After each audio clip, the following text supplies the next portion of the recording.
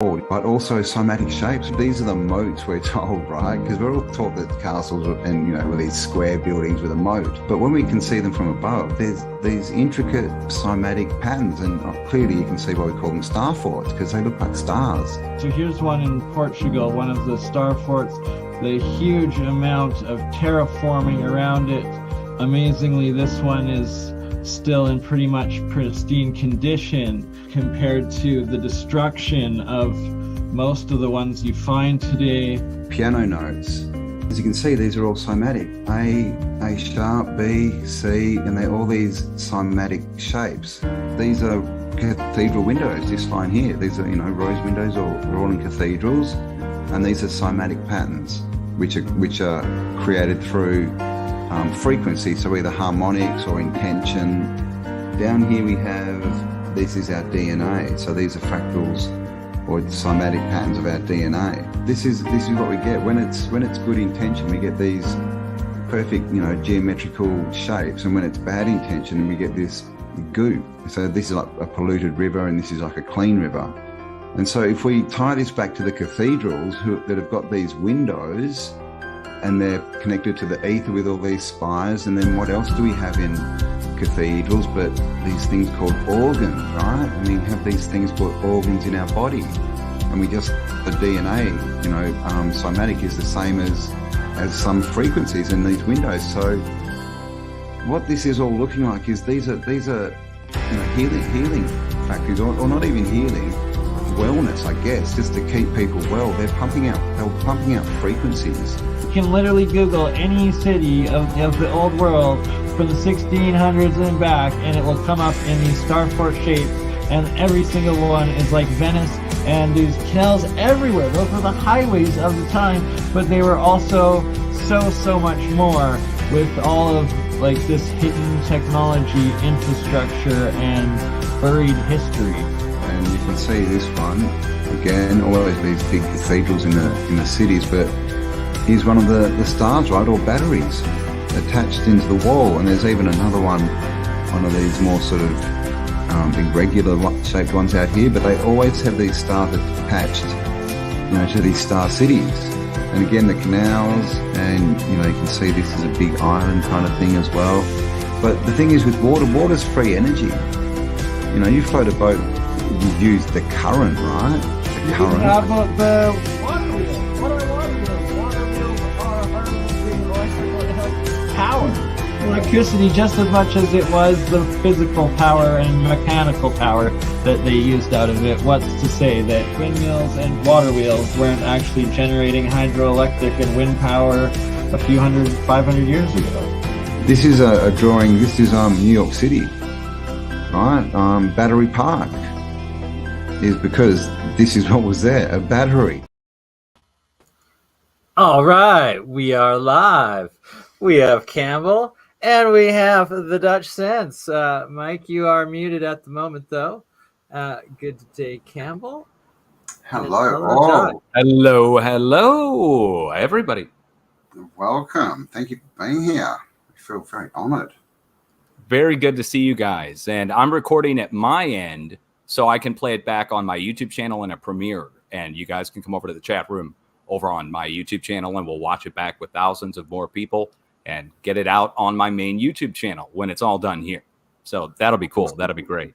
That'll be great. Absolutely, yes. Brother. And we'll help bring in a little bit more understanding of such things as these starforts, the mega terraforming, and such things that's like the Grand Canyon even potentially could be lost, destroyed civilization, and that you've actually found that it seems a lot of the continents even are from a mega size to down, and that there's been many huge catastrophes in the past, and that's what you track, and have also deciphered the cycle of the energy patterns of the realm that we live in.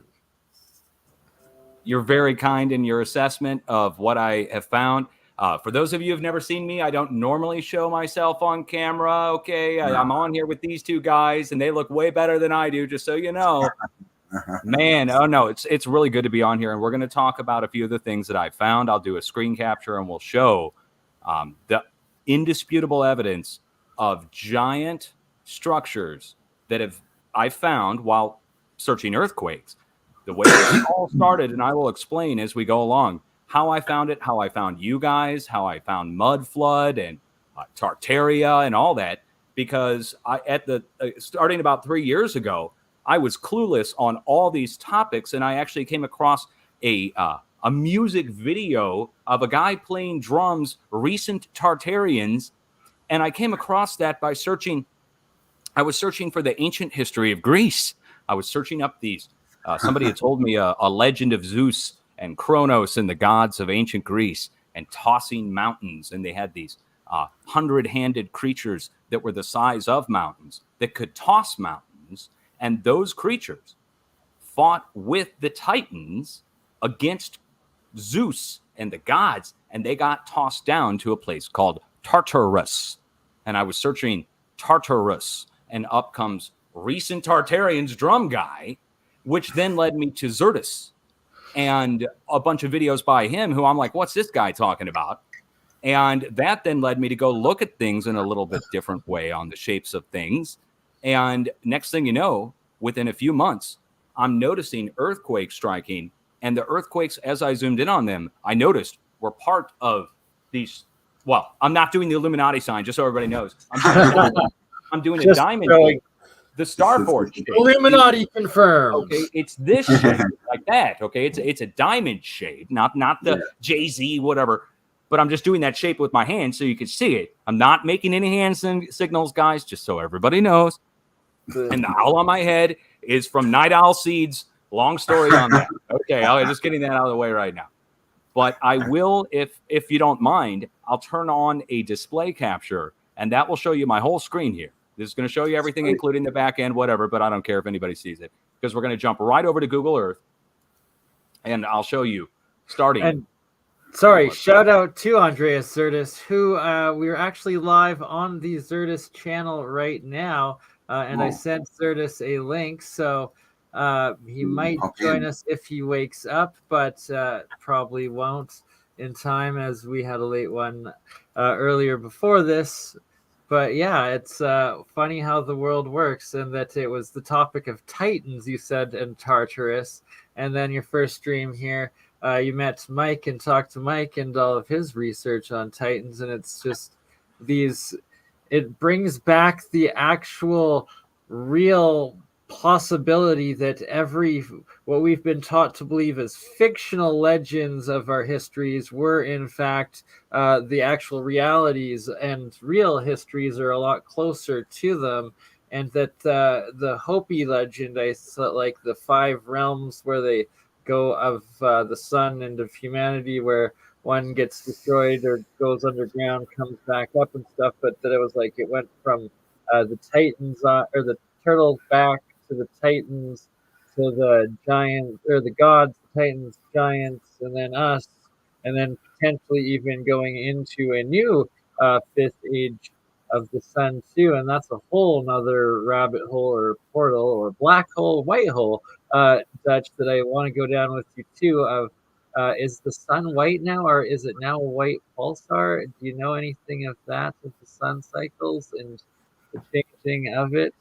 It's very interesting you mentioned that on the sun cycles and the white light and the sun, the light that the sun used to emit and that will apparently supposedly emit in the future. You know, when you were talking about the cymatics and the church stained glass and the leaded glass, the red glass, the blue glass, the different colors, that the sunlight is already known to have this effect. We already know vitamin D, and we already know vitamins, quote unquote, are contained in the sunlight itself, but it's just the inducing of that out of your body with the light, with the photons hitting your skin. All right, it brings up, but vitamin D goes into your body that's produced on the surface of your skin from the reflecting of the photons. That's just with the light.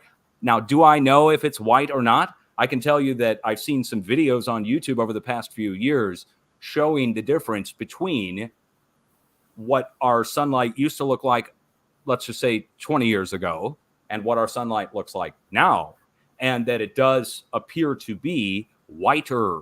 And I saw some articles on that too in the mainstream media, but mainstream media. Yeah, I mean, it's an interesting point with stained glass, isn't it? You know, was that developed to change the color of the sun when it goes white? I don't know. Random thought, right? Yeah, there's a lot of talk about that, actually, about the white light with the church in particular, churches and cathedrals and the holy, or just the sacred temples and energy points and palaces everywhere, and pyramids too. What I've got on the screen here is, in case you guys, can you guys see it? Can you see the globe here on the screen? Okay. This is Antarctica. Okay. So, for instance, here's Australia, here's Africa, here's South America. Now, I noticed that a series of earthquakes are striking up here, right next to our letter X, right up here. Now, when you look at the whole South Pole, or whatever you want to call this, look at it. I want you to see, well, I'm not going to tell you what to see, but I'm going to tell you the shape that is here. And I'm not doing pareidolia. This is physically in the plates. First of all, we have a spade shape. Now, it's not completed all the way. It's a spade shape, though. Okay, at the center, it looks like a spade symbol. I see what you're saying there. Okay, now, around the outside edges are the actual fractures of the plate boundary. And let me back it out just ever so slightly. Starting back here, okay, we have the classic starfort pentagonal shape around the outside edge of all of the entire South Pole, going out to Australia over to the east, going out to Africa over to the west, and going up to the middle of the Indian Ocean, where it shoots out like a lightning bolt, out and going up to the north. Now, I'm going to explain this all to you, what I found. I measured this. I measured this from the far back south, and I'll show you it on Google Earth, so you know I'm not tripping just on my copy of EarthQuake 3D, that it's all about orientation on how you view the Earth. You guys already know this, looking at the geoglyphs around the planet and all the different things that you're finding. But when I look at it this way, now you can really see it on the plate. Do you see, first of all, I should ask, do you see it? Do you see 100%. And yeah, it's like those same angled bastion shapes of the starfort shapes and trigonometry, and that it's the exact same ones that you also have shown and demonstrated and measured throughout North America, and the massive starfort geometry there. And here it is on the screen. Okay, I mean, you can see 1,000 different examples of it. Here's one, the famous one in Holland, but this is the shape we're talking about. Okay, so this shape right here on screen on the sides of the starfort is this shape around Antarctica itself with a spade symbol. Okay, now, you might think that I'm just seeing things or whatever, but now I'm going to take you over to Google Earth, and I know we're using the round Earth, whatever, but it doesn't matter because we're going to zoom into where it's flat. We're going to zoom into a view flat onto the Earth, so to speak. And now we're looking at California. In case you don't know, this is California. Bring this back due north. And this is the way people normally look at California. All right. Now, I'm going to turn it sideways to see what we're talking about here. You don't really have to look too hard to see it, to see the same shape, and I will trace it out for you with my ruler. Right? It is the exact same shape as a starfort. It starts back here, goes up to here. It's about 125 miles exactly, almost 25. And then up to here. This points up to the San Andreas. It's 300 miles long total, and it's in the topography of the mountains itself. These are mountains. These are not rivers. There are rivers that flow along them, but these are actual thousands of foot high mountains. I can move my mouse over. It goes up 1,500, 2,000 feet high. It's 300 miles long. Now, get this. In the middle of each one, and there's more than one. There's 3 of them going all the way up to the Washington state. There's 3 huge ones. There's a military base in the middle of each one where we launched nuclear bombers from this one, and they built a big X marks the spot in the middle of each one, too. I will show you at least 10 more examples of this, where there's a military base or U.S. government base built right in the middle pinnacle tip of one. This is 300 miles long. Look, guys, I'm measuring just straight back to the back end. Look where it goes back to. Is that the Grand Canyon? That's the Grand Canyon. Yes, sir. It's blown out on the back side. It's like on literally the back right side. inversed features to the extremes on each end of it, and that at the intersections and tips of each of these angles are these energy nodes that now the military or the powers that be and highest technology are using their building their sites on. Right. And now I can prove this. This is, at first I would understand people would be skeptical, but with Edwards Air Force Base in the middle, you might say we're just tripping. On the right side over here, right on this side of the starfort, or what I'll call a starfort, is Area 51 and the nuclear test sites. Here's the nuke test sites. And now the nukes tie in on this. I'll explain in a minute. The nukes. But here, these are all underground craters. Here's Area 51 right next to it. So on one side of this giant starfort, which it is, and it's symmetrical, and it's the same measurement on both sides. That's key to this, is that these are down to the mile on all sides, the same. Now on the west side, over here, is the U.S. Marines training base and bombing range called 29 Palms on this side, and where they store a bunch of nuclear material. So nuclear material, bombing range on this side, nuclear material, Area 51 and bombing range on this side. And in the middle pinnacle tip is Edwards Air Force Base. Now, over here, there's two more. They're harder to see, but they are there. And I have measured them in the topography, and I'll do it for you right now. Going up to the north and back down to the south, it's a giant triangular shape. It's the old ocean that used to be in here. And on the back right side of it is Salt Lake City, the Big Depression. So on the back right side of one of them, we have the Grand Canyon. On the back right side of this one, which I will measure for you and show you, it's the same distance from the back to the front. Again, we're going 350 miles. At the pinnacle tip of this is another military base. This one is where we store nukes again. This is the Sierra Army Depot in the middle pinnacle tip of the second one. Now, there's a third one. It's easy to see. It's over on the far eastern side or the northern side. This is Washington State, Bend, Oregon. Here's the Puget Sound in Seattle. And here is our giant third part of the 300-mile-long starfort, and it has a giant crater at the backside. What's in the pinnacle tip? And it's the same geometry as what you originally showed around the Antarctic. I almost just sneezed in the microphone. At the pinnacle tip is not a military base, though. At the pinnacle tip of this one is the Facebook. Facebook and Apple data center is at the pinnacle tip of this one. And I'll turn on my label so you can see I'm not exaggerating. This really is the Facebook data center. See, Facebook data center, and zoom in, Apple data center. They've built their data centers in the middle of the third one up on the east side. So now that's three of them. 1, 2, 3. All three of them have a pinnacle tip, something in the middle, significant, and a blast outside on the back side. All three of them. Now, you'd have to say that that's coincidence with all three, with the military base in the middle of them. But there's another one, an even bigger one, and it's in the Midwest U.S. This gets into what I found, guys, and what my wife found. I'm looking at the Midwest like this. Here is St. Louis, Missouri, right here, where I live.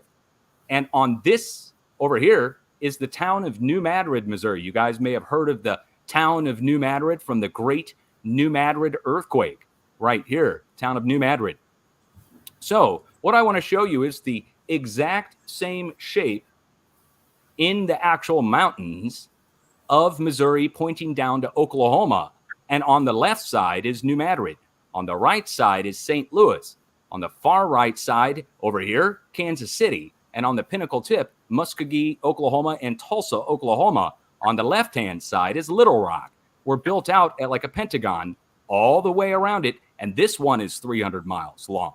And I'll measure it from back to front to show it to you. It's pointing somewhere, which I'll show to you in a second, but it's almost right down to the mile of the size of the ones over in California. Now, this is significant because on the left side here is New Madrid. And on the right side here are the Cahokia Mounds, right across from St. Louis, right in here. They're directly across from downtown St. Louis. And I know I've got the map turned sideways, so I'll bring it in here and show you why the Cahokia Mounds matter. Here, let me get the Cahokia Mounds on here, first of all. Here's downtown St. Louis. We go due east, and they are right in here along the train tracks. I don't have my place marks turned on. But anyway, okay. So why are the Kokia Mounds significant? On the back, this is a giant 300-mile long one. Look at that. Look at it, right? Wow. Right now, to seal the deal that this means something, we're going to zoom in on the back. You can't unsee them. They're literally everywhere. Look at this. Look at this. On the side of it, this one's huge. Fractals. And on the side of it is a tiny one that's it's tiny. It's 6 miles by 9 miles. And that's right here. And this is made of mountains. And I'll wait for the imagery to load because it looks like it's just tree clear cuts. But no, these are actual foothills. This goes up from 300 feet to 600 feet. It's 400 feet high almost. And it's exactly down to the mile, 6 miles by 9 miles. See 9 miles? Looks like a diamond, right? Okay, 9 miles, 9 miles, 6 miles, 5.9. I'm not doing it exactly. And 5.9 to 6. And now this, here's New Madrid. Here's the tiny star fort. Now right across the river, if I turn it this way, we go over here. Right over here, and this is the Ohio River where it comes down and meets up with the New Madrid. Go over to the east to the Ohio. And that gets in with what my wife found. But before we get into what my wife found, which is huge, we got to get back to this one. This one here, where St. Louis is on this side. I just showed you the star fort down here. It's indisputable, 6 miles by 9 miles. Over here in St. Louis is the one I did a video on my YouTube channel, which is excellent video, by the way. This one right here, which is in downtown St. Louis. There is the old star fort, which is confirmed, and the Geospatial Agency, the agency that does the mapping for all this stuff, for LIDAR, for ground penetrating radar. They're building their new headquarters right in the middle of this one, which I will trace out for you with my mouse if I need to. Right in the center of the old, right? You can see the same angles there, and then you showed the old map of it, and we've looked at these maps many a time over, and the water tower, and it's a very famous remaining St. Louis water tower. It's a Corinthian column, I believe. I'm going to try and find the picture here. I don't care if anybody sees my screen cap on this. Yeah, I do not. Yeah, I don't mind if people see what I've got in here. I need to have had that one open, but I've got a video on it, so you guys can all see it. Yeah, exactly. So, this here is significant. This is huge because right across the river here are the Kokia Mounds, and I will zoom in on them. They're right here. Let me. And the train tracks just hidden up. Okay, and now this has government installation built in the middle of it. Now there's one more. This is going to blow your mind. I already showed you the big one. Let me show it to you again. It is right here. It is 5-sided. That's undeniable fractals repeating patterns over and over again. There's a smaller one that's built in to the bigger one, and I'll trace it out for you so you can see it. And I'm not paradealing this. This is really here. It's 1/4 of it is its own.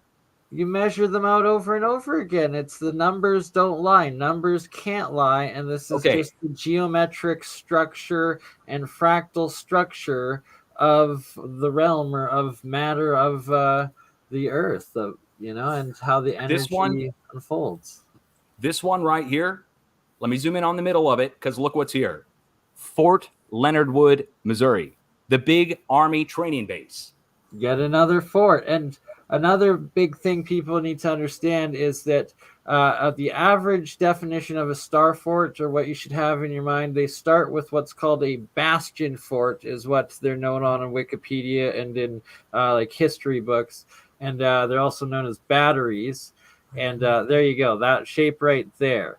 And that they're literally everywhere, from what was the base of the Statue of Liberty in New York to what me and Campbell Autodidactic have found a wall that runs 2,000 kilometers long, right from where there currently is the war raging of the Dnieper River around the Azov Sea and the Black Sea, or the Black Sea and the Azov Sea. And there's this Dnieper River, And that's literally where the Ukrainians and the Russians are fighting, the west of the east. And from that exact Dnieper River that's separating their contact line right now, runs this channel up across all of northeastern Ukraine, and then all of northeastern Siberia, where about every, I think, kilometer or 2 kilometers, there's one of those same bastion battery forts into this wall. And then do you see the snake? The snake's head and the shape of the craton itself. Oh, yeah, I can see the head. Okay, with its head cut off. Its head's cut off right at the New Madrid. This is New Madrid, the town of New Madrid. Okay, now this gets really heavy. Okay, so the StarFort is here, 6x9. Backing it out, we have a bigger one with a military base in the middle of it, Fort Leonard Wood. That makes up 1/4 of the bigger one that goes out and points this way. Now, you're not going to believe it. It goes somewhere. Let me show you. We're going to just go from the back end of it, out the middle of it, like it's pointing somewhere. And we're going to go out. We're just going to draw it. Here, I'm going to make sure it's lined up. Don't worry. But right there. Okay. I'm just bringing it randomly out into the ocean. Pretty far. You can see we're going out into the ocean from this. Now, I'm going to follow this. We're going to go across. We're going next to our California StarFort that I already showed you. And we go out into the ocean here. Look what's there.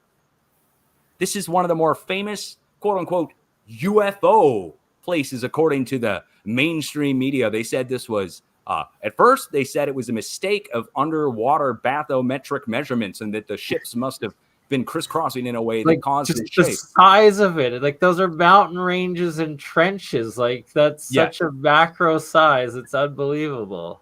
Lower right-hand corner of the screen, you might not be able to see it. It shows our elevation. You can see they're like 200 and 300 feet high and 200 and 300 feet deep. Some of them are mounds, the others are trenches. But notice the direction that which they go in. This is 5,000 feet down in the ocean. Just pause for 1 second and give like visualization for people.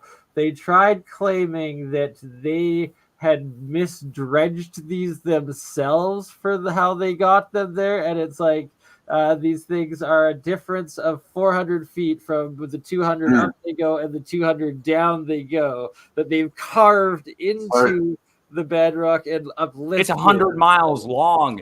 The damn thing's 100 miles long. And it's again, 200 feet one side, 300 feet deep the other, and it goes into the plate. This is 5,000 feet down in the ocean, and you can clearly see these go into the plate like some kind of entrance or something. Now, weirdly, it points in the same direction back to this, to this big guy.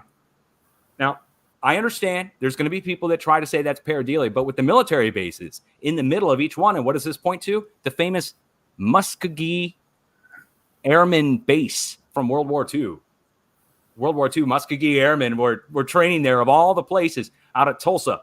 But now, before we go any further, these are just the 4 big ones that are here in the United States. We get into other ones that I've found, and this gets into, we'll get back to the Midwest United States and the long skulls and all that good stuff. But this gets into the greater stuff that you guys have found with the geoglyphs around the world. For instance, I'm taking you all the way down here to a place called Rapa Nui. You might know it more famously as Easter Island. And out here at Rapa Nui, Easter Island, I'm going to turn on my volcano place marks just so it makes it a little easier for everybody to see where I'm talking about. But what we're going to show you here is a phenomenal discovery I made, proving that the plates and the islands themselves were made in the past at some point. 100%, I can prove it. So we'll start over here at Ascension Island out here in the middle of the Atlantic Ocean, which we'll talk about later. Because the Atlantic Ocean and Atlantis and so forth like that, we need to actually get that out of the way about Atlantis. But Ascension Island, if you measure from Ascension Island over to the nearest point on the tip of South America, it is exactly 1,400 miles. Now, you need to remember this 1,400-mile thing, because this proves that the islands are made at some point in that. Exactly. Me and Campbell have came to the same measurement and conclusion, and like especially when we first started looking in, I think to Man Madol there and Easter Island, and then following the undersea straight, like what you're showing. It's just so I just measured from Ascension Island to South America. It's at 1,400 miles exactly. Now, here's our volcanic group for Rapa Nui, for Easter Island. And Rapa Nui itself is, we got to remember this, is a giant triangle, an equilateral triangle with a blown out side. Got to remember that because of the other one. Right? But if we measure just roughly, we could just go into the middle of the volcanic group and measure over to the west to the next volcanic group middle. And it's right on down. If you go from one volcano to the other, it's exactly 1,400 miles.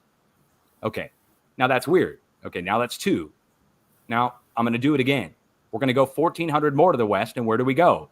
Look, we go into the middle of Tahiti. Now, if we go into the middle of Tahiti, you're going to see that Tahiti is shaped like a pentagon, but with a back end on it and an arrow pointing out slightly to the west. It's west-southwest. You see that? So it's got an arrow in front of it pointing us which way to go next. Now, it goes next. We can go 1,400 more over, and you're not going to believe it. Another Pentagon Island, exactly. We go over here, and we get 1,400 right down to the middle of the volcanic group, and we've got another one that's shaped almost exactly the same in 2 directions, an arrow pointing one way and an arrow pointing the other. It's eroded over time. Now, that's 4 of them.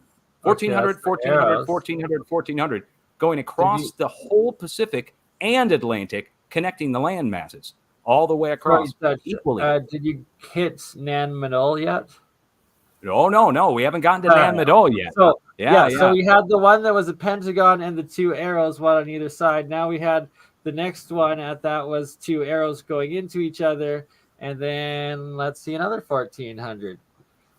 Oh, okay. Well, we go another 1,400 over here. Let me just type it in. I'll just type it in because this one speaks for itself. Micronesia.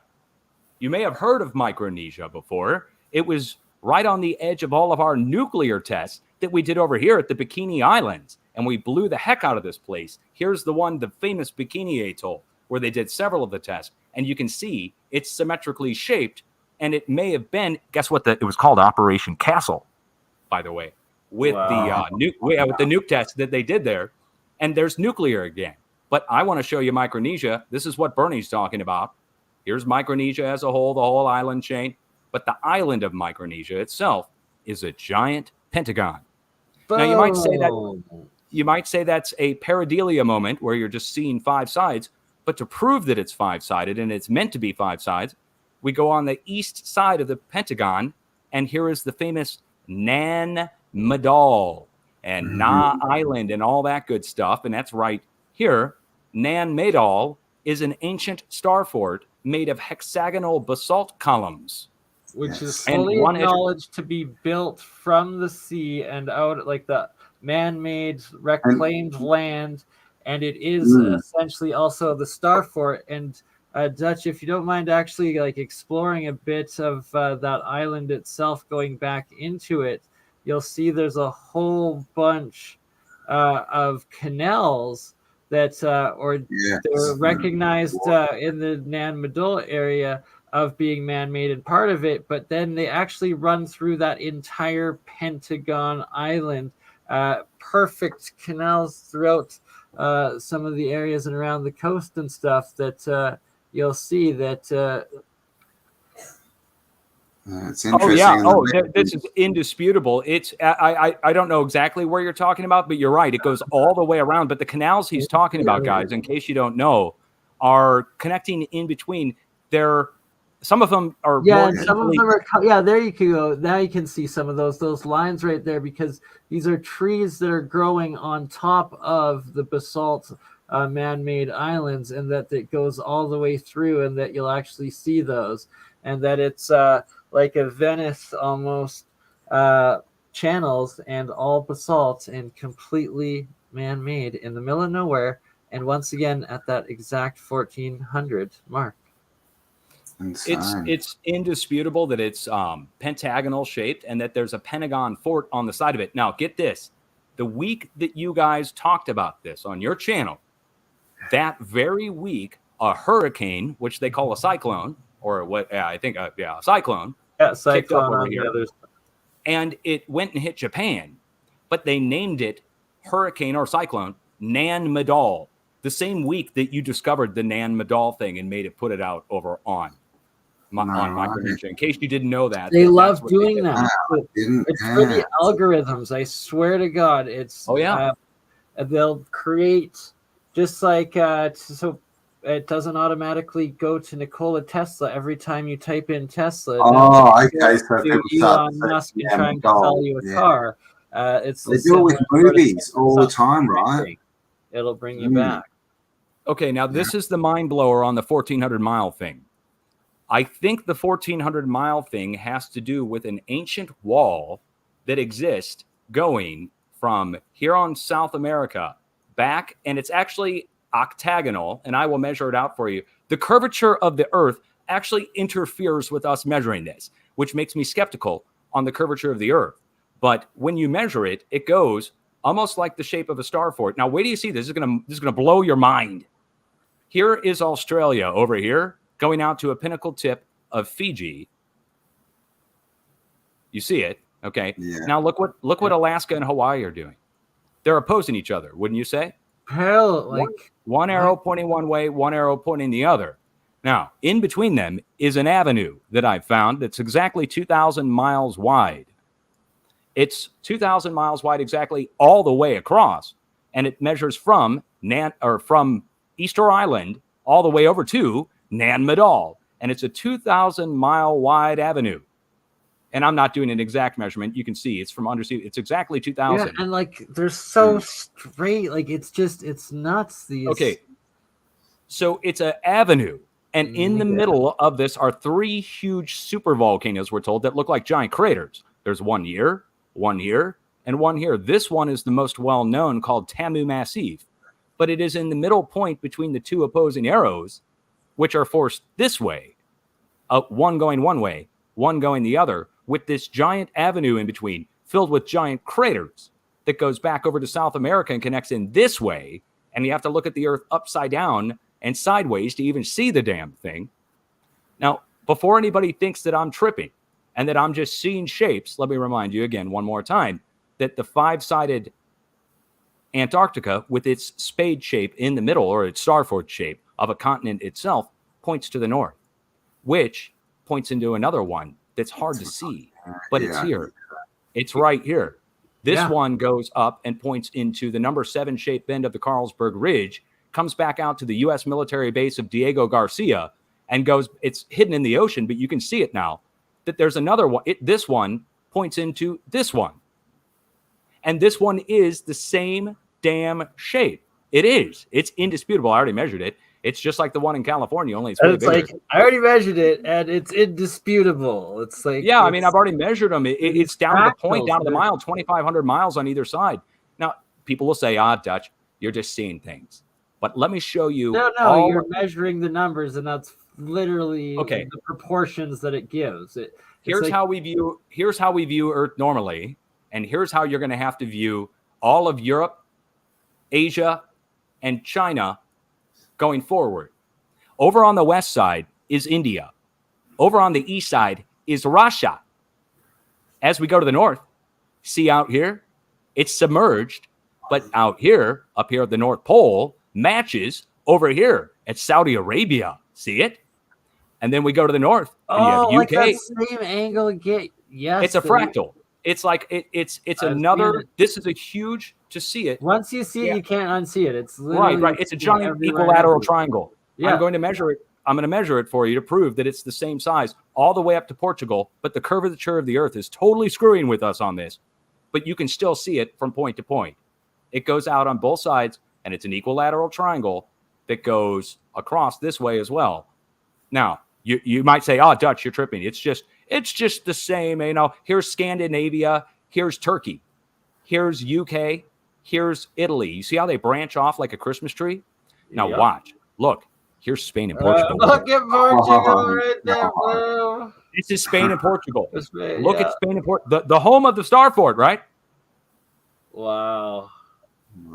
Do you see it? And you even see it again in the sea off the coast, right? Like off the corner of it. Here's Portugal and Spain. Right smack in the middle of it is Madrid. And there it is again. And again. Okay, now, going off of, this is more like a 6-pointed star, a hexagram, or an 8-pointed star. But it's that classic StarFort shape where on one side and on the other, on one side and the other, over here and over here, it's symmetrical. It points somewhere. Okay. If we follow this just like the one I did in the United States, this points to the closest point that Ascension Island meets at. Down here on the coast of South America, the closest point of South America to Europe. This points directly to it, directly across. Now, let's get into the other plates, and I'm going to get back into Europe in a second, because this one seems pretty big, right? Like, right? I mean, it's big. It's huge. It's all of Asia, all of Russia, all of Europe, all of Portugal. A giant star. Blow my mind. Every which way you turn it, I'm seeing the same fractal over and over again. There it is. It is. It's repeating in on itself. It's symmetrical on all sides. Now, I'm going to turn India. That they're trenches, and that they're like mountains and like uplifts and downlifts and major like geological energy points. Right. They're coming up to points and stuff. And now here's India, and you can see India points back down to Antarctica, where it's receiving energy. Look, the spade points up to the one that's broken, where you can clearly see it used to point straight up, and these two used to point right to each other. Yeah, there's been a couple connecting like a spark gap, right? I mean, like in Frankenstein movies where they'd have two wires and the electricity would be going zoop, zoop, zoop up the wire. That this would be going straight out into the side of this one. And now, let me show you the others. All of them do it. Here's NorthAMerica. So check out NorthAMerica. Yeah, and look at how it's shattered there too. Okay, Florida is on the right side. Broken apart in 1,000,000 trillion pieces is Nunavut going up into Alaska on the left side. But you can clearly see it's doing the same thing on both sides of the plate, right? Then we go up to the north. Here's Newfoundland, the newfound land. And one side's blown out, but the other side is still there. And you can see it now. And I've already measured it. It's symmetrical as well. So now we've got a big pyramid, a huge one, a medium-sized pyramid. Now you start to understand why the ancient secret societies worship the pyramids, the 3 pyramids in particular. Now, let's take it up to the front. You're going to see it's the same. I could take it all the way back on either side. It's 3,600 miles. It's 37 right down to the mile. And it's 3,700 across. It's an equilateral triangle to where it makes the bend. Now, that's North America. So here's Europe, Asia. That's number 2. The third one is South America. Now, South America seems to me to be the most weathered one, but this is also where all of our pyramids are, and all of our Aztec pyramids and step pyramids. And this is a little harder to see, but I will show it to you. It goes down to here, and it makes the classic StarFort bend in down here. And over here, it's a river valley that's been eroded in time. But you can see it again. The mountains down here are coming in and going like a lightning bolt on the backside this way. And it comes in this way, and it's harder to see. But it does. It comes in, makes the lightning bolt shape, and comes in on that side there. Now, before you think that I'm seeing something, we're going to zoom in on the one that's still here, which is this one. Built into the plate itself, pointing like a giant arrow across it, and this curvature of the Earth is really screwing with us on this because it's a perfect draw across. I will draw it for you to show you. We're going to go right through the center of it. We've got a giant blown-out basin in the middle of here, but I'll draw it across just to prove it. Because, again, I know there's going to be people that are not going to believe because they think I'm seeing something. But if I can draw the line through the center and it goes to the center of the next one, we got a problem. We've got symmetry. No, it's if you're not seeing it, curvature of the Earth, really. The geometry and the repeating equilateral triangles that you're measuring. It's a repeating geometry fractal. It's undeniable. It's not seeing something. It's identifying a pattern, measuring it, proving it, and showing it over and over again, now documenting it and using it to figure out the construct of this reality. Do you see the mileage on here? Yeah. Okay, now on the back right side, we've got the big crater. I'm not joking on this. This thing's 666 miles long. It's going to play in a second because, look, we're going back down to Antarctica. This is a big deal, guys. This is a really big deal. I don't care what your superstitious beliefs are. If you're watching and you've got beliefs about the number 666 or whatever, down here on the back end, I measured this. I went to the big undersea mount where all these ships have overlapped for some reason right here on the volcano that's here, in case you can't see it. Let me just back it out one more time. We got a big volcano, and all the ships have overlapped right down here on the backside for some reason, as if they were looking at the volcano. Now, I can measure from the backside to the front side of Antarctica through the South Pole, and it's 6,666 miles long exactly if we measure back to the back end where the undersea mount is. And I already did the measurements to prove it. We go right down to it. I'm drawing it out right down to the mile. I can't get it down to the mile here. It's 6,665, but it goes right through the South Pole. To get it right through the center of the South Pole, the curvature of the Earth kind of messes with us a little bit, but it's 6,666 miles long, or 6,665 is all of Antarctica. All of Antarctica. All of Antarctica from back side to front, and I'm not cherry picking that. That goes right up and also to the 666. It's weird. It's just a weird thing, right? Like, okay, so now recapping, we've got this plate that's undeniably, this is all of Asia and Europe, and at the pinnacle tip of it, like a star on a Christmas tree, this points out to South America. Let's go around, because here's pyramid number 2. Like that Portugal one is identical to the one that you've right going through California there, especially. Yeah. It's an exact match. It's indisputable. Now, the final part on this is the Africa part. I just showed you all the rest of the plates, and they're all making either triangle, perfect pyramid shape, whatever you want to call it, StarFort shape. What about Africa? To see what's up with Africa, we have to look from almost a world away. It's so big. Now, I'm going to draw it back out to show it to you. Okay. It's like an arrowhead shape, just like the one down in Antarctica, the spade shape. Now, I'm going to draw it out for you just to prove it that this is really here, that we go all the way from back here at Madagascar, all the way up to South America, and back down and across over to here. And half of it is submerged. It's blown up. It's cut in half. Half of it's broken apart. It's got a big crack going through the middle of it. And I will draw it out for you on the mouse so you can see we do indeed connect across plate boundaries that come up, go back down this way, and then this is just one half of it, and this is the other. And I think this may be the quote-unquote that continent that everybody would want to talk about as being the missing continent that went sinking, that off the backside, it's indisputable curve of the Earth again. But 5,500 miles on one side, 5,500 on the other, exactly 5,500. Then we come back to the back end of it, goes back down across Saudi Arabia, goes back across over. Do you see? I mean, it really is there. It's not me doing this out of pareidolia. It's undeniable. It really is there. And so this is Africa, the giant one. The biggest, I'd say, of all of them is the one that's fractured completely in half with the mid-Atlantic ridge, and it sank. Now, the way I know that this is the Ascension Island is right here on the side of it. So that's the Atlantic, yeah? Yeah, that's the Atlantic. That's half the Atlantic, Atlantis. And now look at this one. This one's a mind blower because this gets into StarForts. Actual StarForts has in Bastion Forts. This one, which makes up a good part of the Caribbean, and part of the arm of it goes underneath the United States and ends right down here. You can barely see it. It goes under the Florida Keys, and in the Florida Keys, right here, is our famous Fort Jefferson, the hexagonal brick star fort, where they got out here and supposedly built this in the Civil War, which is total BS. They did not build this in the Civil War. It's got Byzantinian, like cannons are going to be up there or something. Please. They built a walkway around this thing. This thing's made out of solid brick. Let me get this. Actually, I just love how it's got a moat, but it's in the ocean, right?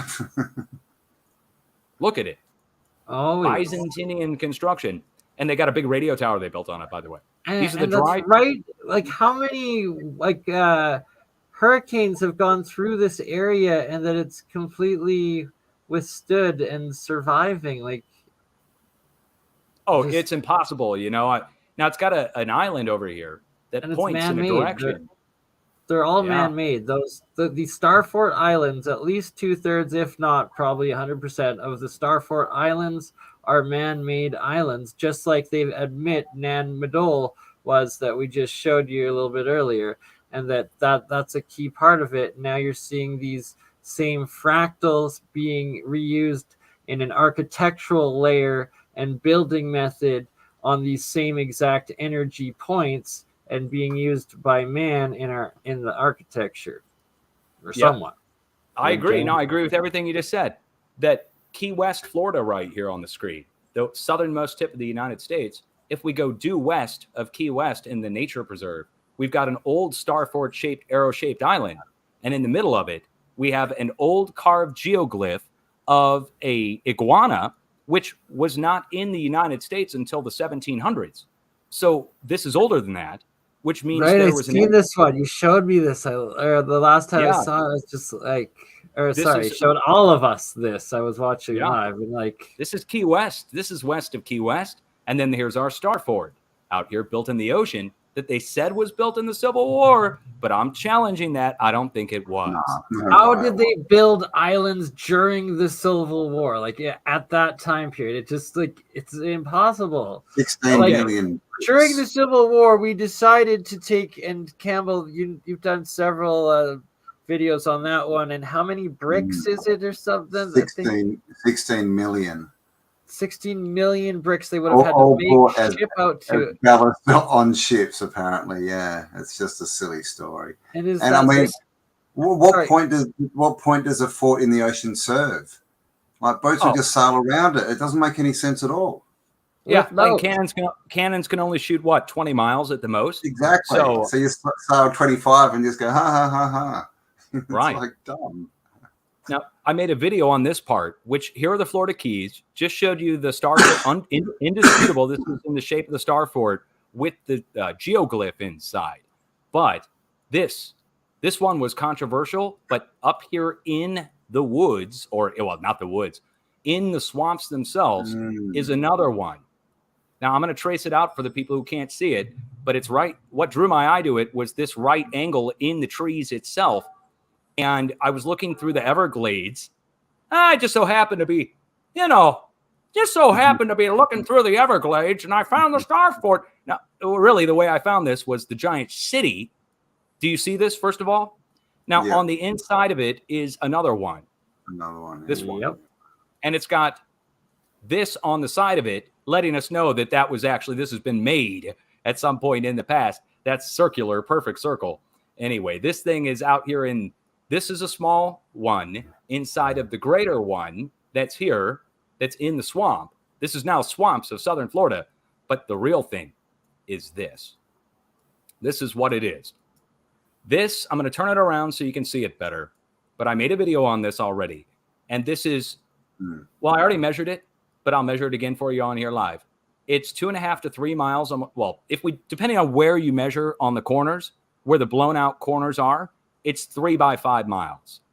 Now, I understand that there's going to be people that say that it's pareidolia, what I'm seeing here, or what anybody can see if you just look at the screen, is that it's a rectangle surrounded symmetrically by lines that spread out in all directions like an old bastion. And this is the Florida Keys now. These connect out to the Keys in all directions like a spider wave. And I wouldn't ask anybody to accept any of that, except for on the back side of it, back up here in the woods, back up here in the marshes, is the StarFort that it connects to on the back side, which is indisputable in the topography here. It really is there. That's not just a river. That is the real shape going right into the back end of this huge, this is all underwater. Now, the name of the key here is called Dildo Key. What? No, hold on. I'm sorry. Dildo and Johnson Key. Side by side. Yeah. Oh, no. Hey, before anybody gets a dirty mind, it's named after the dildo cactus. Oh, my God. Don't use that, whatever you do. Yeah. So they named those. Instantly, any thoughts you had just... It's horrible. And the reason they did that, I think, is that if anybody found this, that they would have to report they found something out by that key. And then it would, the media can't report on it. Nobody's going to touch it. Nobody's going to look into it. And no. It could just be a subtle little message saying, go and F yourself. Yeah, basically it is. And so what this is an evidence of an ancient civilization. The petroglyph or the geoglyph that's carved into the StarFort shaped island, this proves that ancient people had the ability to sculpt and shape an island in the shape of a giant diamond that's bigger than anything that the Chinese could build today, and that it points somewhere. It actually points, these actually point you to the nearest landmass, which is Cuba's edge, which has another one that points you down here. Now, where do you see this? The giant so aerial here's the Caribbean. Here's Florida. I just took you below the StarFort, and it goes all the way down here to the coast of the United States, right next to Washington, D.C. D.C. is right here. But back over to the west, we go out and we go down to the Caribbean. Do you see it? It's a right-angled rectangular shape that looks like an old port that's been carved out. This is 10,000 feet deep. And it's, again, an indisputable shape of the StarFort that's built into the whole Caribbean. And this makes up the other final StarFort shape, which is the other cracked StarFort that's fully submerged. There isn't one part of it left, but it's right next to what I would call the Atlantean plate, which is this one, the African one that I already showed you. The one next to it is fully cracked in half and submerged. But it's there.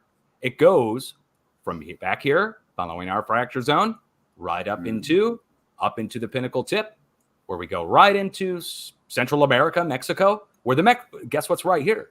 All the old pyramids. All the pyramids are right there. Here, let me bring it back due north so you can see.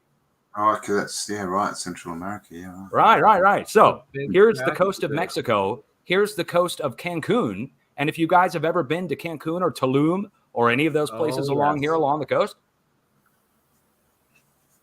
I mean, there's Cancun. The Tulum pyramids are right here. Yeah. Okay, so there. So here we go. We got the submerged one. It's a beautiful spot. I've been there, and it is super advanced to the point that if you stand in the middle of the field and clap, you will get a Caesar beam of your clap back at you, or like a magnification of it back at you, where like it hits you and stuns you almost. It's pretty crazy. Wow. And that also, this guy right here, there's another one of these heads in the snake that go up along these stairs of the central part of this pyramid. And I was actually blessed and able to be there the one time I've been to the Cancun area and to Chichen Itza back when I was 20. God, it's been, I don't even want to say how long. Anywho, I was there during the winter solstice, and as the sun set, the shadow literally moves on the building, and that the snake, it becomes a snake or dragon that comes alive on the step pyramid on the corners of it. And that this is South America right here, northern South America in the rainforest, where the quote unquote cannibals live, French Guinea. Okay, and right down in the middle of it is this. Now we're told this is a lava flow. Look at that geometry again. How did lava just flow in an equilateral triangle? No. Lava flow BS story. This is obviously something else. And part of it is somewhat hidden. You have to actually look at a greater view to see the outside edges of it. This is elevation wise. You can see, hopefully you can see the outside edge of it, which is dark green. And it actually goes out around it. Now there's another one. Now, I don't know if you're going to see the face in it or not, but I can see the face. The skull. Okay, I don't know if you're going to see the creepy skull. Oh, instantly! Shape. Wow, sorry, I wasn't paying attention. It was like, okay, wow. Yeah, they got the headhunter. These are where the headhunters are from, guys. So we got pyramid, we got headhunter, we got the pyramid and headhunter geoglyph in the lava, quote unquote, and then you got the three pyramids, which again are weathered over time. Two of them are visible, one of them is not, and this is South America turned sideways.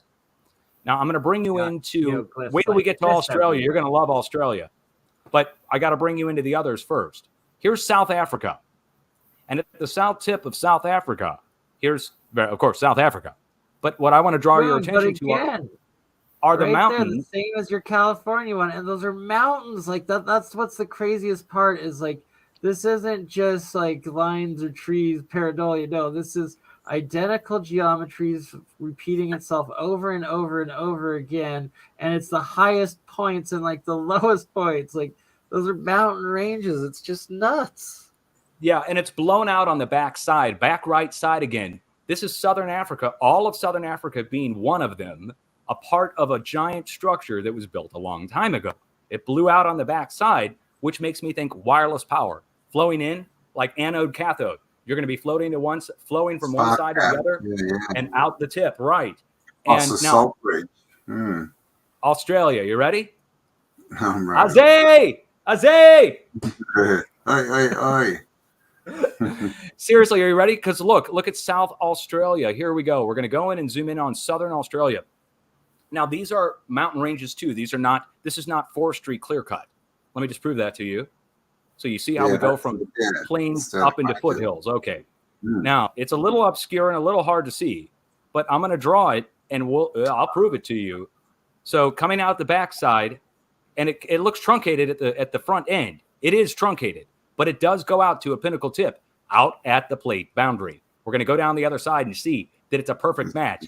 And off one side, just like the United States, we've got one that's still intact. The other is eroded over time, but it's still there. And now, before you think that I'm tripping, this is actually a greater structure. Let me draw it out for you.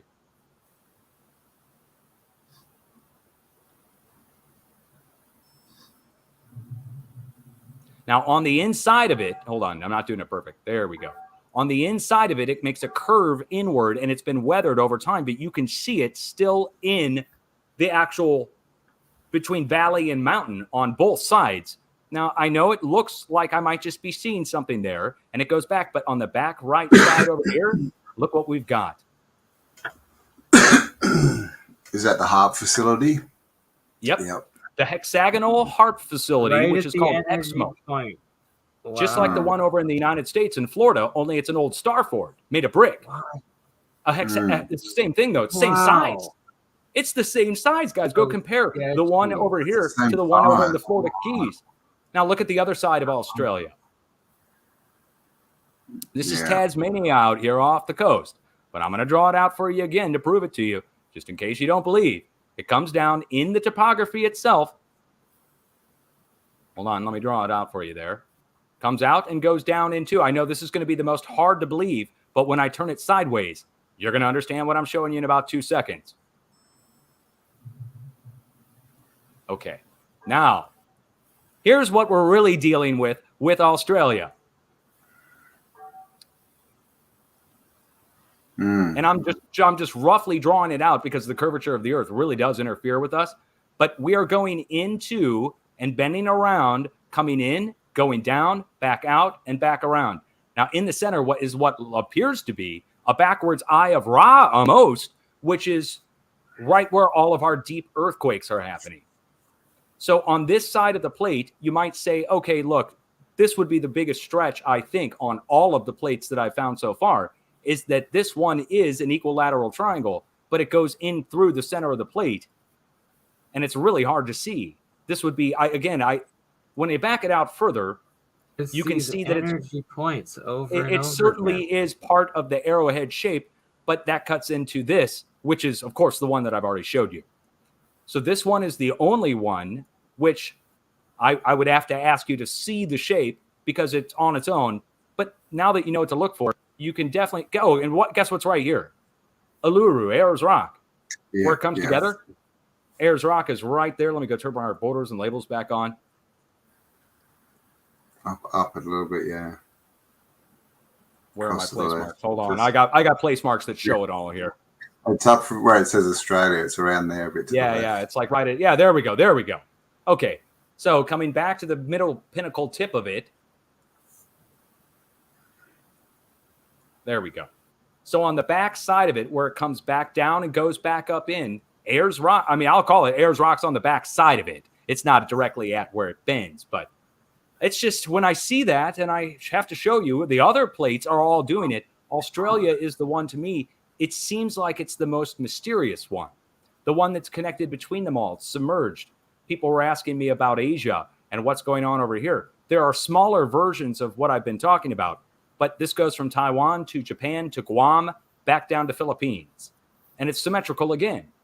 This plate here, the diamond-shaped plate, but the curvature of the Earth is what's interfering with us seeing this. That's the only thing interfering with us seeing this perfectly, is if this was all laid out on a flat map, it would be, I mean, it would be perfect. You would see. I'm wondering what the geometry is going to make if it was drawn on a flat circle and not a flat rectangle, because that would make Antarctica a bunch of triangles pointing inwards, wouldn't it? Pretty much. It would, and it would make Antarctica. They're all pointing back. They're all pointing to each other and opposing each other. In some instances, pointing against each other. In other words, it looks like they were used for some kind of wireless power transmission. Exactly. As far as I can see, we're talking about very low frequency. Yeah, geometry, platonic solids, all this kind of stuff, right? Yeah. Now, I know this is all mind-numbing for everybody, but I got more. I got so much more. This is insane. Just in case your mind hasn't been blown 10 times over yet, there's more. Look at the screen now. This is, BurnEye, I think you actually have some videos on this, or maybe Autodidactic, you might have some videos on this. Oscilloscope, yeah. Yeah, the oscilloscope sound program that allows you to put shapes on your oscilloscope. Yes. And this video in particular comes from Gabor Cesare from over in Russia or something. And what this program does for everybody who's a viewer who doesn't know, it's a computer program that takes the probes of an oscilloscope basically, and you run the computer program into your oscilloscope, and it combines sawtooth waves, square waves, and sine waves into shapes. And it can make any shape using the combination of those shapes. You can make pretty much any shape you want on the screen, but it's doing it using electricity, just so everybody knows. It's using the probes of, it's modulating the electricity in the computer program and putting it into your oscilloscope. But I want you to see what happens as he brings it up frequency-wise from 0 up. Listen. I'm going to stop it in a minute here. Can you hear it? Oh, yeah. There we go. Right there. Got into a couple star shape. Now watch. Pentagon. Yeah. And as he brings in the square and sawtooth, we start to get the StarForts shape. The 5-sided, or in many cases 6-sided, but it's 5-sided. It's going off the outside edge.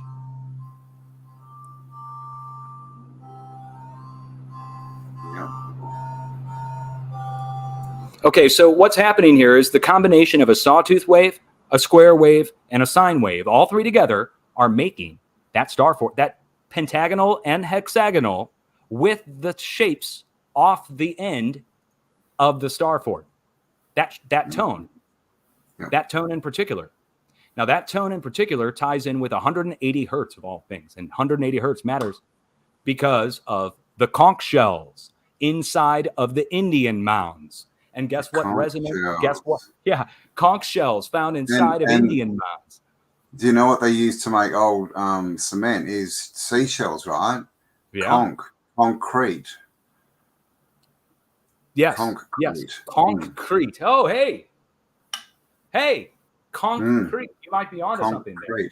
Yeah, exactly. Made out of the conch shell a bit. The limestone, it's a portion. You're 100% right, Campbell. That's a key part of it. See on the screen now, what we have here is something my wife found. She was doing research on her family genealogy and found information on southern Missouri, which then led her to an explorer by the name of Dickinson. Dickinson was an explorer in the early 1800s who unearthed many different mounds. And what he found, what he said he found, and what he showed he found were giant skeletons of a lost race of giants. According to Dickinson, the explorer himself, on page 107 of the study about him, it talks about how he found giants of a lost race right here. Supposedly a gigantic lost race of mound builders. One facet of the mound builder myth. On the other hand, Dickinson was a trained physician, and it seems like he could recognize large skeletons when he saw one. And Dickinson then went on to find human bones down below ancient extinct animals. Dickinson, can you zoom in on that a bit more too, please, brother?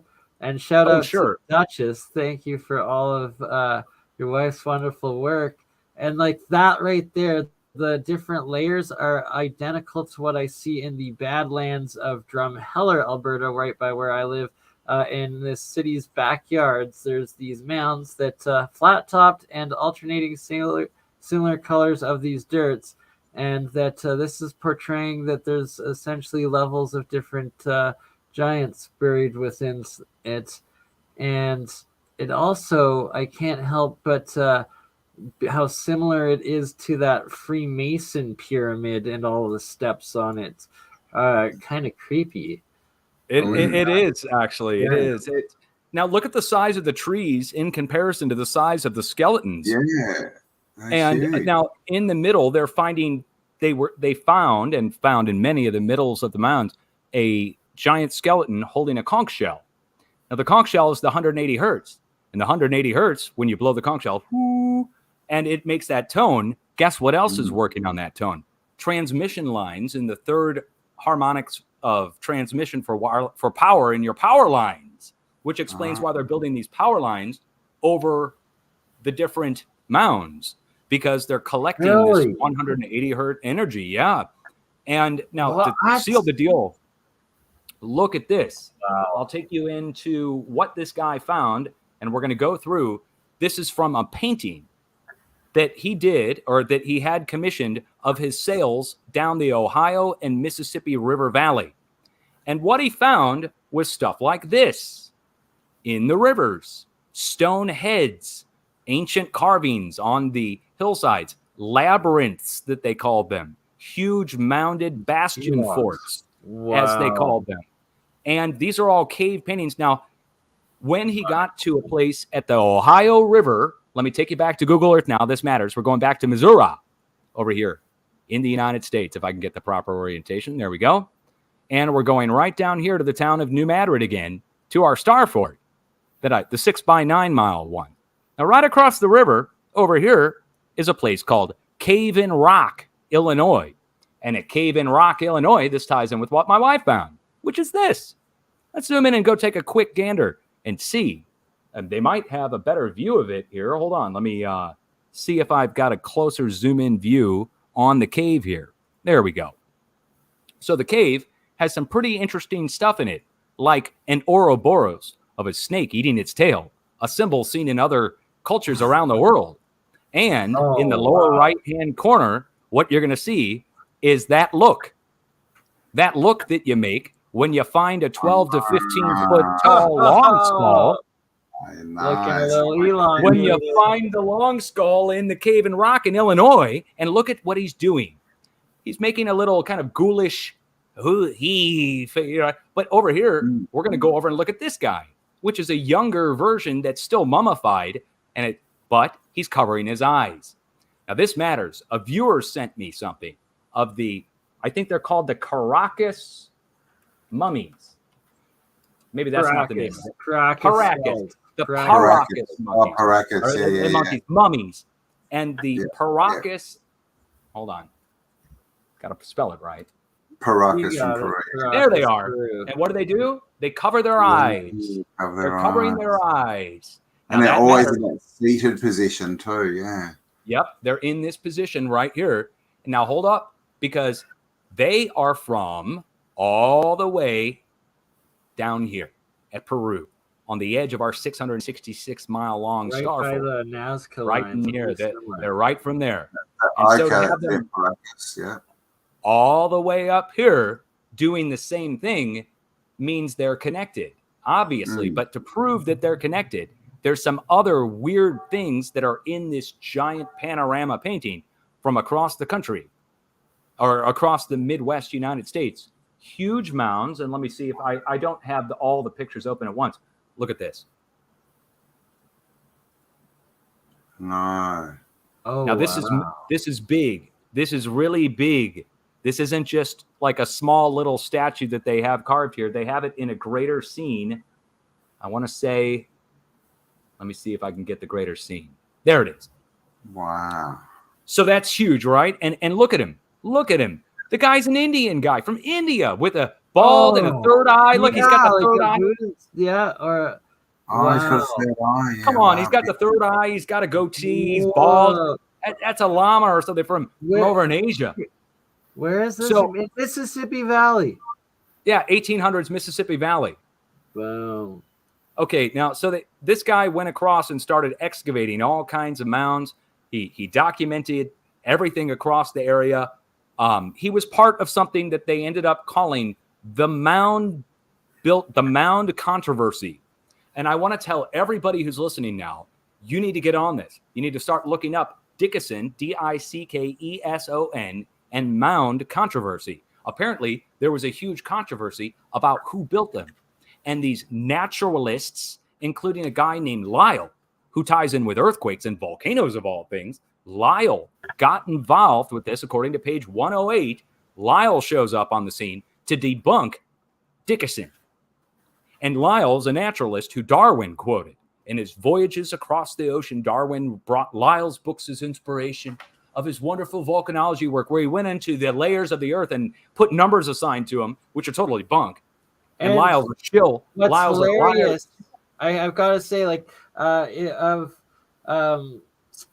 his voyage around, before he put forward this evolution thing, it was taught and accepted everywhere that it was catastrophism. Geology class was catastrophism.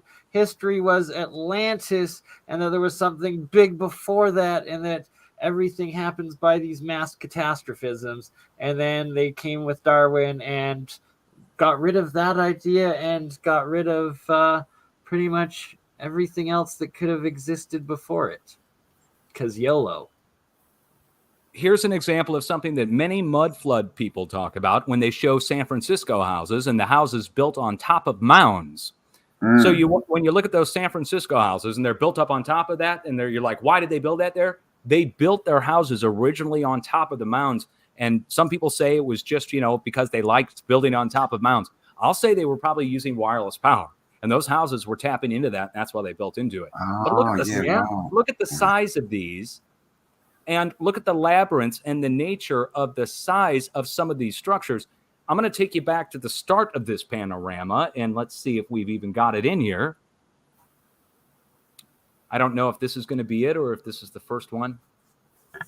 Or is it in the middle one? I got to find the picture to show it to you of all the pyramids that they found were just insanely huge, which I can't believe I can't find the picture of it now. Hold on. It's one of these. There's the head. There it is. Okay, so look at this. These are from actual voyages along the Ohio and Mississippi River. What? Look at it. Yes. Like that's identical to they tore them down. In Peru, another one in Mexico City, another one in the UK and England as well, I believe, or in like the Scottish area. These, they tore these down and during the mound builders controversy. So the mound controversy was we had naturalists, which are people who just goofballs at the time in the 1800s who gave us all the right. We've got the naturalists, and they stepped in to deny that there were advanced people who built the mounds. And then they justified that to destroy them. And they used the dirt for this and that, and they tore them down. Now, look at what else my wife found. Along with that, she found this at loc.gov, wherever that is. And this is a book, a documentation of all the StarForts and all the Indian mounds that were torn down. It's 500 pages long. I will provide all the links for this. Yeah, I'll provide all the links. Please. And they have pictures. They have pictures and descriptions. Sorry, I can promise once you send this to us, we will do a full video series reading out every one of those 500 pages and documenting these. That's absolutely nuts. And thank you, Duchess. Like, this is restoring history. So it's like when you found those certain petroglyphs, and then they tried claiming that you were racist because you used some sort of wrong terminology. It's like you are literally rebuilding. Really? I said American Indian. Aboriginal people's histories, and it turns out, yeah. I said American Indian. I was supposed to say Native American. It turns out Native Americans wrote me and told me that they call themselves American Indian, so it's no big deal. They don't expect a guy like me. It's never those. It's just everyone who's a different color that gets offended. That's, come on. You catch me on a good day. If you catch me on a good day, I might be a slight pale gray, depending on how long I stayed up or how much coffee I drank. Put me out in the Australian summer, and I'm a black person. Come on. Okay, you get nice and tan. That's good. That's good. Yeah, man. Healthy melanin, Now check it out. Look at this. So they documented these, and when they came through and tore them down, they tore these down. They measured the height elevation of them, and we get a side profile on height elevations and what was there. 140 acres on the inside, labyrinths, everything. So between this guy Dickinson and what he found as he's sailing down the Ohio River, long skulls, evidence of Peruvian civilization, and then according to Dickinson himself, 12 to 15 feet or more in size for height. And that's insane. That's 15 feet tall. We're talking as tall as a Victorian mansion's ceilings. In a Victorian mansion, we're talking that high. That's insanely tall people. And the depictions of them sitting down or curled up are almost up to his chest level, just as a point of reference. So, if you're a grown man here and they're curled up and their long skulls coming up to his shoulders. So if they stood, they would be way, way, way bigger than him. And that's in the cave painting from his own descriptions of what he found. Now, finally, to seal the deal that we're dealing with some weird stuff going on across the Midwest. Well, I mean, we already know that we're dealing with some weird stuff going on. But across the Midwest, the legend of the giants is carried on with the Native Americans who went to war with them, apparently. Did you guys know this? Yeah, the red-headed ones. Sometimes yes, I do. The Lovelock caves. Well, they're talking about being hundreds of feet tall. That they were hundreds of feet tall. Yeah, that's what I had a Native American person write me directly below my video, and it was on the discovery I made up in Idaho, which I didn't even talk about yet, but the discovery I made up in Idaho, and they wrote me about the legend of the giants and how they fought the giants. That took hundreds of Native Americans to kill one of them, and that they were eating them, that the giants would come and eat them. That's why they built their structures on the cliff sides that were hundreds of feet up, and that the giants couldn't rappel down, apparently, for some reason. Maybe they didn't have ropes strong enough to hold them.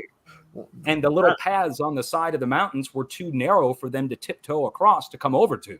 And that's why they did their structures on the sides and in the hills to hide from the cannibalistic giants. That's reasonable, right? Birds will nest up to avoid predators. If there was cannibalistic giants hunting us, so would we. And probably also while we were underground too. Yeah, man. But this 3 pyramid thing and this big, middle, small, this then mirrors with over in Egypt and all the other stuff we know about, the regular pyramid stuff with the 3 pyramids. So that's just in a nutshell of what I found. Long skulls in the United States, all the plates. Oh, and to top it all off, the earthquakes. I haven't even talked about that. That the earthquakes are hitting down below these areas on the pinnacle tips of them. So like the pinnacle tip of Scotland up here. Okay, where all of our old castles. You became aware of these shapes and the geometry and the fractal in the beginning, right? Yeah. Oh, yeah, wow. I had no clue about StarForts or the shapes or anything until I stumbled into Tartaria, and I went and looked, and I said, "Wow!" I go, "That's really weird that shape is in California." And the pinnacle tip of the one in California goes right out to this is the San Andreas. That's the San Andreas. Wow. So the pinnacle tip of it points to the most active earthquake zone on the planet that we know of, and then you got the New Madrid and this one over here. And on the side of it. And then across the river is the cave and rock where they found the damn long skulls, which is what we call them here in the Midwest, by the way. We don't call them elongated skulls. We call them goddamn long skulls because they're cannibals. We don't respect them. Right? Have you seen that one movie? It was like Time something where like they go back in time, or like there's a time machine, and then like when they go back even further, they found like this underground race that was like feeding off the normal humans, and they have not a movie, it's a famous book. Yeah, it was from a famous book, and I'm pretty sure they had elongated skulls in the movie. And did they? Yeah, because they did a remake with Guy Pearce or something. Yeah, sort of 20 years ago or something. Yeah, well, that's weird. You know, in the movie Interview with a Vampire, that when they show Dracula in the shadow version, like they always show him, and he's got the long hair and the long skull. That's weird. That is weird. That is weird. I just realized that. Oh, that's odd. Dracula. It's so Dracula, Interview with a Vampire. It's like those R people. They have funny heads, don't they? Those Rocky people and Roth people. Fits with the Coneheads. The Coneheads and you know, Dan Aykroyd. Dan Aykroyd, huge UFO buff. You guys know that, right? Yeah. The crystal He's skull. He's a Canadian, eh? Yeah. Well, he did that. That's why he did the long skulls, though. The eggheads or the coneheads are really just long skulls, right? Yeah, exactly. Right? Yeah. The coneheads are long skulls. Undeniable. Did you ever see or hear of Karen Hughes' work? She was the former. Do you want to tell the story, Campbell, or should I? Well, she was just a high finance banker, and started sort of looking around and got onto conspiracy type stuff and started researching banking. And because she was very high up, and she basically realized that a lot of these really, really high level bankers have got elongated skulls. Yeah, I've got some photo. Actually, I wonder if I can find the photo. She was working for the World Bank, and that she stated that places like the Vatican, wherever they'd be wearing those big hats, and there were positions of powers that underneath them there would be these elongated people. But that's deep down. There's also footage. I mean, I don't know how real it is, but there is footage of like a elongated skull dude in the Vatican, and of course, the hat's in the Vatican, right? And then you've got the Dogon and Owanis and the god, and they've got the fish head hats, which is basically the mitre that the Pope wears. So, I mean, it's just massive, right? It's just, I mean, even here I've got a picture of a giant, and he's Alaskan, and he's got a massive big hat on, like a beefeater hat. The Dogon you mentioned with the Nomos and the fish people, and coming from the water, and that's really weird because that ties in with I have a family friend from Iran who came over just right before the revolution happened. So Iran used to be free, right? Like they were Western, basically. Anyway, he came over here with his family and became a family friend of ours. And he told me the story of the history of Iran. This is from a person from Iran. And he's like, we are the people from the water. We are the Aryans, he said. He looks at me and he goes, we are the Aryans. And I go, what? And I'm a equality punk, okay? Like, at the time I've got a mohawk and, I'm a teenager, and he's telling me, and I'm like, you're Aryan? What are you talking about? And he's like, no. He's like, you misunderstand. It means we come from the water. We call ourselves Aryans, and we're blue eye with red hair. And I go, red hair? And I had no idea what he was telling me at the time. I was 16 or 17 years old. But it all makes sense now that they believe they came from the water with the blue eyes and all that stuff. But that goes back to the Nomos in North Africa and the fish-eyed people in the Sirius. See, this gets really weird, guys. The Nomos tribe of North Africa knew about the star Sirius, and they worshipped it. And they knew that it was a binary star system. They knew it was two stars side by side. But the only way you could know that is to have a telescope to see. But they said that they were told by the fish people who came up out of the water, and they were the most nasty looking people, they said, or something. They called them, just disgusting looking creatures that came up out of the water and showed them the knowledge of astronomy and the stars. And they had this legend going back thousands of years or hundreds of years, long before Galileo. And then this ties in with Nebuchadnezzar, because then the king of Babylon comes out And all these depictions of Nebuchadnezzar and all these old drawings or cave drawings, whatever you want to call them, depictions of him show him wearing a fish garb and a fish scales, and he's wearing a fish head. He's literally wearing a fish head. Fish heads, right? The song Fish Heads now makes more sense. Fish heads yeah. And the Pope. This ties in with the Pope and the Pope's hat. The Pope's hat looks like a fish, and this Christian symbol is a fish. And the fish thing ties in way more with the fish people and the nomos than it does with Christian symbology. And that was adapted in as Christian symbology, but that originally it ties in with the fish people. And there it is. It's indisputable. Exactly so right. And then Starbucks. So, yeah, man, it's all there. Mermaids, merman. Yeah, the Melusine. Starbucks. Yeah, Starbucks, yeah, man. What am I drinking a cup of there? What are you drinking exactly, man? If they're trying to take over the planet, what are they feeding us? I'll bring up the logo. Good old Starbucks logo. And you could search Starbucks logo Melusine, Melusine, and I'll bring up a screen cap so you guys can see it. That this is actually ties in with. Oh, hold on. I don't have my screen capture on. Damn. 1 second. Share screen. Sorry, guys. Forgot to turn it on. There we go. So going over to the Melusine Starbucks logo. Check it out. This is the real Starbucks logo. And she's... now, why do we call her... She's... Are you sharing screen? She's in the buck position. We don't see... Michael, you don't see it. To share it again, please. No. Okay, hold on.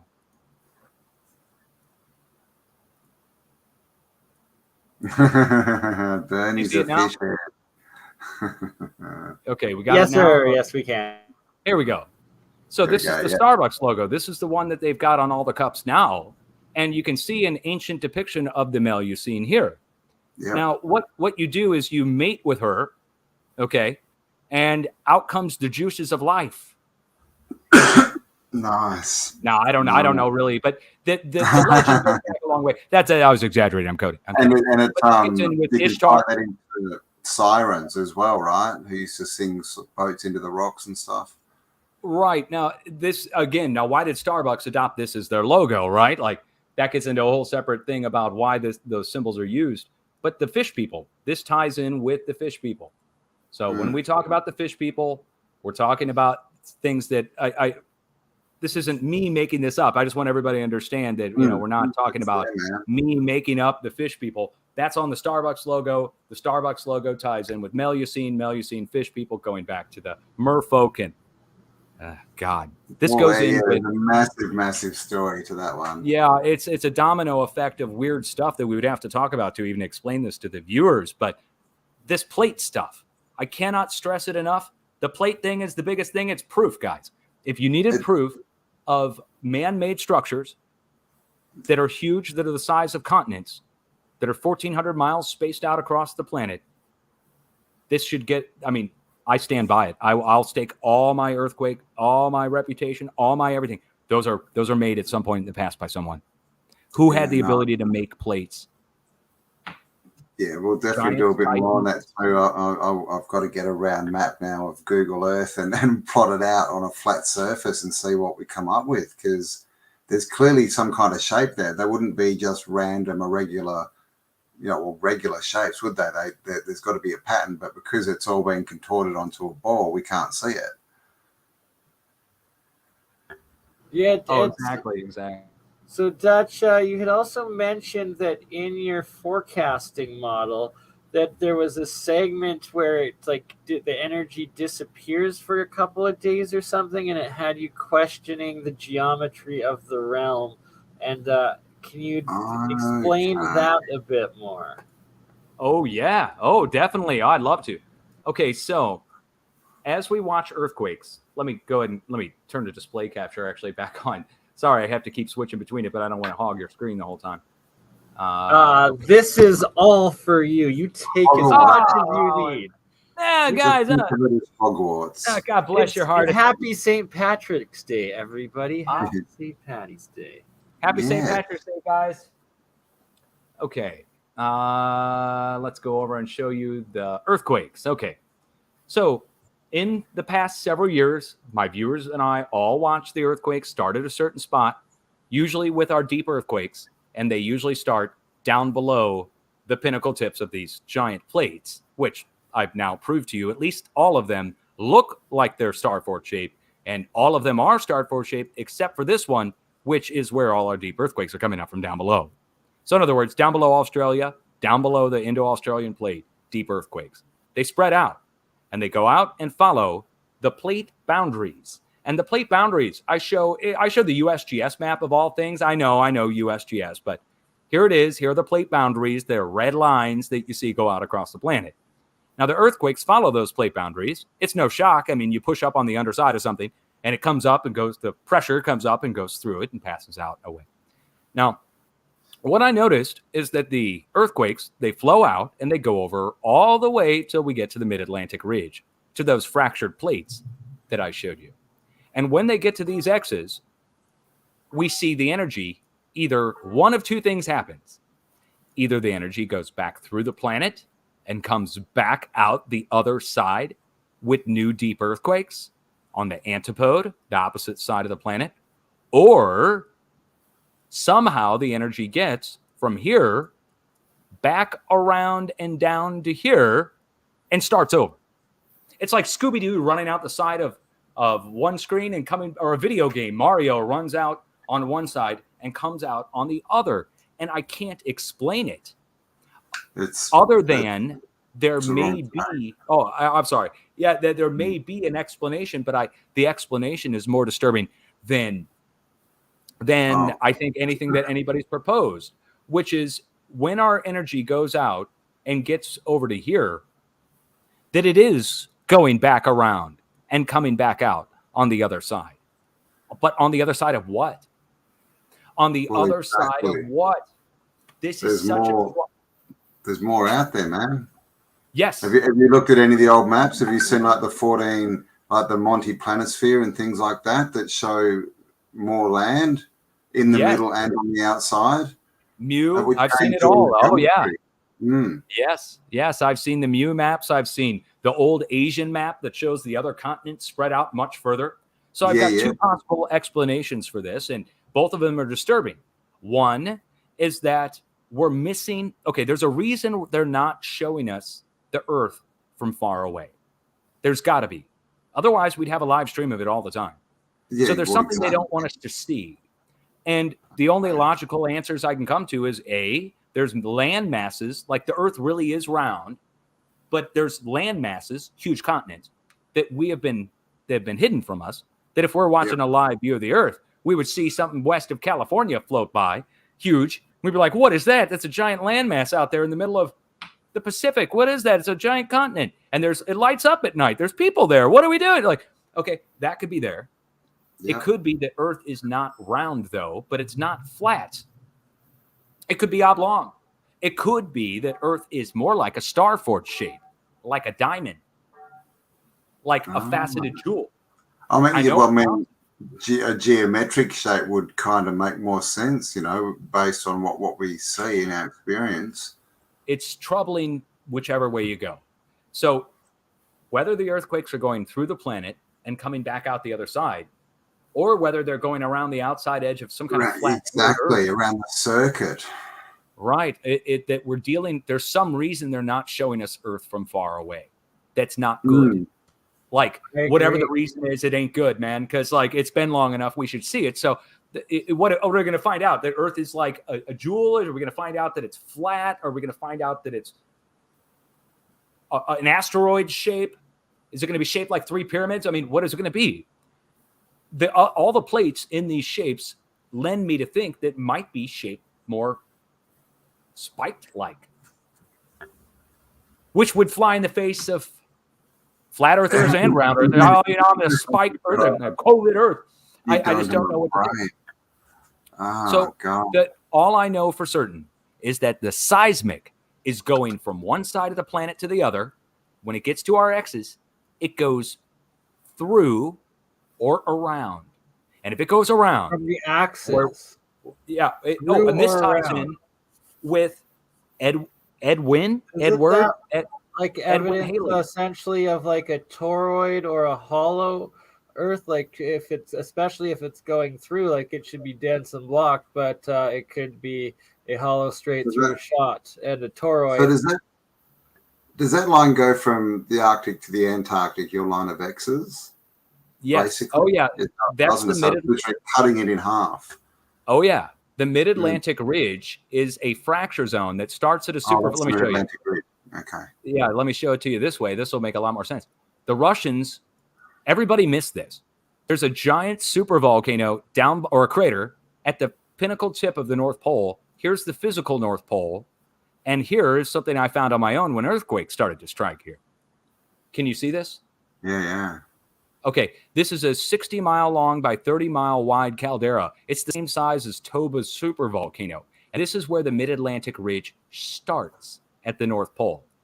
Then we come down, and it's a fracture that goes all the way through Iceland, and it goes all the way down like a lightning bolt through those two giant StarForts-shaped plates that I showed you, down to the South Pole, and connects into this, which goes back to our shape that's shaped like a... Here, let me get it back on the screen. There we go. Goes back to our giant spade shape and StarForts shape. Now, the weird thing about all of this, as if this isn't all weird enough, that with the planet's shape possibly being oblong or faceted like a jewel, or for some reason they're not showing it to us, we can say certainly that I think somehow someone a long time ago was able to raise these mountains and these plates up out of the plate using a frequency much like that video I played for you, where he's on his oscilloscope, but it would be much, much more powerful, and it would come up through the plates and vibrate up like cymatics, and that you would vibrate up that sound or that tone. That ties in with the start of the video and your awesome intro, by the way, which is showing the church, because the church is cymatics. Exactly. That you can see videos, they do it with the iron filings and stuff too. They sort of play frequencies and like builds in 3D, builds shapes. Yeah, and when you start combining the different waves and the different wave geometries, the higher frequencies within it, then you start getting multi-dimensional geometric motions and form within it. And of course, it ties straight into Dr. Emoto's work with the ice crystals, which we see the stars in and all that kind of stuff as well. The cymatics, to me, is a very interesting part about it, because like this ties in with what you're doing, Bernie, with, even with monoatomic generation of molecules in water, that when we were talking about stripping electrons, when you're trying putting like power through something, and it gets to a point where there's too much power and it accumulates up on the tip of that, and it starts to flow out and strip those electrons off. What do you think would happen in geopolymer? This ties in with Paul Cook and what they're scraping off of the... Actually, give me a moment, and I'm going to resend the link to Paul. I had sent it to him earlier, but I hadn't heard from him. I'm going to send it to him again, see if we can get him in here for the last little bit. Very cool. Very cool, because Paul Cook is finding all those scrape marks on the walls, and he's talking about a facade that, or a, as he calls a render, that the geopolymer has been stripped off. But why are they stripping it off? What if, I'm just throwing this out there, what if the geopolymer they were using was electrically conductive, and that's why it'd be valuable today? That there'd be 100% it was. It was like in this crystalline supercapacitant nanotechnology that they incorporated to all of it. That's why we can't replicate quote unquote Roman concrete today, why Roman nanotechnology even in cast cups were better.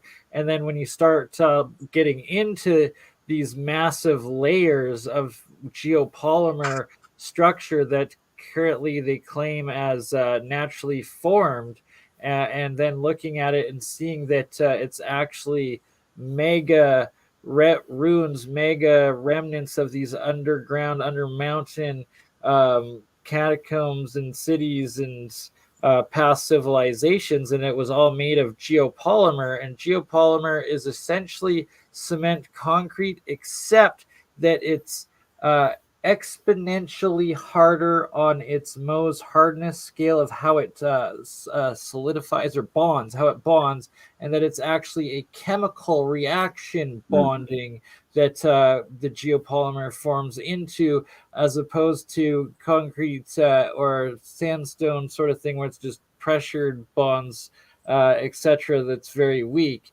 and that you're able to get theoretically all the way up close to almost 9.5 probably with some of these potential geopolymers, and them replicating the granite, the marble, and everything on it, and which also explains why you'll find brick sometimes, or mud brick, or different conglomerate mixtures of like concrete or mud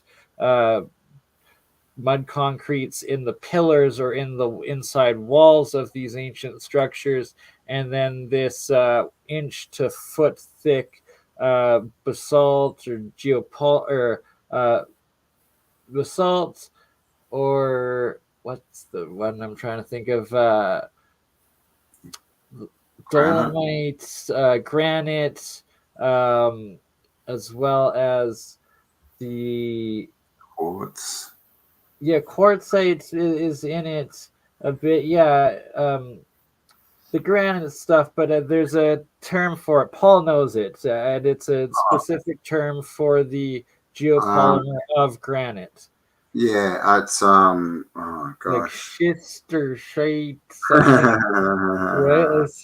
Give me a minute, and I'll think of it. Yeah. Yeah, sorry, I interrupted there. Went on a little tangent. Let me try and contact Paul, and please continue, guys.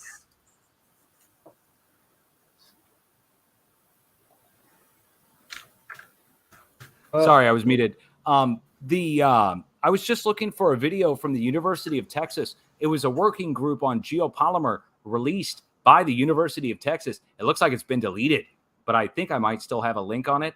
I made my own geopolymer like Paul did, and I followed the directions that they had listed on the Geopolymer Institute site. So in case you didn't know, Geopolymer Institute put out directions on how to make geopolymer like the pyramids. And it's like, certain mix or whatever. But then within 6 months of us all talking about this, oh, wait, hold on. Within that's me breaking my geopolymer. Within 6 months of us all talking about this, they University of Texas came out studying geopolymer, and that they found that it's twice as hard as Portland cement, and that it could be used to replace current concrete, and that they then went and built an airport down in Australia made of the geopolymer. What? Yeah. You didn't tell me that. Oh, yeah. Australia geopolymer airport. That's interesting, because there's buildings in Miami. There's a town. What is it? Basically, all the buildings there are poured geopolymer. St. Augustine, is that Florida? There we go. I just posted it in the chat room. 70,000 tons of geopolymer concrete for airport. This is 2014. Dutch, if you have an article up, do you mind sharing it on ours as well? As you're no longer sharing screen here if you're trying to show us something. Oh, here. Okay, and I apologize. I don't want to hog up the screen. Right. We like the descriptions as well. They're good. Okay, entire screen allow. There we go. 70,000 tons of geopolymer concrete for airport in Australia. Brisbane West Airport. Wow. 27,000 Queenslander attended to see this 66,000 ton of carbon neutral blah, blah, blah. Carbon neutral. Right. Got to save the planet, man. Yeah, man. Like by building an airport, I mean, how ridiculous is that? Yeah, an airport so then we can fly planes around the planet while saving it. Okay, nice one.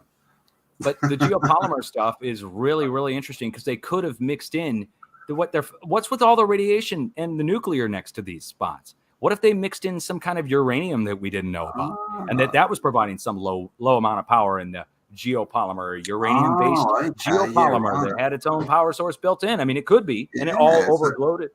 Have you come across the red bricks that that they use as batteries? Have you come across that research? I saw that, and you know what? Something that Paul Cook might want to try when he's mixing his geopolymer.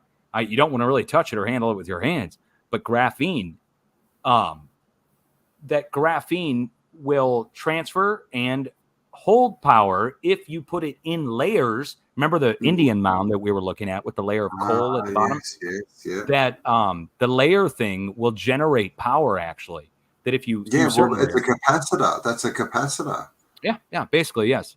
Yeah, it'll store energy or generate it depending on what we put into it. And so in the capacitor, it stores the energy. And if you do carbon, aluminum, copper, and calcium, which fits with the bones, by the way. So in the Indian mound, you got a base layer of carbon.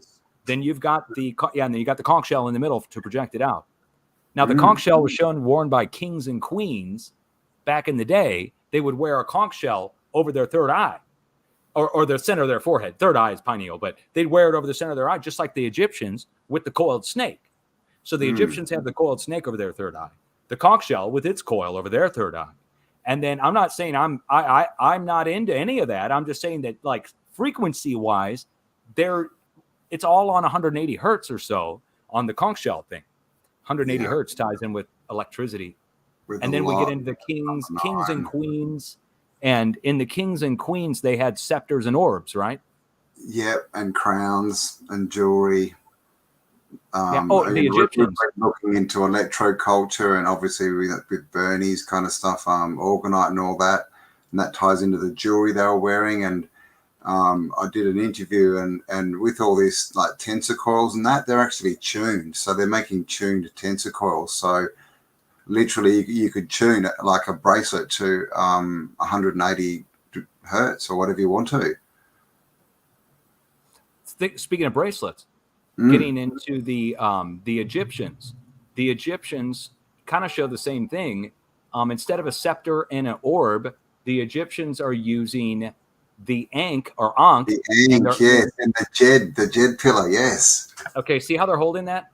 Okay, yes. Right, they got that, and then the other hand, they've got the what was it called? The Jed pillar. Right, there it is. The scepter. That's the scepter.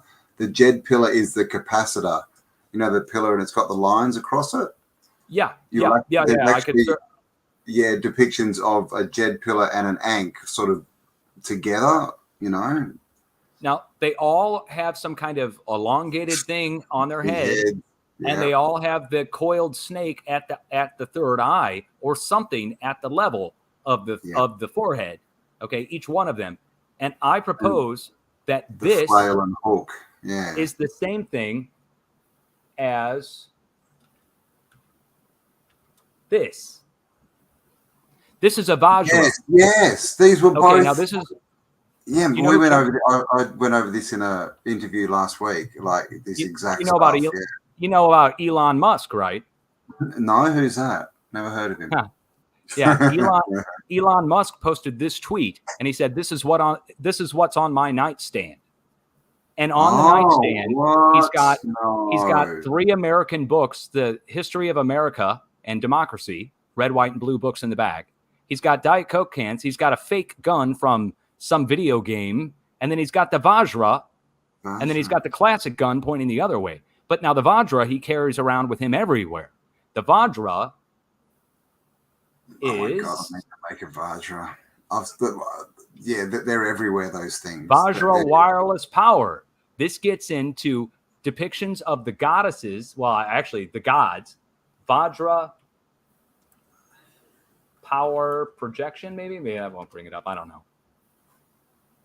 It's not bringing it up on Google. Go figure. But in ancient depictions of India, the gods are holding this in one hand, just like we're talking about with the Egyptians, and just like the kings and queens from Europe, they're holding the scepter and the orb. Now you know the orb.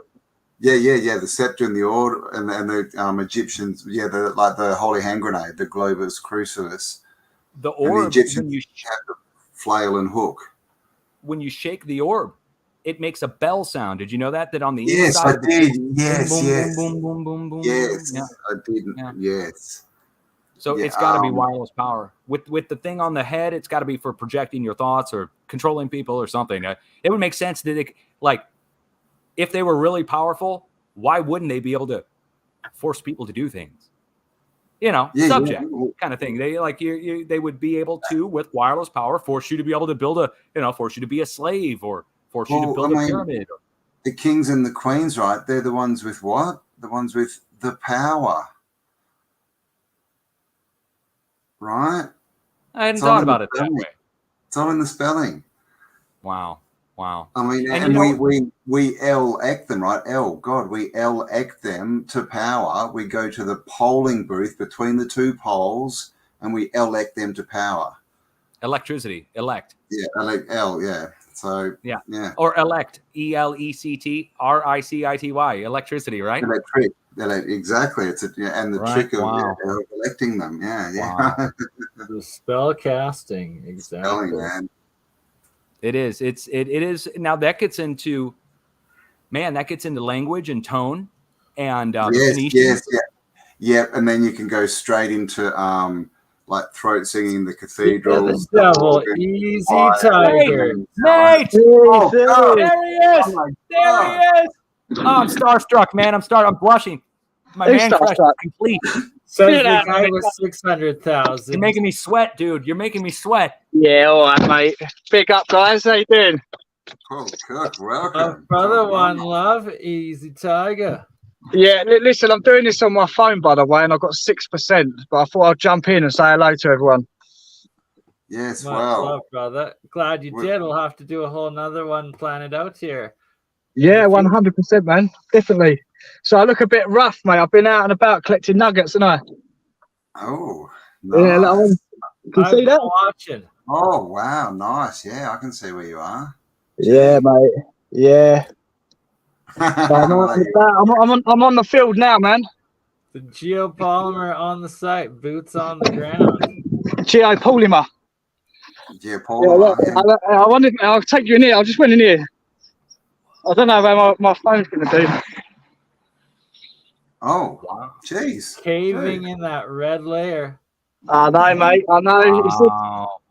So earlier when I was describing Paul's layer of on the side of the road. Former buildings, the geopolymer, that red layer that they call sandstone here, that whole red layer, continental layering of it is what Paul is now finding out that's most likely built and was constructed through geopolymer by some humanity or past. Interesting color, right? Red, iron. It's absolutely beautiful. It's a beautiful color. It's something you'd see in Petra or Africa or something like that. It's the exact same stuff you see there. Yeah, exactly, man. That's wild. Paul, I see, I hear you talk about the geologist and them being full of crap. I agree 100%. You are not only on to something like tremendous about the construction of the place, you're 100% on it, man. This is big up, mate. That's nice coming from you, mate. Talk to you. I'm starstruck, really, because you've made it's not way around, mate. Trust me. Yeah, everybody's starstruck. Starstruck, yeah. You can be starstruck. Everybody's starstruck. Yeah, the only star I've got is a brown star. Oh, come on. Let's keep this children. Sorry, that was a little bit too crude. Starfish in here, man. Come on. Sorry about that. Let's cut that bit out somehow. We're live on all our channels. Thanks, Paul. Yeah. Listen, I'm going to go and get a Cornish pasty now anyway, because I've been, not fasting, but like, I haven't eaten nothing all day. So I just thought I'd pop in the silo. I've got a minimal battery as well, and I'm in the middle of nowhere, so I need to keep it up. Thank you very much. This is awesome. We'll have to do a live at some point with me, BurnEye, all you guys, and we'll all get together and we'll talk. Definitely. This is 100%, mate. Definitely, because I've been collecting loads of stuff, and again, Dutch, it'd be an honour, mate, as well.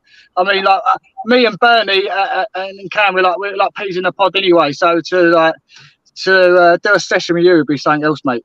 It'd be something else. Absolutely. Very cool. Very cool. Definitely. We'll do it. Got one coming up with Michelle Gibson. Me and Campbell actually did one with her last night. and me and Paul have another one with her on Saturday, March 25th.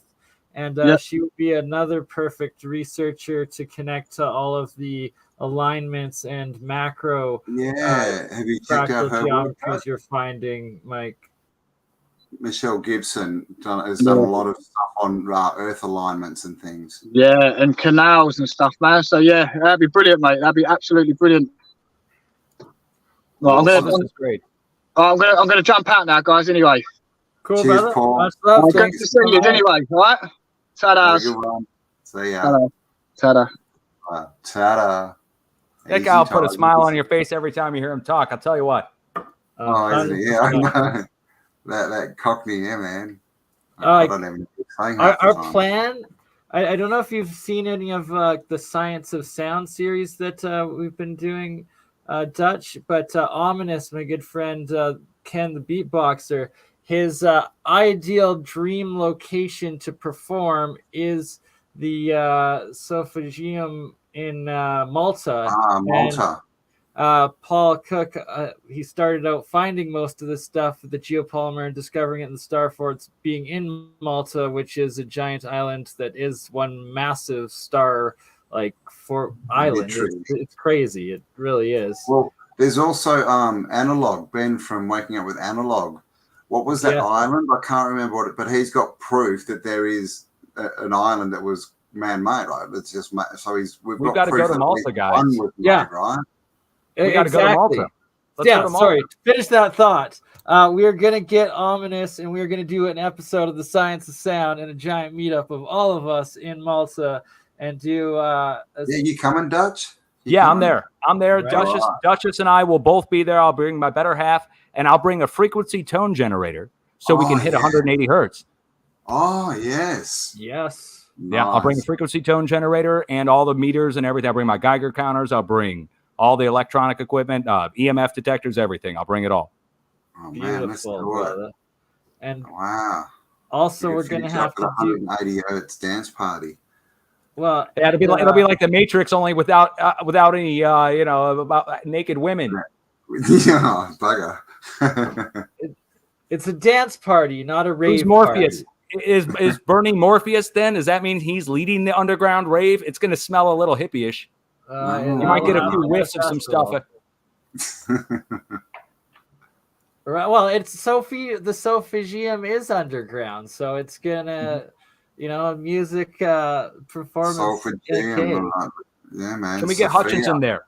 Can we please get Hutchinson? Yeah, let's get Hutchinson. Yeah, man. Oh my God, this would be like the trifecta. And that's what I was just about to bring up, is that we have to reschedule or schedule as well another future interview with John Hutchinson, Jeremiah, and Jeremy, the alien scientist, to get to the super technical levels of the science and the ultimate nerd outs that you guys will have. That's even way over my head a lot of the time. I love John and Nancy. They came in. John and Nancy came here to St. Louis back in 2011, and we met. They were driving through, and I put them up for 2 days at a hotel, and we got to hang out and play with their trailer full of gear, and it was awesome. Wow. I got a video of it. Yeah, I got video of that, our meetup back in 2011. I'd love to talk to them. I haven't talked to them in 10 years. Nice. Yeah, we're doing crystal battery cells now series. So the next one we get scheduled, I will let you know and email you the invite for that as well.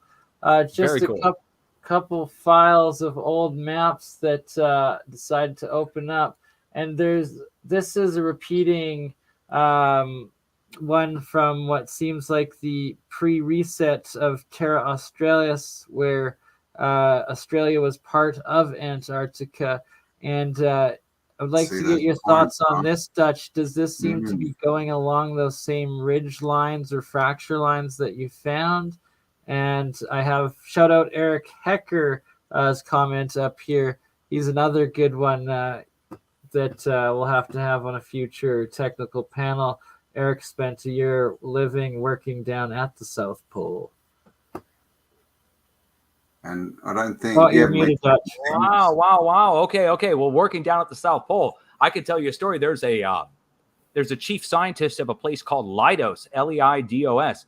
They do all the I guess they handle all the shipping of all the goods down to Antarctica. And this guy joined a group that hates me. This Antarctic scientist. It's so weird, man. Something's going on down in Antarctica. I'd love to talk to you about.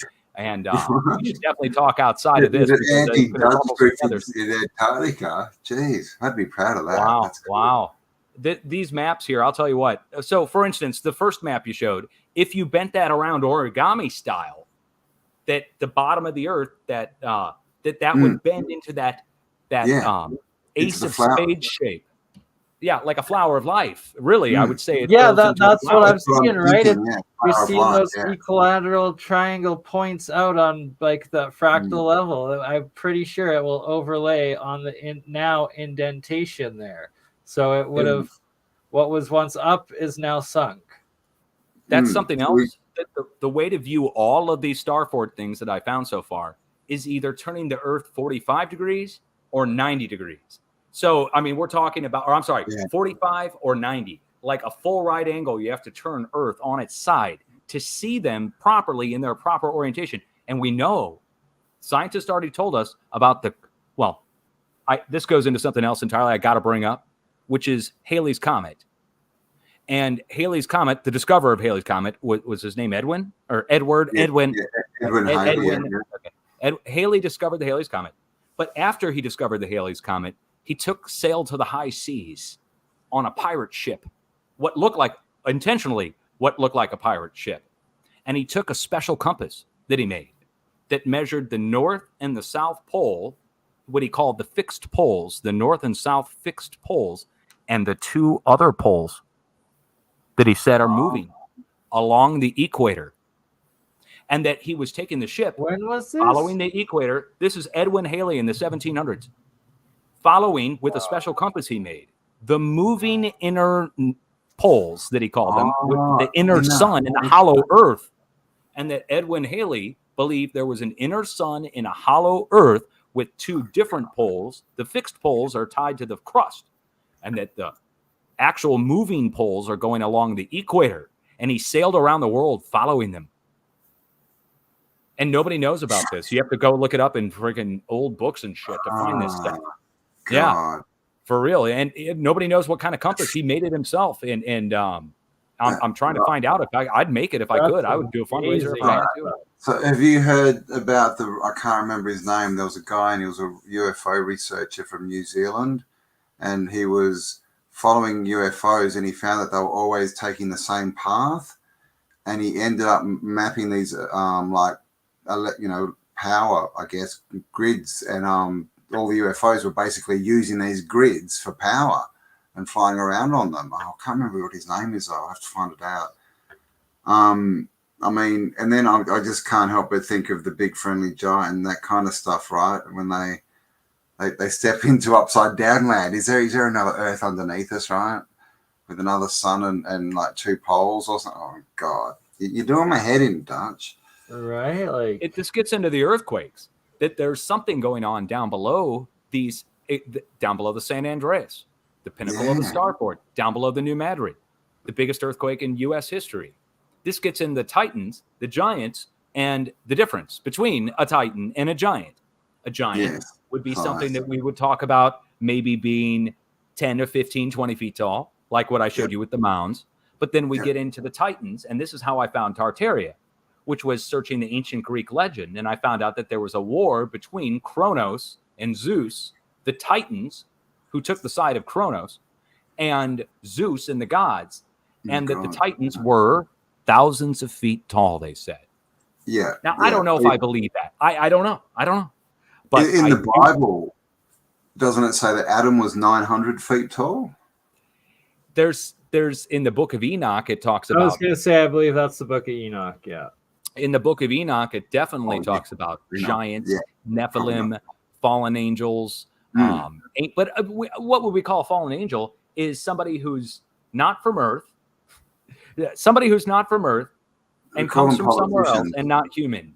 So, I mean, people would call them aliens, but I would call them fallen angels. I mean, fallen if they crashed too, right? Like if literally fell from the sky. Well, I mean, here's another one for you. Fallen angels. stars, right? What do they get us to worship? Stars, right? From Hollywood, right? Hollywood is the tree that they make magical wands from.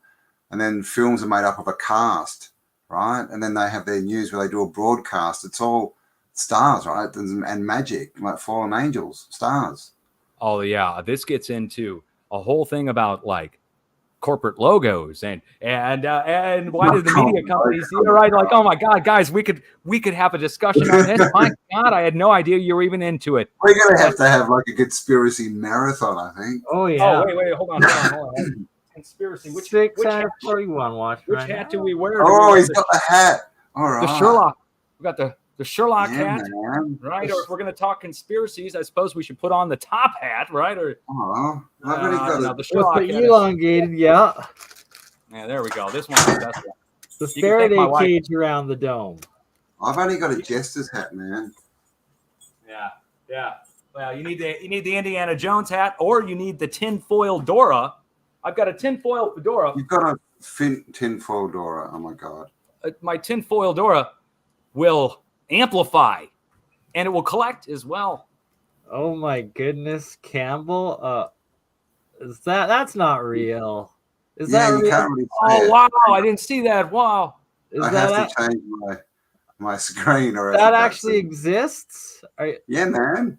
Oh my god! I thought that was like a cover or like a streaming effect. Listen, it's a Jesticap. It's a Jesticap, man. Even bills. We got the cowboy. So there you go. And I got the shout out to God, everyone's got brand. We'll do the little brand toque there. And welcome, Gerald. Good day, Gerald. Gerald's a major part of the real science that we do, and he wants to actually incorporate these vortex coils and the geopolymer aspects and take it to the next level. And also you're already charging in mung beans right now with pulsing your coils and the electroculture experiments. They're actually growing in next room right now. What's that, Campbell? That's a question. Illuminati confirmed. Shriner hat. Love that, eh? He's the Grand Poobah. The Grand Poobah, yeah, man. Well, good to meet you, Dutch. I'm overwhelmed. Like, you're awesome, dude. I've been watching you since you had maybe 400 subscribers. So, yeah. Oh, thank you, man. Awesome work. Dude, awesome. Thank you. That was 6 channels ago too, remember?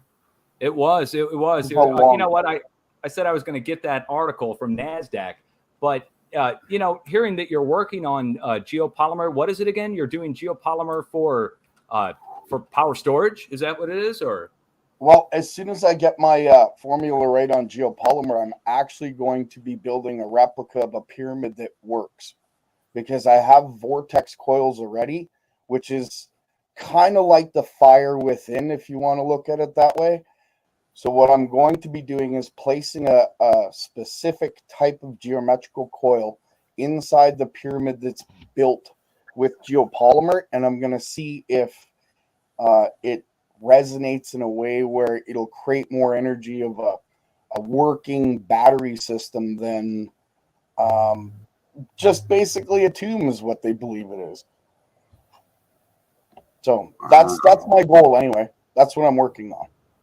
That's cool. That is really cool. I can't wait to see what the results are. And well, I mean, obviously, if it works, that's just phenomenal. Well, as of now, the vortex coil that I've chosen for it, I can take a 12-volt 1-amp wall plug, and I can light up a 150-watt LED grow beam at maximum for literally like 12 watts. So that coupled with the geopolymer acting as a battery resonator, maybe get some more output than what I'm getting now. So that's the goal. That's huge. That's huge. Even if you're generating 1 watt, even 1 watt out of it would be phenomenal. So, I mean, that's just Wow. You know, I'll if you want to talk off here, I'd be happy to talk with you too. I've got something I'd like to share with you. I've got a video I made called Wireless Power Printed on Paper, or just Power Printed on Paper. And it has to do with layers and electrons, valence electrons and so forth. But it might come in handy for you if you want to use it. I'll give it to you. I put it out there for the world to use. I'll give you the formula and how to make it and everything. You give me the formula, and if it works, I'll give you a working machine once it's complete. There you go. No way. I can use as many LED lights as possible. Yeah. Well, now I did an experiment yesterday, and this is something I've got on video. I haven't released yet, but I'm going to release in the very next few days. I can right now, right here. No, I can't do it right here right now. It's on my separate camera, so I can't. I got to upload it on my laptop. It's kind of a pain in the butt, but I'm now lighting LEDs, which is the bank of 4. The strip that you see in one of the videos, it's probably about 80 watts of LED. Then I'm lighting another 15-watt LED bulb, as well as running that power into a transformer that's charging a 12-volt battery, all off of 8 watts.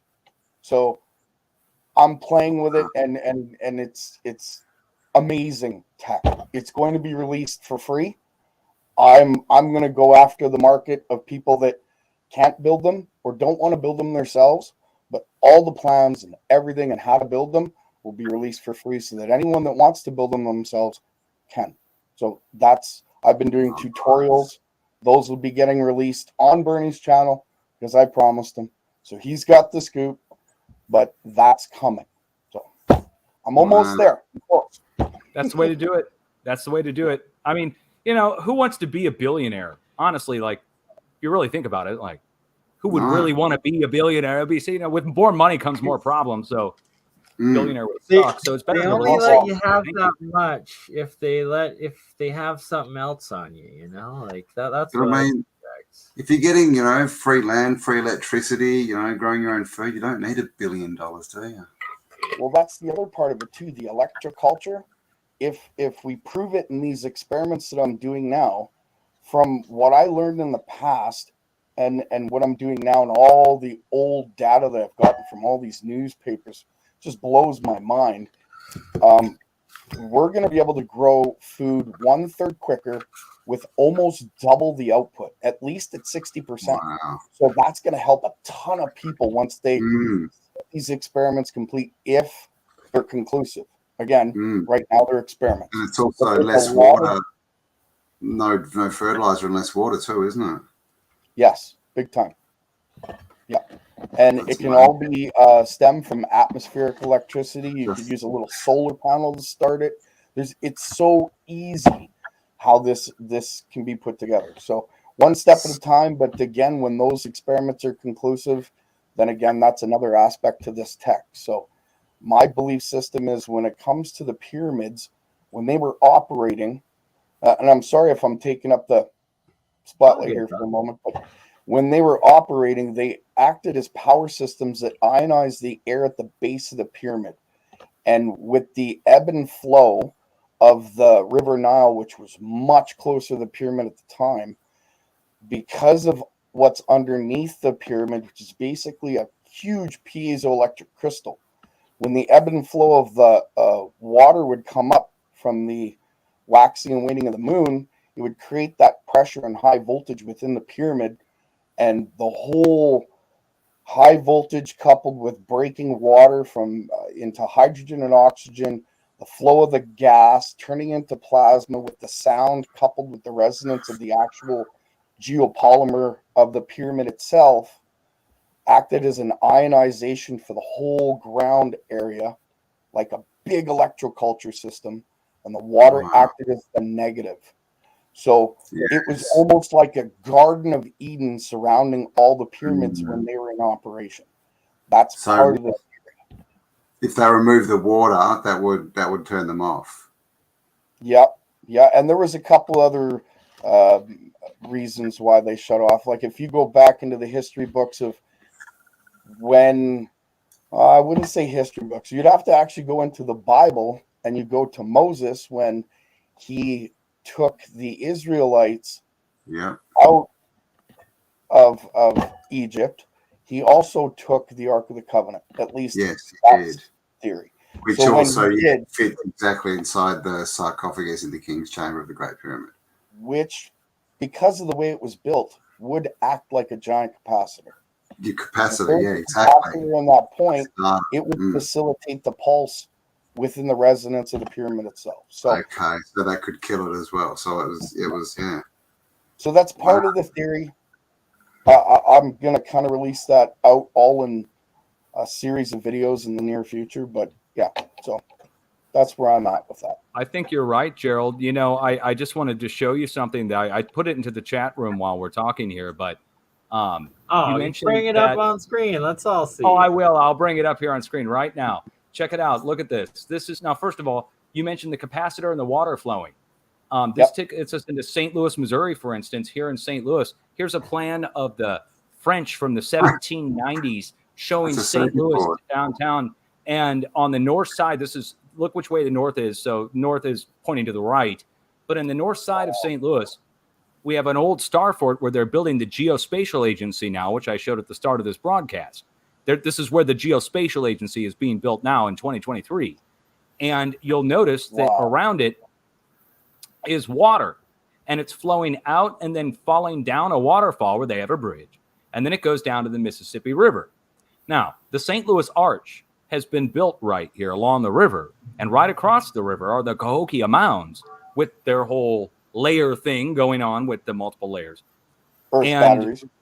Right. Now, the flowing water is a big thing because this starfort here has been hidden. Now, why would the U.S. government come in and build all these bases in the middle of each one of these starfort shapes when it's so obvious now? The flowing water thing ties in. This also ties in with ghosts. I'm not into, ghost hunting, but I did do ghost hunts before. And I know that there's all kinds of talk about flowing water and spirits and all kinds of stuff like that. So there's something to this. Water holds memory. Yeah, exactly. And they could possibly be an electrostatic formulation of, say, like a plasma. But due to the memory in the water and the water creating the electrostatic flow by going past the geopolymer that could have some sort of property in that sense, it could actually create a spot where you would see that as an apparition, but really it's a plasmatic form of memory that comes from the water. It's just a thought. I like that, actually. That resonates with me. So it's like plasma and water, or plasma conscious memory taking form out of the memory of water. I don't know if it's conscious. Think of it more like a snapshot of a moment in time that's repeated due to those formerly conscious moment. A recorded conscious moment, a flicker, essentially. That kind of seems more realistic. I don't know. Again, it's just a thought. Now, it's like those ghost cameras they used to have.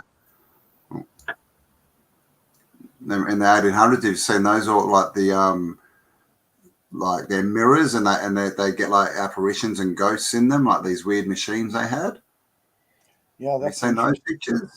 I've never looked into that. That's interesting. It'll pop up now. Sorry, what were you saying there, Mr. Dutch? Mr. Synth. Oh no, you're fine. Either or. The ghost thing.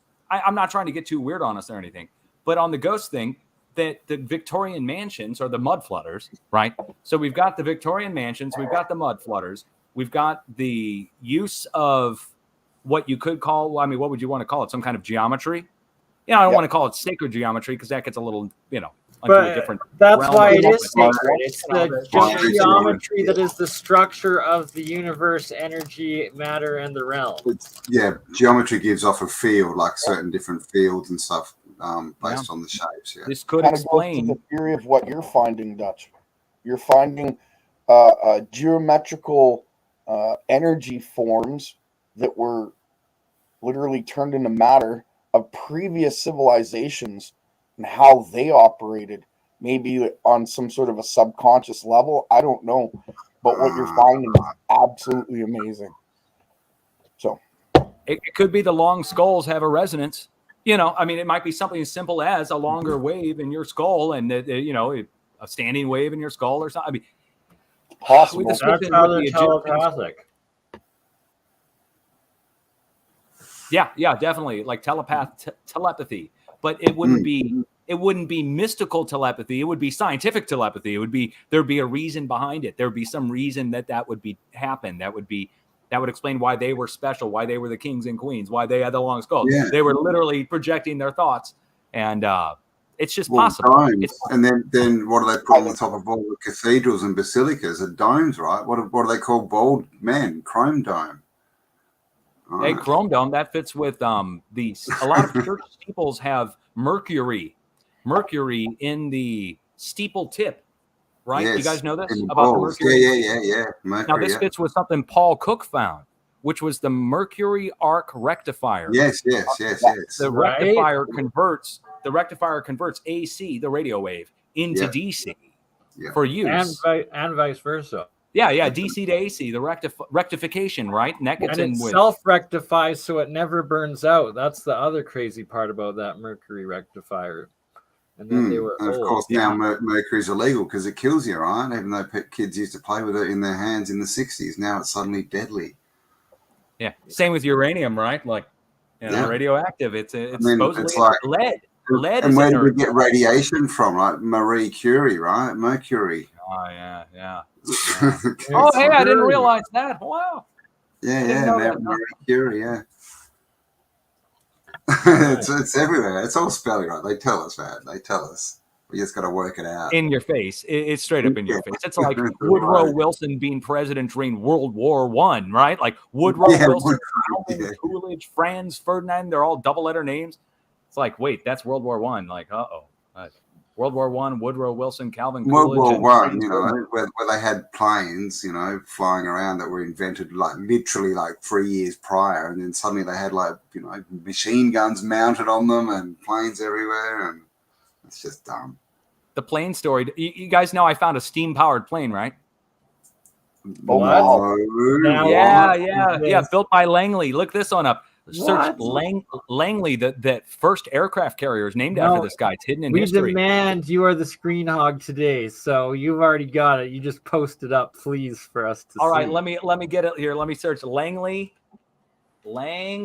steam powered airplane. Now this was years before the Wright brothers. So let me get this on screen here. Hold on. This is funny. I can't believe I'm going down this rabbit hole. Yeah, I wasn't planning on it, but here with the mud flood, his story reset Tartarian Starfort community. We need some steampunk in here, and so first of all, powered plane before the Wright brothers, right? And the pictures of this thing flying in the sky were taken by Alexander Graham Bell. So it was hidden, right? And now it was powered by steam. And they launched it from a catapult to get it going. But once it was up, it kept going as long as you have water in there. And it had a condenser that would pull water out of the air and put it back into its tank so it could keep flying through the moist air. And they fly through the clouds to collect more water, to put into the condenser, to give itself more steam, to turn it and keep going. And they said it was, 1896. Look, first genuine success on May 6, 1896. Whoops. I'm looking for that mercury rectifier right now in the drive that's been put together for old technologies. So I've also read somewhere that there was an actual electric plane in 1916. I don't know if you've heard anything about that. I believe that. Wow. Hey, how about the Tesla electric plane? Oh yeah, that's the one. Is that New Mexico? That's this is the Ukraine Great Wall of Starforts here, and so let's just take a 5-minute bathroom break or smoke break for whoever needs. And I'm going to play this clip, and this clip right here is you play it through Twitter and it blocks the ads and actually gives you higher quality audio and video than playing through YouTube itself. And as you can see right here, that is that same geometry of what they call the bastion fort or the battery star fort here. And this is a buried one, and that we're going to show here that you find one about every mile along this wall for thousands of kilometers across the Ukraine and Siberia, the former Tartaria, and that these are the same basic battery geometries and fundamental fractal geometry that Dutch Sense has been pointing out to us over and over again throughout this. And here's a bigger wall. We dubbed it the Great Wall of Tartaria because it's through the actual areas of the maps, Siberia, that used to be called Tartaria, and that there's literally no history for these. And you have the foundation of America, the There's oh wow, said her name earlier sign, in New York. The Statue of Liberty. Statue of Liberty was built off the base of one of these, and then there's like a wall thousands of kilometers long of buried ones of these with no history across the current flashpoint of Crimea off the Dnieper River and through Siberia, aka Tartaria. I recently and thank you to everyone who has donated today. Thank you. I recently found one up north, actually, that we should go over later. After the break, of course. Alrighty. I just posted into the chat room for anybody who wants to see it. World War II drones and B-17 bomber remote control airplanes that I found, that they flew through the nuclear tests out at the Bikini Atoll, and that they had full-on drone B-17 bombers in World War II with no people on them. And I just posted the article. You can go see it. They got pictures of it all flying around and everything. They had fully remote controlled drone B-17 bombers in World War II. We've got a bot in one of the chats. I don't know whose it is. Can mods get rid of that, please? Some sex Tinder chat thing. We're getting attacked by the freaking porn bots. I think it's not my channel. Sexy time, guys. Paul was here. Paul was here, and look what happens, man. I'm telling you, the guy brings it out. I think everybody sweats. My crypto alchemist. Did they attack it all at once? Interesting. That's why I literally make everybody in my live chats moderators, because the porn bots were so bad for a while that they're relentless. So you make everybody mod, they can't get out there. And it's ridiculous because once you start making a bunch of people moderators, then they will delete anybody else that they have a disagreeing volume. Indeed. All right, press play. I'll be back. And if we come back, I'll be right back too. I guess I'm going to have a quick break as well. Me as well. We'll get into this wall as well. Yeah, so this is what we dubbed the Great Wall of Tartaria. And that we'll be getting Olaf, the Sverker channel, Olaf, to come on with us to do a full presentation of where it begins in the Black Sea, across all of the Ukraine, and then across all of Siberia into the Russian Arctic Ocean. And this is just for the middle of Ukraine. And you'll see, I mean, this one, you know, is very, very hard to sort of point out, but there are, you can see sort of a bit of a star point there and down here. And that's been marked because Olaf, he's got a YouTube channel, Olaf the Sverker. He was getting the old maps of this area and overlaying them on Google Earth. And then, you know, the old maps would show where these stars were. And then he would, you know, overlay the map, and he'd find in a lot of circumstances these old stars. Because, I mean, you know, otherwise, imagine just randomly trying to search for this stuff. Because look, here's another one, right? Look at that imprint in the ground. I'll just wait for it to buffer a bit, but you can still see this star. And it looks like there was a bit here they couldn't get rid of. It's still sticking out the ground. But again, they've just put a farm over the top of it. You know, and there's all these other, you know, interesting, you know, circles and bits and pieces in the ground as well. And of course, always, you know, next to waterways and things. Everybody can hear And this. some of them right? do have like fortress names and histories, but as we go through and we've discovered, and Olaf has discovered, especially as it gets into Russia on the other side of Ukraine, that there's not even official histories for lots of these forts along this wall. You can see this one was obviously the foundations were a bit too big and a bit too high, so they've just gone around it. But you can see, we can see a bit more in this one. We can see this point below it, which is called a cavalier. Is that correct? I'm pretty sure it's a cavalier. And if they're attached to the fort, they're called bastions. You know, this is all obviously talk about when they're war. But another thing, you know, a lot of these forts, you know, the army and the armed forces, they call them batteries, right? But then, of course, all the troops come out and charge. So, you know, we think there's a lot hidden in the language as well, as far as what, you know, what the function of these things were. But if we come down here, we'll start to see this wall that just appears out of the landscape, and the same features. We get these, you know, we'll call them bastions, these, you know, pointy spear tips. Also petals. The same kind of stuff that we see here. Petal, yeah. Petals is probably better. That's what Olaf is calling them. You know, petals is much nicer, right? Much and less they're the violent. exact same shape and wall as, for instance, the map that we showed of New York City, the Wall Street, that wall. This is the same identical infrastructure petal bastion wall that is Wall Street, yet it's the other side of the world, and no real official history of wall itself was, or when it was built. Oh, did we just lose Bernie? Okay, so I've got my camera off just to try to preserve bandwidth.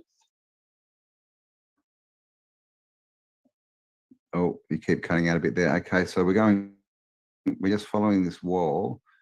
Now, if Google would be nice, you'll see. So here, we get these pointy bits along this wall, and there's another one there. They seem to be pretty equidistant, and like Bernie was saying, these are the exact same features we see in all the star cities, and we saw in that picture of New York.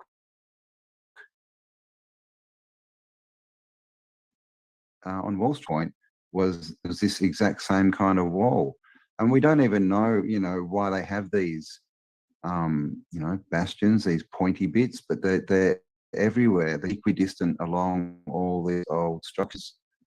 And this wall, and you can see how old it is. You know, there's literally just remnants of it left. You can still see it. There's another pointy bit, and there's a big one, which probably means there's a star close by. And it just keeps going, always close to water. And then up here, see, it starts again. There's another pointy bit. So again, like Bernie was saying, there's no narrative at all as to who built this. You know, and this thing is a massive, massive construction. Still going down here, you can see another pointy bit. Down here. Oh, and look, there we have another star fort. A star just sitting in the middle of nowhere, right? And again, they've had to go around this one rather than covering it up because the base is obviously too big. So you can see that there's a connection between these walls, these stars, and as I've been mentioning, they're always close to water. Now, you can kind of see the remnants of the water here. This place as well has been bombed. It's been carpet bombed. You can see, like, if we go down to places like, it's probably not the best one, but in some areas, it's literally just pitted with holes. But you can see all the markers for this wall. It just keeps going and going. And here's another star, right? Just but no narrative as to who built these stars.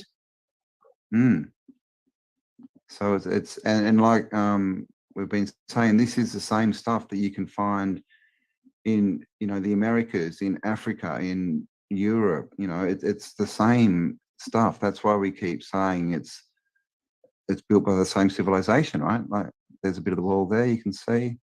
It's just, and you know, we sort of spent, you know, I don't know, 3 or 4 hours doing this, but with more time, we're pretty sure that this would map right across, because when I pull out, the same stuff is up here. So no doubt this system goes, I mean, and no doubt it just spreads out and goes everywhere, I would think.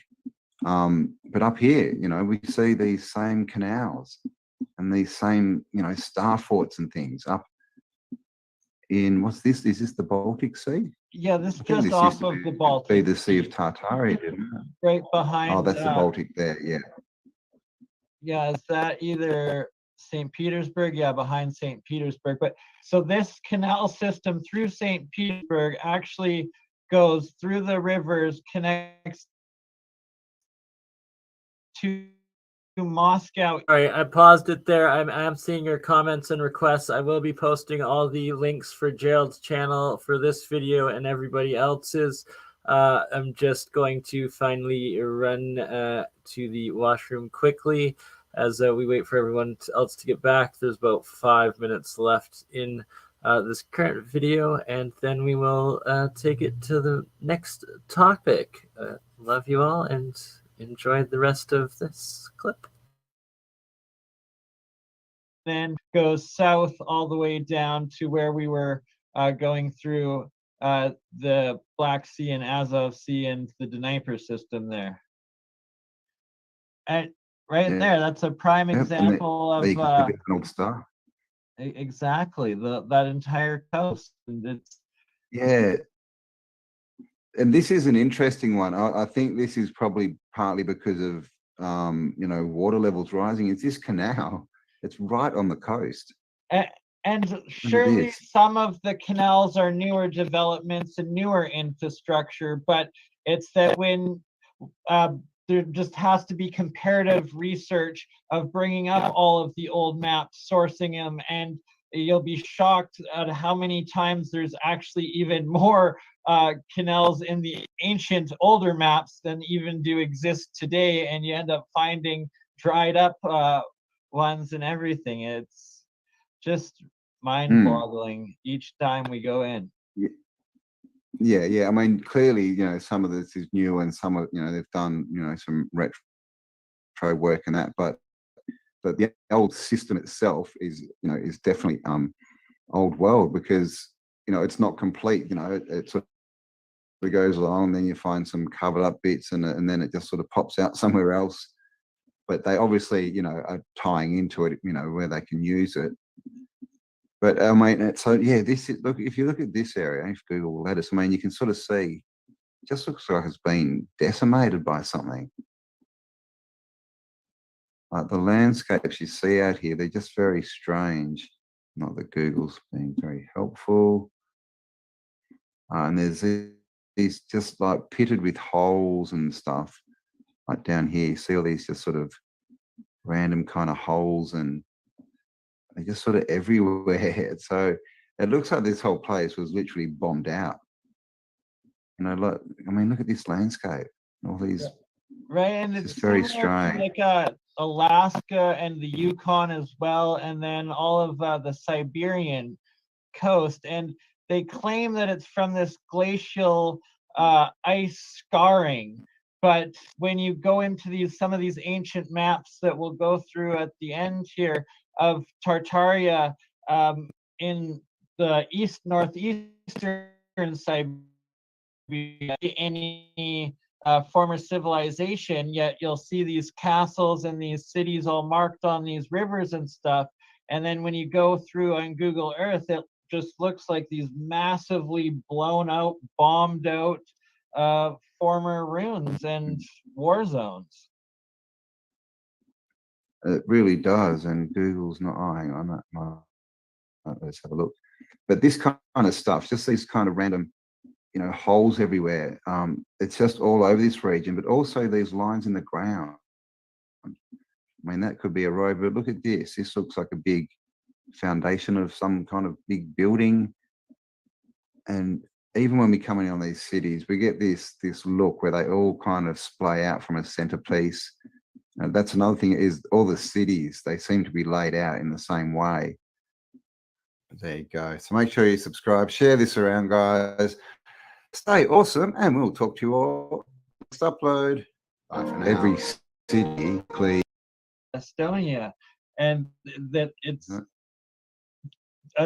this canal system, literally from where we are right here in the Black Sea, the Azov Sea at the edge of Ukraine, travels the entire European continent, I guess, connecting the Baltic to the Black Sea. And who built it and when? It just boggles the mind.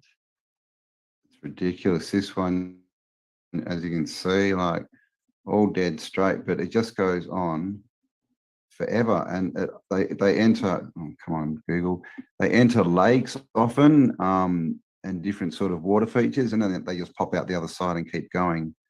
Oh, come on, Google, it's not being nice, but you can see it coming all the way down here, and it just keeps going. And this, when you look at it, this is a massive infrastructure. You know, it's huge, the amount of territory it covers, and they're just going, you know, winding through all this farmland, nothing around them.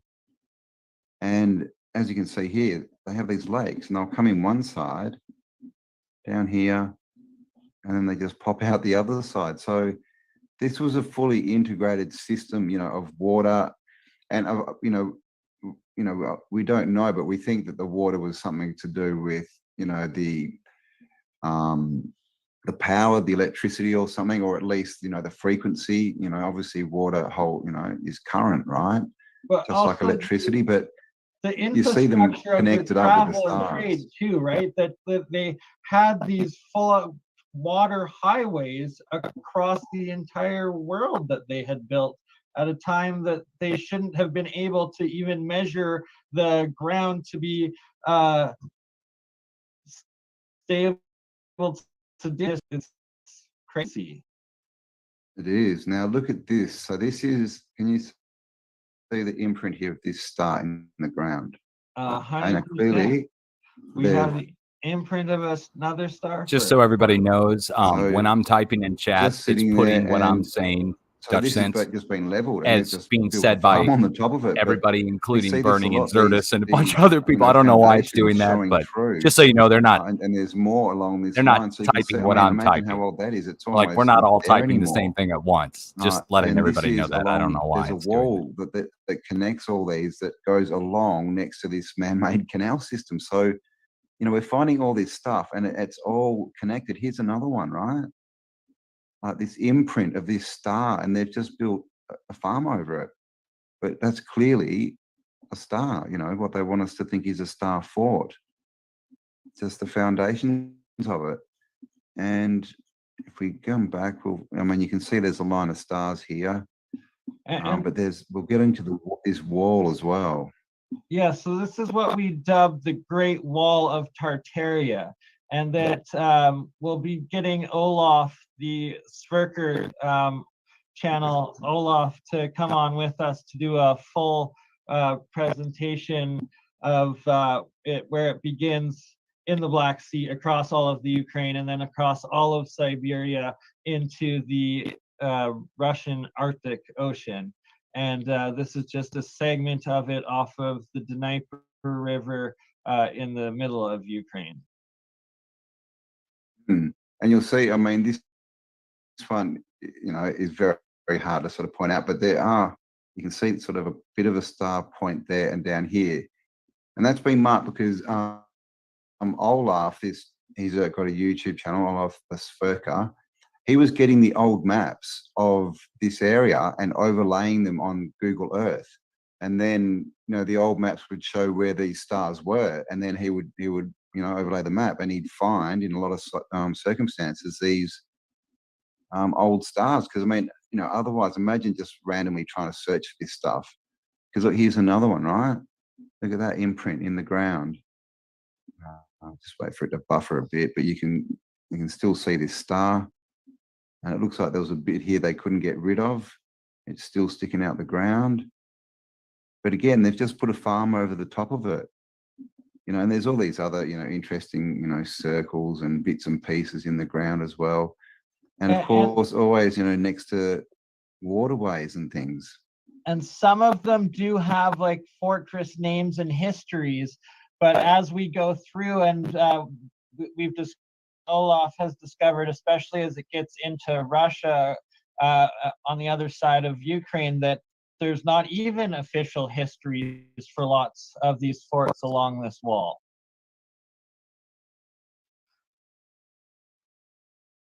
They're a bit too high, so they've just gone around it. But we can see a bit more on this one. We can see this point below it, which is called a cavalier. Is that correct? I'm pretty sure it's a cavalier. And if they're attached to the fort, they're called bastions. This is all obviously talk about when they're war. But another thing, a lot of these forts, the army and the armed forces, they call them batteries, right? Batteries. And then, of course, all the troops come out and charge. So, we think there's a lot hidden in the language as well, as far as what the function of these things were.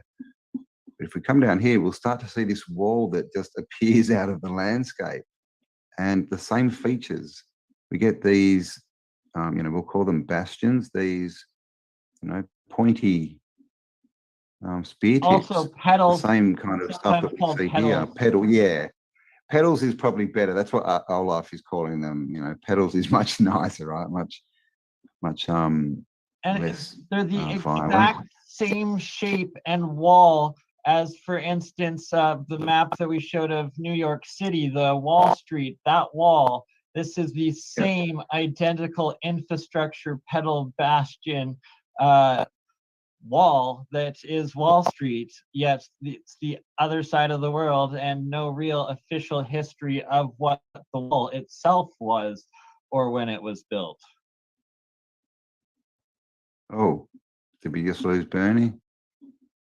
Okay, I've got my camera off just to try to preserve bandwidth. We just regained Bernie, and Bernie's been posting the links in the live chat for everybody. We got Campbell back. We got Dutch Sense and Jill. We're all here. All right.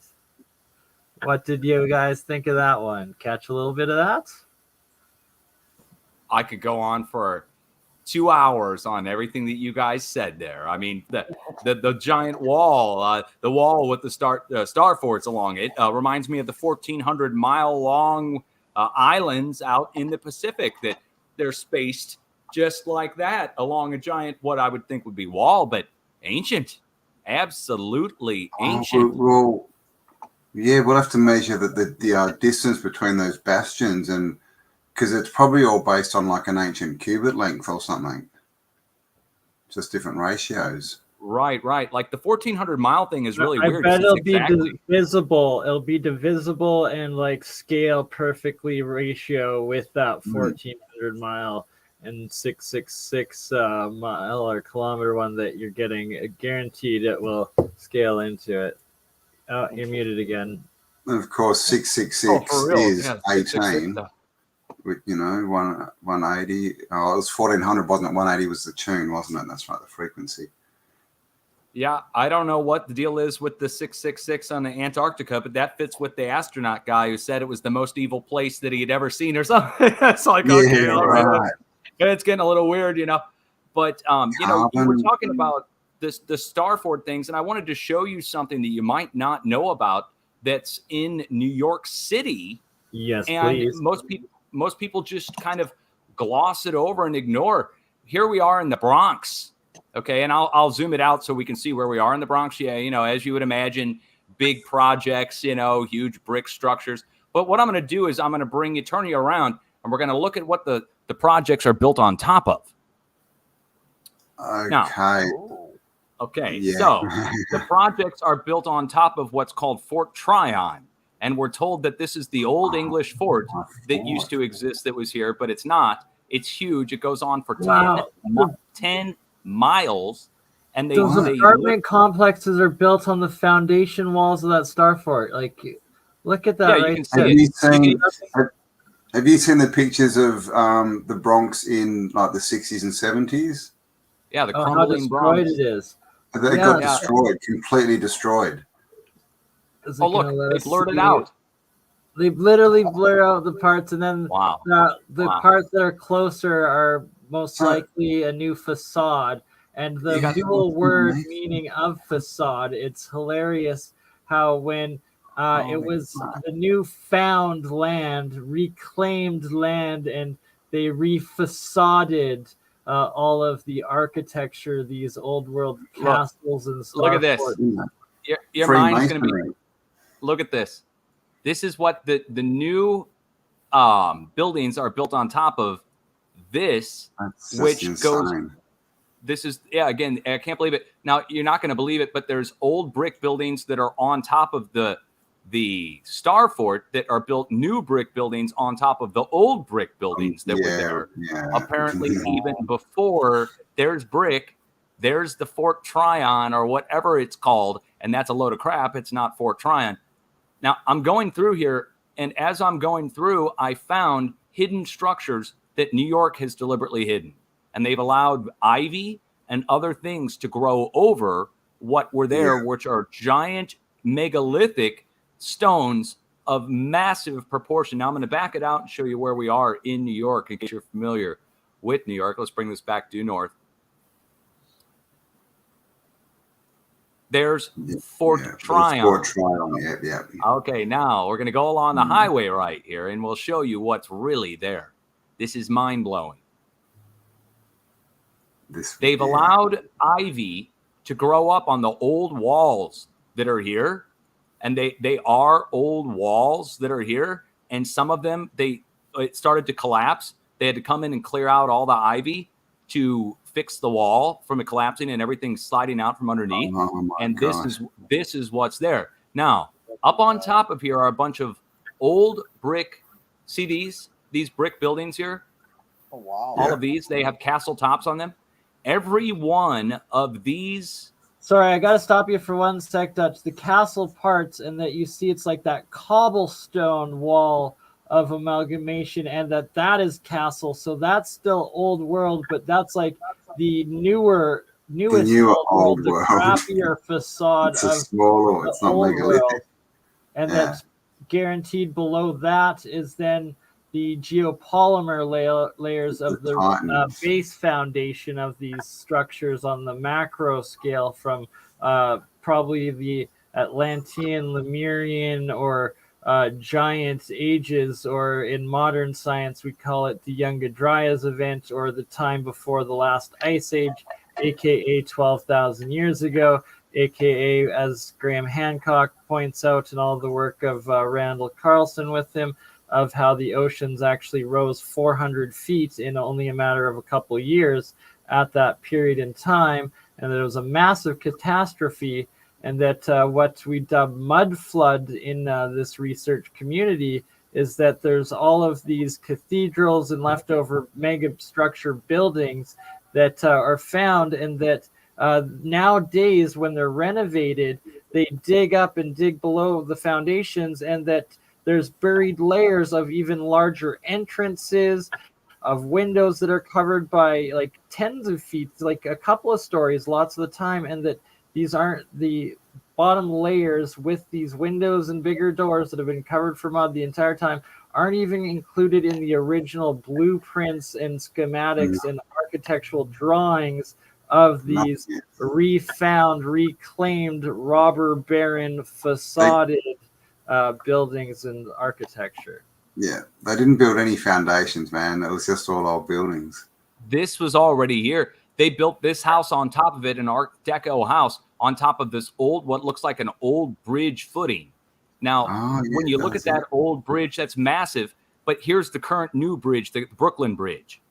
So there was an old bridge that extended off of this above the bay and harbor that went all the way across, and they tell us that's an Art Deco house. Now, this is the mind blower that nobody's going to believe. See these big, massive structures up here, these big apartment complexes? They're housing projects for the Brooklyn, for Brooklyn. These are called the Castle Point housing projects, and they're built with the bricks of the old castle that was here. Right, the word spell again, the root words. D. Nico pointing out foundation. Look how many there are. Foundation. Okay, so there was an old castle that they said was built in the 1920s by a baron of some kind, some guy's name, and they said that he tore down his castle and built all these housing projects for the poor people because he was concerned about the poor. And so these structures here with these castle tops are built from the bricks of the old brick castle that was up here that they said that they tore down to build those places. Right, and that's just like Egypt, where they claim or they documented that they took all the stones from several pyramids down and deconstructed it and destroyed, removing several even larger pyramids. Now we've found, shout out Ancient Historia channel, Luke. Michael, you met him last time, our first stream. He was with us, the young gay fella. But Paul Cook's finding this as well with where they're reusing, and he's also finding where they're cutting up the bigger blocks into smaller ones, and that's what they're building, the newer stuff with. So it's all just, that's that saying, right? We're standing on the shoulders of giants, but literally, we're building on their foundations. Or parts of them anyway. Right, and so Luke found on the Nile, this Nazra, where the waterfalls of the Nile used to be. Now there's a giant dam and lake there, and that in fact, in all the old maps from the 1600s and all the ancient Greek testimonies of the area and their maps, right at this waterfall below it, that there was even larger pyramids than the Giza pyramids, and they were at the steeper angle like the Nubian pyramids further up at the beginning of the Nile there in Ethiopia, Sudan, but that the tallest one was 1,400 feet tall. As tall as the a mountain. That's a 1,000 foot's a mountain. So as tall as the Empire State Building it was. Yeah, the Empire State had Building. Sphinxes. And then we went and checked it.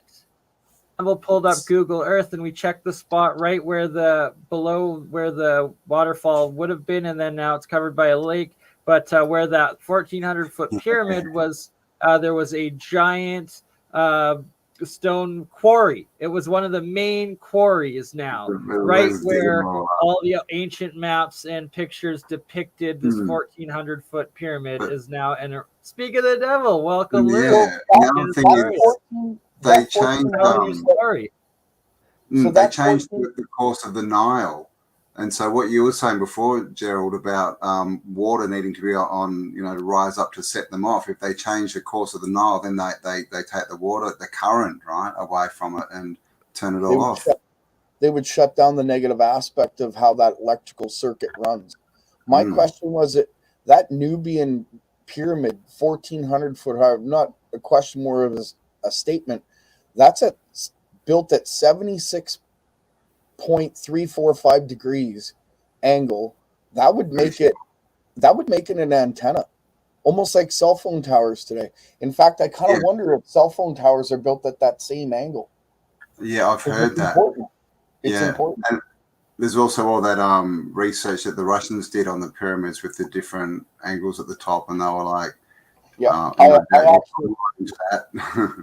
I have some research on that and different angles of pyramids and the degrees and what they do and what parts of the body it heals, and very interesting stuff. Pyramids are amazing. Shape power, I guess you'd call it. There's a little more to it than that. Don't get me wrong. That's more of a subtle energy, but very interesting. The numbers, patterns, right? Like the golden ratio, the Fibonacci sequence, and Mike pointed out there that it's 1,400 again, that 1,400 feet, just like the 1,400 miles between all the islands. An antenna is what, 1,725 feet? So, that makes a lot of sense.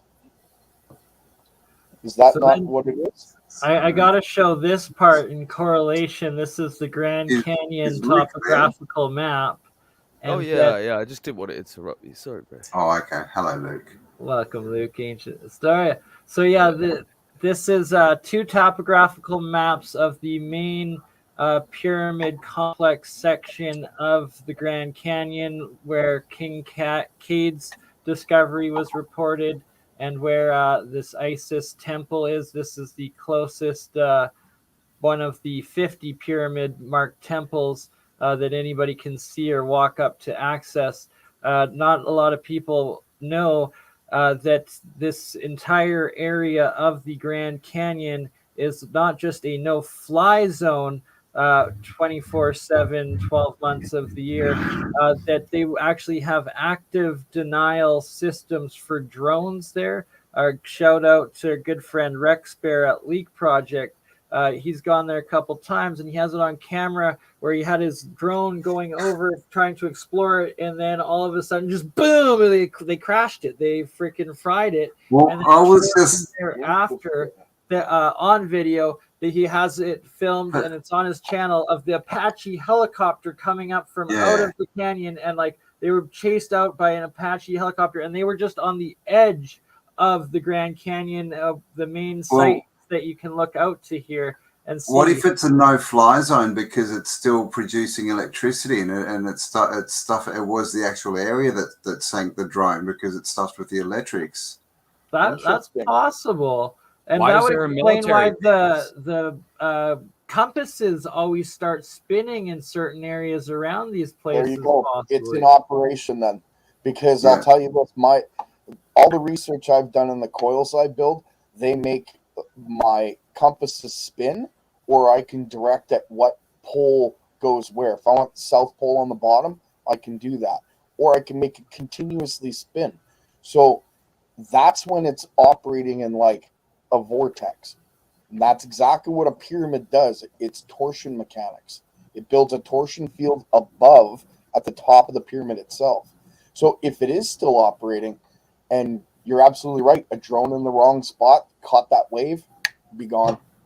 Well, the drone actually crashing, Rex believes, and there's more cases of this, that it's actually the Park Rangers National Guard, and was probably a active denial drone unit on the Apache helicopter that he filmed a few minutes later that crashed it, and that like they straight hijacked it and then like intentionally destroyed it, like where they accelerated it into the cliff sort of thing as soon as they got it. This is one of the geoglyphs, or I think this is a geoglyph, or earthenwork, whatever you want to call it, of Nazca, Peru, the same area, Dutch, that you were showing the Nazca. It was Nazca Peru skulls, right? Yeah. And so this is from the hill mountain there, which is now desert, down to the ocean. So this is a couple 100 feet, I believe. And it's been there, they say it's thousands of years, just as old as the rest of the Nazca lines. So this is clearly a fractal ray antenna of sorts. I was just about to say. Yeah, sorry, go ahead. Straight fractal ray antenna, and it has very similar geometries to the under ocean structures that you were showing at. It looks like a trident. Yeah. Well, I'm going to apologize to everyone, by the way. I'm going to sound really nasally because I've just come out of surgery like 2 hours ago. Out of surgery? Yeah. Just I should still be at hospital actually, but that's why Luke's not showing his face. It's all done up. Well, it wasn't anything to do with the other stream the other night, was it? No. I didn't overdo it. No, I had a nose surgery planned for today, and it was a cosmetic plan. It's not cosmetic. It's quite functional. Come on, you're trying to look like David Beckham, aren't you? Oh, I'm going to come on tomorrow with a completely different nose. But it's quite awful because at least in England, right? You know, they kind of let you go. They're like, sign this form and you can leave, and you could have an axe in your head, and they'd be like, sign the form. It's not our problem. So as long as you sign the form, you're all right. So this wall was like, you know, you got to stay until like 5, and I was like, 5? Give me the form. Signed the form, pulled the cannula out my arm. They're like, you can't do that. It's like, yes, I can. I've signed the form. I've signed the form. You're no longer liable. Walking out, like, covering my own blood, like, see you later, bitches. But yeah, it was. So it was well, if you I might have to go, guys. It's almost midnight here, and hitting 3 hours. Fair enough. Good, Campbell. So you guys can feel free to keep going if you want to keep going. Okay. Could I address one thing that everybody, before anybody goes, because there's going to be a lot of people when I play this back on my channel or whatever, and they will address it and bring up the famous excuse that everyone brings up when we're seeing a lot of this stuff, which is they try to say it's pareidolia, which is people try to say that we're seeing shapes and things and that we're not really seeing anything and that blah, blah, blah doesn't mean anything. But I would bring back up what we started talking about at the start of this whole thing, which is the military bases in the middle of each one. And before you continue on with that and addressing exactly what you're talking about, these topographical maps of the pyramids there. So topographical map means the lowest part is this river, the base, and then the highest point is the peaks. And each of the peaks are these exact pyramids and temples that are literally called Isis temple, Hindu temple, Ra temple, and so forth. But that they perfectly align up. The peaks of each of those pyramid temples in the Grand Canyon perfectly align up to each star in the Orion constellation in the sky, as well as the other major stars in the Perseidid sky of the Orion constellation, so that there's not just it, but even more, and that it's perfect proportion, star for star, or star for peak, over 30 stars and peaks of these pyramid temple structures there, so that if you're trying to claim pareidolia or some coincidence, it's come back, Bernie. Absolutely. The connection lords have spoken. Dutch, carry on. Losing your bit of your finale there, Bernie. But this is proving that it's not pareidolia, right? That is an exact representation of what we see in the sky. So, not seeing things. All right, go Dutch. Bernie seems to have done a bolt. There's a graphic that the Bernie has on the screen, the showing the overlay of the constellation, and people, again, they try to say that we're seeing things, but it can't be that it can't be that it's just us seeing something. And I'm going to prove that pareidolia is used by the most elite, occult, high-end people in our current society, and that they use pareidolia. I'm going to show it to you right now and prove it to you. Here's North America. We zoom in on North America. Here's the Colorado Rocky Mountains. And the Colorado Rocky Mountains, if you zoom in on them. Do you guys see this? Yeah. Okay. This is the shape. If you look at it, I'm going to tell you what shape to see.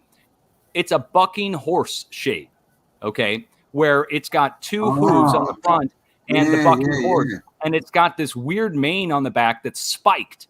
Now I'm going to zoom in on what would be the eye, and you've got Estes Lake up at the highest point of Colorado of the eye of the horse. Now, to prove that this is not me seeing something, that this is actually a shape that's there, the eye of the horse is looking down upon the famous swastika-shaped Denver airport. And at the Denver airport, when you're driving out of the Denver airport, there is the very famous, and let me see if I can find it on here, the Denver airport horse. And let me bring it in at ground level here. Mate, we can't see what you put because Birdie's... Birdie, what have you hit? Oh, there. Okay. And at the Denver airport is the famous Denver airport horse, Denver Airport horse. There it is. The blue Mustang. They call him Blucifer. Now, the reason they call him Blucifer isn't because it's a bucking bronco for like the Denver Broncos. He's the same color as the mountains appear at a distance, and he's got a very specific shape to him. He's got the spiked mane and glowing red eyes. And now we can go in and see it at a ground level. They've gone up, and you can see at picture level if we do this. Blucifer is a giant blue horse, the color of the mountains at a distance, and he's got the glowing red eyes, but the back of his head is the mane that I just showed you. Intentionally made Blucifer. Yes, the intentionally made Blucifer here at the swastika-shaped airport. The horse in the mountains itself. Like, now there's a guy riding on the horse. Effed up, like, because there's the huge underground part of that place, and that they intentionally made it a demonic Blucifer. Yeah, that's the one that had 3 horsemen coming in with the apocalypse. Oh yeah, the 3 horsemen. Right. Yeah, because it had the big mural in there. Yeah. Okay, now the apocalypse ties in with this because the guy riding on the back of the green or blue horse, depending on which one you want to go with, it looks it's pareidolia now. We're straight up pareidolia on purpose. That this is the bucking horse. The bucking horse is looking at the bucking horse, and on his back is riding a guy in a cloak that looks like he's got a beard up here. And this is Yellowstone up here. The head of the horseman of the apocalypse that's riding on. It looks like he's got a cloak, and he's over. This is his head.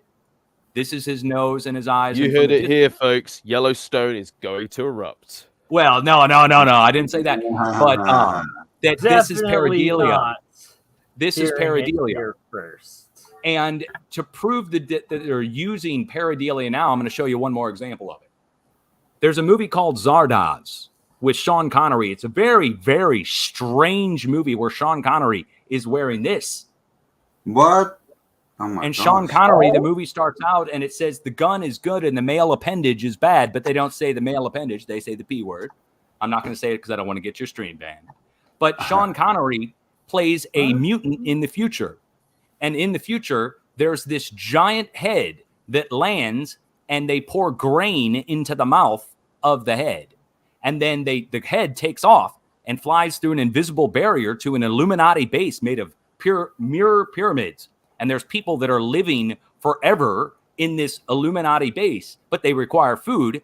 And they ship them humans and food as slaves and as food. This is in the movie.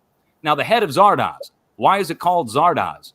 In the movie, Sean Connery plays a enforcer for these people, and he's he finds a book out in a burned library, and the cover's been burned off, and most of the book has been burned away, but he still picks it up, and he teaches himself to read using this book. It's The Wizard of Oz. But it says Zardos because part of the cover's burned off, and he teaches himself to read via The Wizard of Oz. Now, why does that matter? The head of Zardos is in the shape of the North American plate itself. Now, to see it, first let me show you the head. And they always show it at the same angle in the movie. It's this way. Now, I'm going to prove this to you because the movie's about the Wizard of Oz. Why does that matter? The head of Zardos is in the North American plate where the 2 eyes of Zardos are here and the mouth is right here. Now, to see it, you have to look a world away. And I'm going to prove it to you that they meant this. Because when I zoom in on the mouth of Zardos, where they toss the grain into the mouth of Zardos, first of all, let me ask you, do you see the outline of the head of Zardos here with the 2 eyes and the mouth compared to oh, yeah. Wow. the picture of Zardos? It's like he's got the beard, he's got the mouth. But now let me prove this to you, that this is real. When we zoom in on the mouth of Zardos, where you toss in the grain in the movie, in Kansas is known for its grain. But when I zoom in on the spot where the mouth is, there's this place. And it's called... We're not in Kansas anymore. Well, it's ironic you say that because this is called Liberal, Kansas, where the Dorothy Museum is, where the house for Dorothy is. There it is. Dorothy's house. Dorothy's house is there where it goes over the rainbow. So now in the movie, Sean Connery goes over the rainbow, and they built this weird airbase here too. And then we've Sean got the Connery rainbow goes over the bridge. rainbow to go to Zardos, and here is Zardos in the middle of the mouth of Zardos, but Zardos is set into the North American plate in a peridelia-like shape. It can't be chance. Having Liberal, Kansas, and Dorothy's house, I didn't know that was going to be there. I saw this first. I saw this. I was just goofing around. I was super high, sitting there looking at the freaking screen, probably like somebody in the 1970s was doing it. I was high. I was looking at the screen, and I said, hey, that looks like the head of Zardos. That's weird. I wonder what's at the mouth. And I zoomed in on the mouth, and I sees the Liberal, Kansas, and I knew that the Dorothy Museum was in Liberal, Kansas because I've driven through Kansas before. So I'm like, holy shit. You got to be kidding me. You know, so I just said and then here dots in the comments section. I just have to point out that Dorothy is Dot. You know, Dot is short for Dorothy. So quite literally connecting dots right now. Guys, it gets weirder. It gets more weird. This gets more weird. The story doesn't end yet. So Dorothy, the pavement of gold, the yellow brick road, right? Guess what is here next to the Dorothy Museum? They're built part of the same structure. The Coronado Museum, a tribute to Coronado. Coronado was the Spaniards searching for the lost city of gold and the Fountain of Youth. Now, get this. At the Coronado Museum, they have a statue of Coronado. And he's dressed as a Spaniard wearing the full costume that Sean Connery wears in Highlander. Now, Sean Connery, after Sean Connery was in Zardos, a few years later, Sean Connery played Coronado's chief metallurgist. He hops over. Highlander and his wife are making out at a wall, like in the Middle Ages or something. And here comes Sean Connery over the wall on a horse, and he's like, hello, I am Sean Connery. I am the chief Spaniard. Now, they're in Scotland.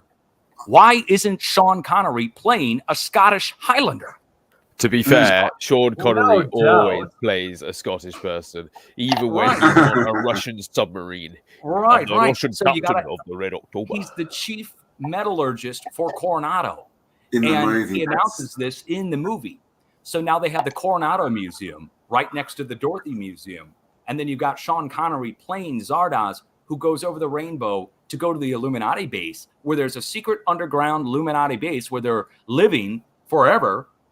And here at this base, they just so happen to have every fighter jet known to man in a museum stored ready to fly.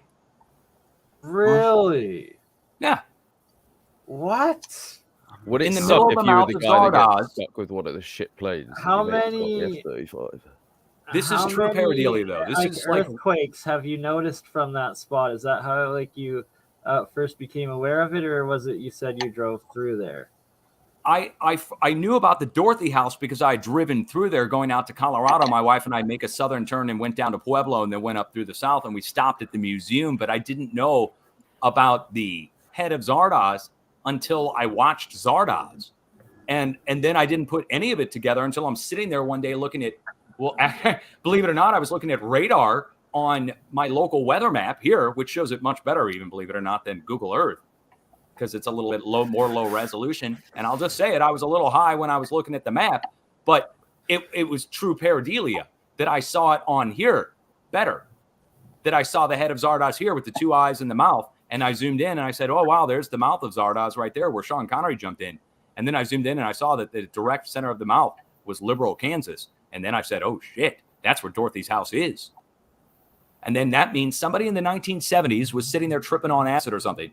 And they were looking at the view and they saw this head here and they wrote a movie about it.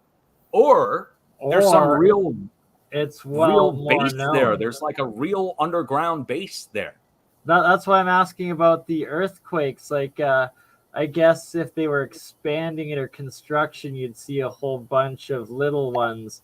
Like, only if they were building now. There are. Once it's built, right? Brother, like, there are. That's all. Why I bring that up. That's where the thousands of Oklahoma fracking earthquakes go right up to there and stop right there. Every day for the last 12 years, I've been keeping watch. We started at the Panhandle. Stop right there. They stop right there. Or they start right there, actually, is a way to put it. Is that starting right there, we go, so that maybe that would be the entrance to the base there.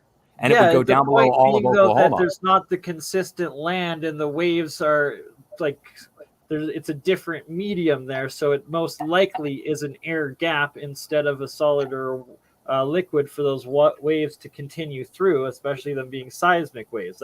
Isn't that pretty much like direct evidence that there is a giant cavern in that spot that the waves stop or start there, the earthquakes? It could be. It would make a lot of sense if there was open areas for it to travel through or around. And the big one that I found that I showed you at the start of the update, it points right into his mouth. So like this thing really points down into the mouth of Zardos, the one that I showed you that goes all the way through the mouth of Zardos down to our weird underwater base that's down here that looks like the lines in Nazca, Peru. But this is 5,000 feet under the ocean. So this right here is 5,000 feet down in the ocean, but it connects back into this one that goes back up through the mouth of Zardos right to our arrow. And Dorothy's house is right in the middle of it, which is really odd. Somebody's got to know. Well, I mean, that could be an antenna going literally underneath, the USA, right? It could be. Yeah.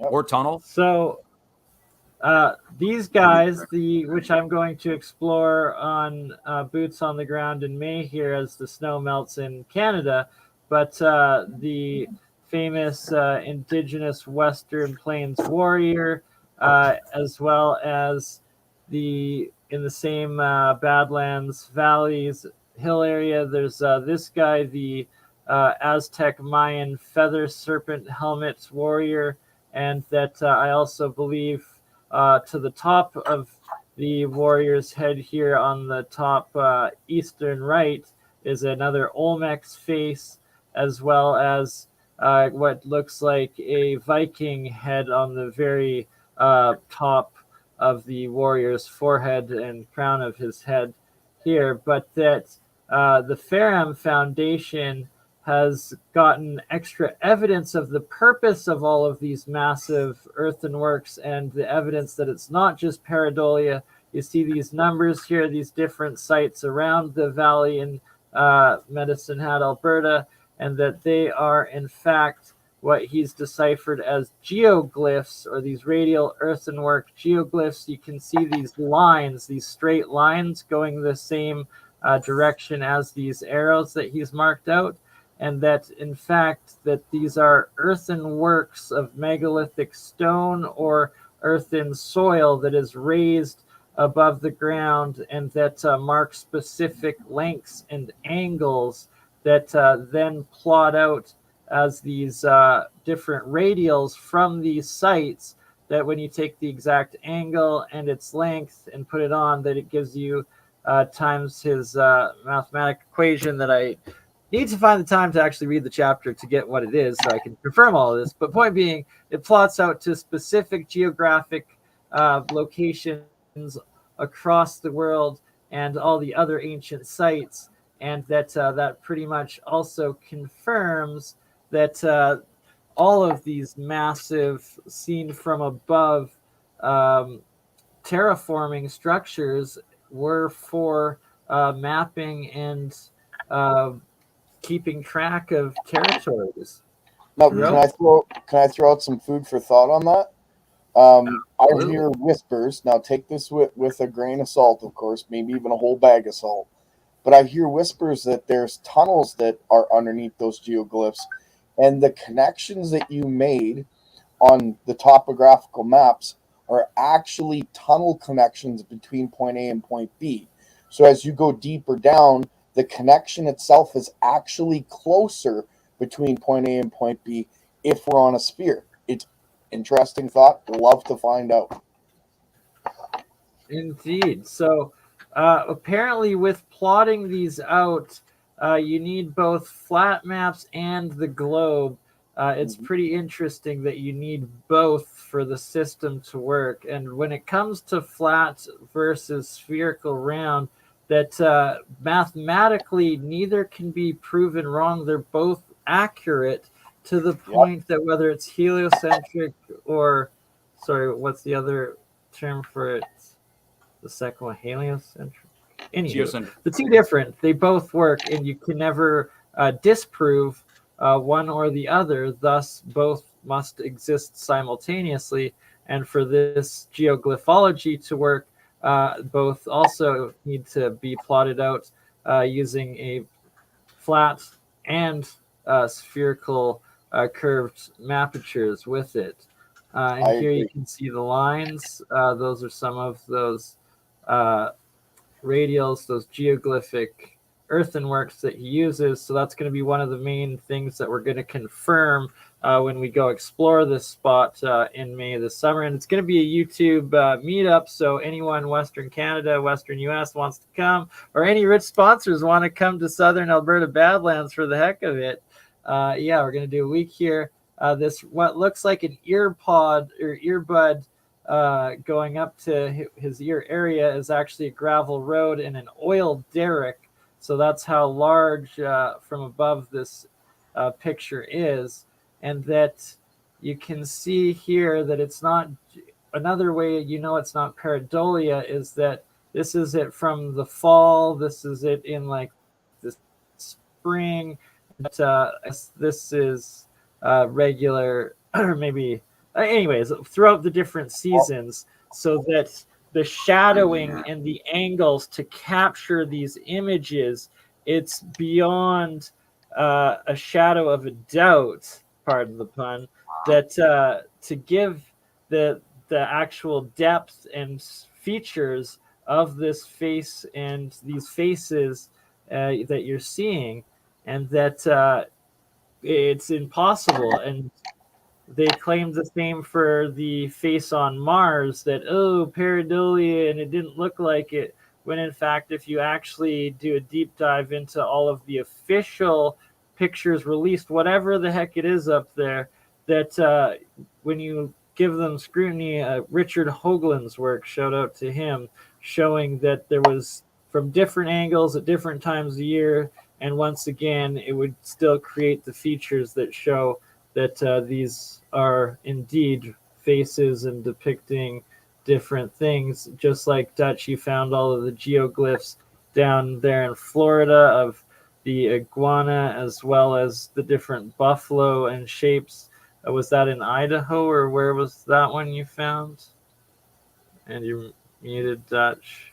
Oh, okay. No, I found the geoglyphs of several of them. The ones up in Idaho, they had turned the area into, it was a war fought over the location. Hog farmers had started bringing their hogs in the early 1800s onto this sacred land for the Native Americans up in Idaho. Anyway, found that an earthquake struck below it.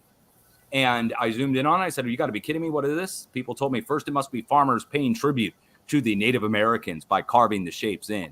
And now, of course, it's a slam dunk. It's a Native American site that was turned into a marshland and flooded every year by the government ever since they took it over and hid it. And, you know, this gets into something where we got to talk about it. I got to show it. I know we're going on, like 3 hours now, but there's something that I think, there's something everybody needs to see, which is, I'll bring it back over here. You're talking about geoglyphs and shapes and plates. And we get into the shape here again, here in the Midwest, which is the giant StarForts shape. And in Missouri, zooming in down here on the, I hate to keep, beating a dead horse on this, but the Geospatial Agency built in the middle of the StarFort here in St. Louis.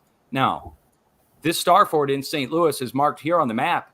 This is where the Geospatial Agency is being built right now. This is a map from 1796. Now, the water flows out and it goes down to the river. This is fresh water, obviously, flowing out and going over this is cliffs. I live here in St. Louis. These are cliffs that go up. There's a bluffs, if you will. And they got the waterfall drawn. Sorry, I got to also point out that battery right there on the left, on the other side of the above cliff, on the other side there. There you go. The battery StarForts, that same battery shape, you're going to find them everywhere, and that it's the identical battery that the entire wall of StarForts that we showed earlier is made out of. And that, how is it over here in St. Louis in the 1600s, and then also a full wall of hundreds of them running thousands of kilometers across all of Eurasia? I wonder if they're attached through an aquifer of some way, shape, or form.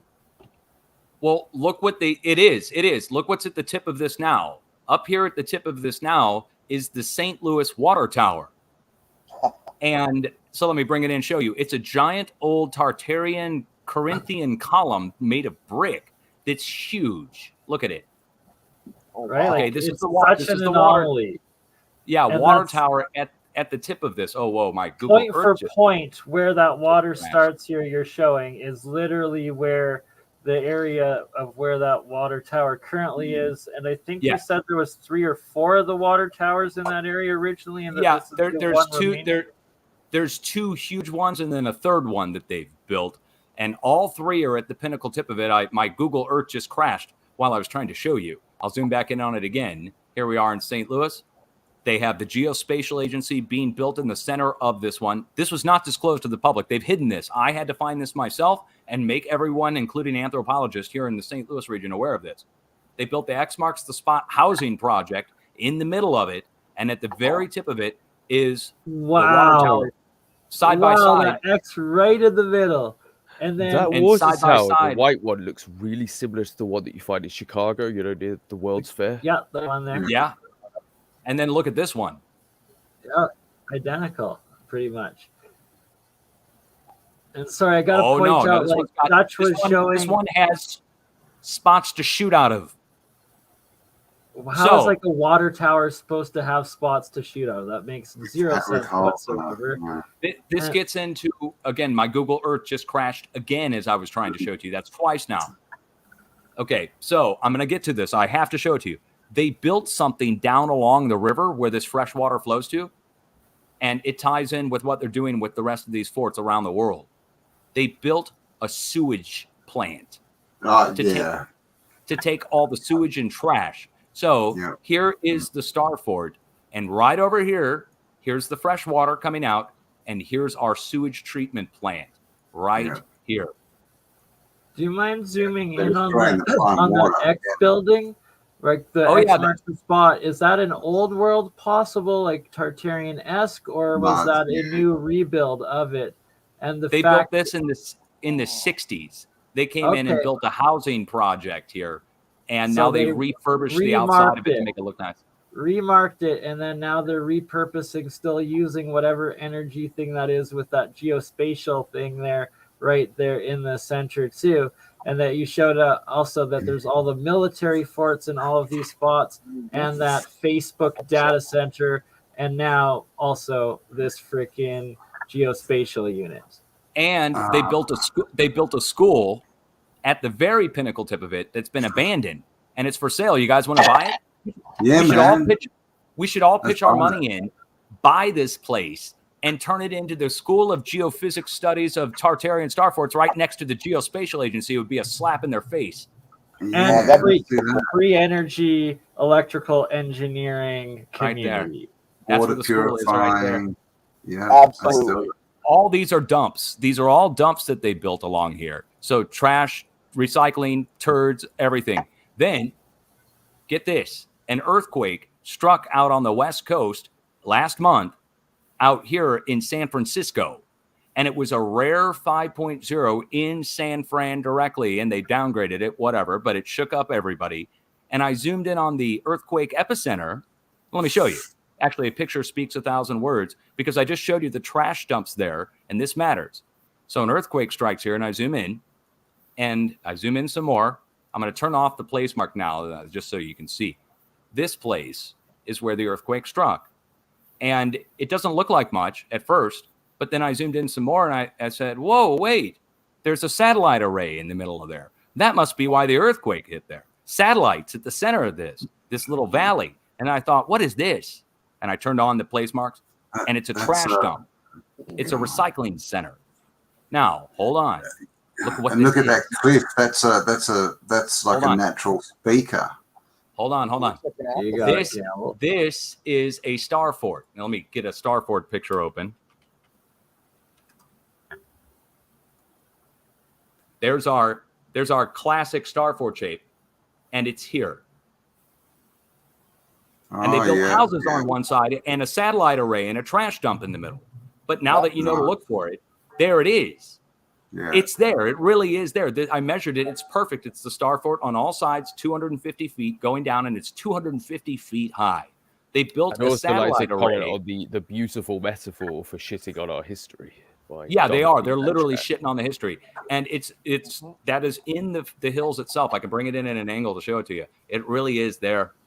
It's an old bastion fort that's been carved out on one side. They put a satellite array and a recycling center in the middle of it, and an earthquake struck below it, which is how I found it. And there it is. Right. And how many of these sites that you discovered because of the earthquakes? That's the only reason you found so many of them. And that how many in a row do you need for it to be like, okay, this is absolute mathematical facts now. This is a system, a grid. It's undeniable. It's not pareidolia or coincidence. And welcome, Eric Hecker. Oh, did we lose Hecker? And I have to go, guys. I'm dying very fast. Yeah, here. for much love. 12:30, midnight. We will let you go to sleep. Nice to meet you, Dutch. Nice to meet you, Gerald. Thanks, everyone. Have an awesome night, and I'll talk to you all soon. Bye-bye. Well, Brother Campbell. And I believe Eric will be right back. Eric's my friend, good guy that spent a year working at the South Pole, and that you had a couple of questions or things you would like to discuss with there, Michael. Oh, all definitely. Right. The South Pole, my goodness. We got to talk about the earthquakes and the lack of reporting of earthquakes from down at the South Pole. But first, I guess, please finish the last aspects of the StarForts in St. Louis, and that I know there's a whole nother part that I keep interrupting you on that you really want to get out. So, but it's connecting to it because there's the water tower, that original source of water in St. Louis that you see in that diamond shape of it. That was the original water moat or area of it that you see in the old photo, but that's supplying that water that's then running down into the river. And notice that shape there. And once again, how many coincidences do you need of geometry? No such thing as coincidence. Oh, exactly. The flowing water, and then right across the river, directly across, is the Kokia Mounds. So please share your screen again, Mike, because yeah. When I interrupted you. Oh, you're fine. Let me get a display capture turned on. There we go. And over here in St. Louis, directly across the river from this giant StarFort, right here, here's the Geospatial Agency. Here's the outline in the road still. But we go right over here. Here's our racetrack and the Kokia Mounds. And let me turn on all our borders and labels and all that good stuff. And here's the Cahokia Mounds State Historic Site with all its big mounds. And they built train tracks and electrical lines right through the side of them. And the train tracks and electrical lines go down to the riverfront, where we go right to the St. Louis Arch. And the St. Louis Arch is built on layers. In case you didn't know, it's built on a layer of coal at the bottom, just like the mounds that I showed you at the start of the update. And then on top of that, clay, and on top of that, red clay, like what Paul's showing you over in the UK. Everywhere, pretty much. Right. Metal? Is it conductive? Oh, yeah. Oh, dude, the St. Louis Arch was built by a guy named Cyril White. He was the designer of it. And if you look up Cyril White, his side project, the thing that he was really interested during World War II was weather modification.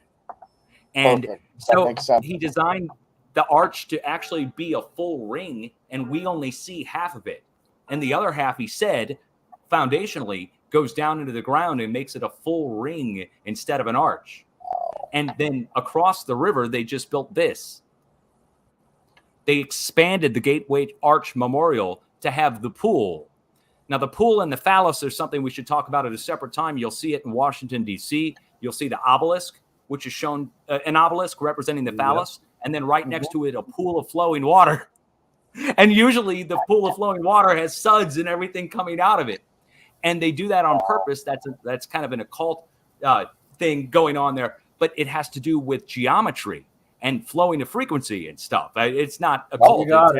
It's a massive antenna array as well, those the monoliths in those spots. Not to mention the moving water just through electrostatics creates its own. Charging it, killer weight. Yeah. And look where the river used to go. Right. The river used to go, it was directed over right next to the mounds. And we have closed that off. And the StarFort used to flow fresh water down into the Mississippi. Now we put turds into it. Now, you mentioned the quarries. On the north side of here is Fort Bellefontaine. Belle meaning good, Fontaine meaning fountain. Fort Good Fountain was here, but instead they've done this. I don't know if you see it on the screen. They've quarried it out. Right? So quarried again. Boom. Look at that, how big it's going. And it's like you'll literally find that and deep down into the ground, like it's indented, inverted deep, like a strip mine quarry at that point at most of these. And you'll see them all over the place where in the old maps of the old world were these bigger star forts and citadel star fort cities and places that were built up several stories, and now it's going several stories down into the ground, and they've reused all of that stone to build the modern world. On the screen, you see this on the screen here. This is my house. I've already been doxxed, so it doesn't matter. Here's my house. There's my kayaks down at the lake. Now, right over the hill, I found this. Now, I'm going to compare this to this. And what you're going to see is that this goes back to that, and it's another giant star fort right here next to my house, 2 miles away. Now, this has been hidden. I had to find this myself. I made anthropologists aware of this at University of Washington, Washington University here in St. Louis and St. Louis University 3 weeks ago when I made my video on this. Now, on the front end of this, at the very tip of this, right down here, is a radio tower. Okay? They put a radio tower and cell phone tower, big microwave tower. We have power line that goes right through the middle of it, and on the back side of it, another quarry. Now, this is confirmed there. This isn't pareidolia. This matches this one in St. Louis. This one's in North St. Louis. Exactly 40 miles down to the foot to the east, due east. Wow. So, one more time. 40 miles due east of here. We'll just go over, and we're at the Star Fort over in St. Louis. So this one is an ancient one. This is 8 miles long. Now, guess what comes out? This starts at 800 feet. We're up here at 840 feet above sea level. And then we go down, down, down, down, down to the river, the old Missouri River. Now, here's the one in St. Louis. I'll turn it back so it's proper oriented as it was made. So the one in St. Louis flows down, down, down, down, down, starts about 800 feet above sea level and floats down to the river. The one I found over here by my house, this was built, guys, thousands of years ago. There's no way the French built this. This is 8 miles long. It's overlooking the old remnants of the ancient Missouri River from back God knows how long ago. I had to find this myself in the topography, and every professional missed it. Now, guess what was built here? See this big thing right here? This is nuclear radioactive stockpile from the Manhattan Project that was here. The Manhattan Project just so happened to build their nuclear processing facility for World War freaking II here at Defiance, Missouri, which is right here along this river right here, and at the Star Fort. And they cordoned all this off and made this a giant government facility where now you can live here. But guess what? As a kid, I used to come out here and climb in the old radioactive silos and go up to the top of the old uranium mills. I didn't know they were uranium mills at the time, but why did the U.S. government build another one of these radiological facilities there? Because I already showed them to you out here on the West Coast. We got our nuke test sites. We've got our nuclear bombers taking off in the middle of it. Same exact spot. Nuclear. Oh, and I didn't show you the nuclear on focal spots. The side of the Facebook data center. The Facebook data center and Apple data center on the right side, just like Area 51 and the nuke sites, all the way up here is the Hanford Nuclear Waste Storage Facility from the Manhattan Project. They're all on the sides of these star forts. It crazy. seems like an electrical circuit formula that's repeated over and over. Exactly. And welcome, Eric. We got Eric Hecker back. Welcome, good sir. Sorry. Had some technical difficulties before. I apologize. No worries. Can hear you loud and clear now, brother. Good to have you. Excellent. I was enjoying the conversation before. I was just on the tail end of my work shift, so I did not catch as much as I wanted to, just bits and pieces. But it's been fascinating, the work that you guys have been doing into these StarForts. As a tradesman, I've always been eyeballing these structures as way beyond the descriptions of what we were given. It just, what we were told doesn't make any sense. Exactly, right? Like if they're just too complex and too much resources and yeah, just it's so unpractical and over the top and just ridiculous for the time period that they claim that they were needed it makes zero sense. There has to be something so much more to it. And then when you get into fractal array antennas and just fractals in general and geometry, it all starts making a lot more sense. You know how long it would take us to move that amount of Earth nowadays with all the massive heavy equipment that we have? I just look at those as job sites, and I just try to imagine how these guys got this work done without the tools that I have available to me. It's like, you got to be kidding me. There's no way. It's like, I don't care what you pay me, and you're like, hey, grab a shovel, Eric, and go help those guys out. Like, no way, no. I quit like immediately. We're not digging this. What are you talking about? Yeah, it's lunacy. Bang on, it would have to be, I would think, frequency of some kind. I mean, I would think cymatics frequency. You know how, I mean, when you vibrate sand or salt on a speaker and it gives you the shape of a whatever, that it could happen on a huge basis. And you were down in Antarctica, right? They're saying you were in Antarctica? Yes, yeah, I spent Is it really? Is it truly Station. cold? Is it truly cold? Oh yeah, it's there? cold. It's cold for sure. There's no denying that.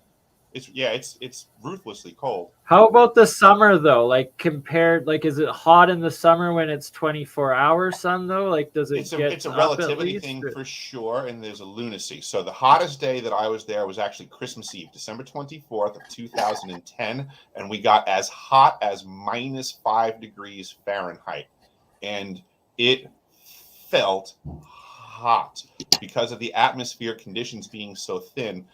We were outside in t-shirts and you got too hot. The sun was cooking you. You did not feel cold. Wow. That's wild. That's so wild. Yeah, so cool. It felt odd. Did they let you go anywhere? I mean, if you wanted to go somewhere, could you like just take off and go somewhere? Or do you have to get permission to go? Obviously, the Russians have their spot and the different people have different spots. Certainly you would need to get permissions if you wanted to get anywhere far. I mean, you can't commandeer a plane or a helicopter or anything. Actually, there's no helicopters that far. Ski-Doo or something. I mean, I took a snow machine at the tail end of my winter. I was there for close to a year at that point, and I absolutely scored a snow machine that I was not supposed to have. And I drove that until basically the facility, the South Pole Station, was like a dot on the horizon. But at that point, there's just nothing. There's nothing to see. I mean, it's an ice field at 10,300 feet of actual elevation. It is completely smooth and barren of anything to look at. Is it really that high? I didn't even realize. 10,000 feet. Correct. 10,300 feet. The continent of Antarctica is on average the coldest, highest, and driest. It's 0% humidity. Literally. It explains why it's so cold. The height it's alone. Absolutely. Yeah. The seismic, see, the thing that I've got about Antarctica, and I don't doubt that Antarctica exists, or I've showed it, with the shape of it. It's shaped like a pentagonal star fort. And that to me, it seems like there would be some seismic that would come from there. And instead, the entire 12 years that I've been online, we don't have not one single report of an earthquake down there below the ice, which we should pick up. I mean, we should be able to pick it up down in the plate, wherever that is down below. And then Yeah, all of this the guy, normal outfits that pick these things up aren't picking stuff up there. Correct. We don't pick up any seismic, and it's not reported to us. And the weirdest thing happened. A few years ago in 2016, I did a fundraiser for my channel, like a few $1,000s or something like that. And a fellow shows up. His name was Professor Astor. And Professor Astor showed up below my fundraiser. He's from the University of Colorado. And he called me a fraud and said, and furthermore, went off on me basically and told people not to donate to my fundraiser. It was really odd. What was he calling you a fraud about? Well, this is odd. He was talking about fracking earthquakes, and earthquakes can't be caused and induced by man-made drilling. Now, here's the weird part. He then went on to go down to Antarctica to install a bunch of new seismic sensors to detect the seismic activity from Antarctica. So your work opposes his work, and he was worried about his grant?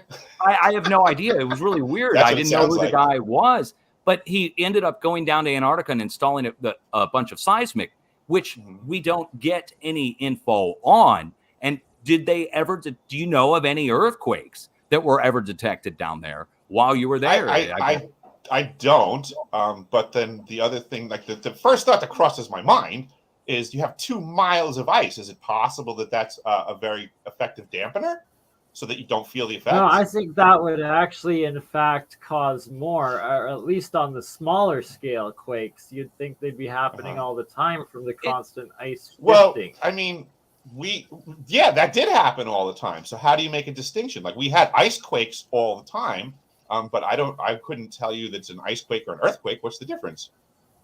Right. With the fracture. Yeah, like with the fracture on an ice quake, I would think that it probably would look like an explosion or something. I don't know, but like it's really cool to think about that down below the ice sheet that there's of course the plate that it's scraping along, and then down in the plate there should be seismic that gets detected 5 kilometers, 10 kilometers, 20 kilometers, 50 kilometers down in the crust, down in the plate, and it doesn't get reported to us. I'm just wondering if there's some other reason. Like I found this stuff from I would say this immediately. There's a massive lag on the info coming off the ice. That would make sense. They might they report it later. If something happened, the general public's not going to hear about it for 10 years. It's just that's how academia works. That's how the whole entire system works. Oh God, yeah. I mean, any scientist anywhere on the planet, Antarctica is not exclusive to this snail's pace of dissemination of information. Yeah, it is the last giant ice wall, and that it holds the answers to humans' past or to a lot of the mysteries of our realm. I just wanted to point out this old map there, Dutch. You were mentioning the inner sea, the old inner sea that was on the west side that went up to the Salt Lake there on the previous existence of North America. Probably before the Ice Age or whatnot, the catastrophe, but here is a map that actually has it depicted there before explorers have made it back over to the north area of North America after European recolonization of whatever genocide or reset catastrophe happened. Totally. And when you look at it too, it matches up with where Salt Lake City goes back to, where we still have the remnants of the old ocean that's still there. Speaking of the old ocean and interior oceans, that gets back to Antarctica. We saw that there was this video from Byrd back in the first expedition or second. It was the Lando Lakes. You guys know about that, right? The Lando Lakes. I know exactly what you're talking about. Oh my God, this is crazy. It's declassified declassified film from the 1920s from the U.S. Army Archives, U.S. Navy Archives, a Byrd down there. And when Byrd, it was maybe the second expedition, and they took I don't think it was High Jump. I think it was the one after High Jump. Right, they took planes and they flew all the way along and went interior to Antarctica, and they said they flew all the way into the very center. But I was mind blown to see that. And they found this place that they called Lando Lakes. And they said it was several hundred square miles of an area that was staying warm in the middle of winter. and that they landed their seaplane to take water measurements. It had This is in the light. It was documentary. lit up though, Mike. It would have been North America's winter and their summer because it was daylight in that filmage. Because there was some footage of it that came out. That's original documented footage of these lakes you're talking about, and them being de-iced and melted. Yeah, it would have been summer down there. Exactly. Yeah, for it to be lit, it would have. It would have been dark if they were flying during nighttime. Yeah, but they found it and they said that. I don't know. I'll go get the before we go. I will actually get the it's from a channel called Periscope Films, who restores old film footage that's donated to them. And they got the U.S. government. So check out Periscope Films. They've got it. But totally. And now check I this out. I have a curiosity on the way to figure stuff out on that direction, because I am curious about what's going on down there as well. And what we can start to conclude is if we know what type of plane it is, people can actually look up. Like, it's going to take a very specific flight pattern. This hole has to be a particularly large hole for you to fly a plane in. Oh, these were freshwater lakes, Eric, and the footage. I've seen the footage too. It's like on the surface. Pull it up here. I'm not denying it. I'm just trying to figure out how we can find it. Yeah, it was. Oh yeah, I'm saying, like, when a plane comes in for landing, it doesn't just see a hole in the ground and then dive down into it. You know what I'm saying? No, it was freshwater lakes that they saw. So no, this one that Mike's talking about, because there's two stories. There's the story of when Admiral Byrd went into the center and experienced the inner earthness and whatnot. But then there's this second one that Mike Dutch is talking about right now. That is where they saw a bunch of freshwater turquoise-colored lakes with no snow, like melted rock beaches, pebble beaches, and just beautiful if you're talking colors. On the surface, that could be everywhere. Yeah, on the surface. It was on the surface, but what he found, rock and bedstone. It wasn't a glacial lake. They were like actual lakes in the bedrock, and that it was an amphibian plane. Maybe it was from Operation High Jump because they did have the aircraft. I'd be curious to know what the plane it landed, and there's color footage of them in it. I'm sure there's tons of video from on the surface. I was curious about the inner one and what plane they were saying was for that, because then calculations could. I mean, there could be flight paths and hole dimensions figured out. Yeah, he landed. What Byrd described as they landed. They first spied it from above, and they saw that there was no snow or no ice or anything, and that it was down to the surface. And then they landed the plane in the waters to test and see, and they found that the waters were somewhat temperate. And this was going on for hundreds of square miles, but they didn't test them all, obviously. But what they landed in was found to be temperate. And they specifically said that the shores were lined with fresh coal on the surface of the on the surface. Right, what's it, guys? I'm gonna head off. Thank you for having me. Sorry I couldn't stay for too long, but feel a little bit tired after the event. Oh man! So Dutch, I need to get a way to get in touch with you, because we definitely need to do a show together, talk about some stuff.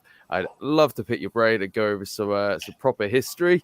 And also, Eric, you sound like someone I want to talk to you as well. So if we could arrange something at some point, that'd be absolutely brilliant. And Gerald, you as well. So anyway, on that note, I will leave you guys. I hope you enjoy yourselves. Have a great stream. I'm sorry I couldn't stay longer, but had a busy day, and I just popped in to do a bit. But anyway, thanks. It's been great. Oh, much love, brother. He had corrective surgery earlier today and still came in. Yikes. Always a pleasure with Luke. Surgery sucks.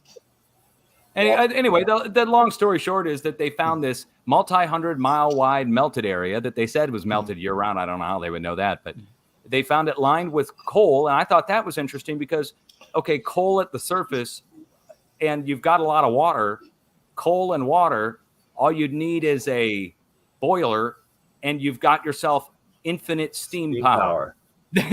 Like, so as a plumber, I was confused why they weren't doing steam heat down there compared to what they were doing with the glycol and heat exchangers and blah blah blah. I've heard all of this stuff about Byrd before, and have you never heard of the dry valleys?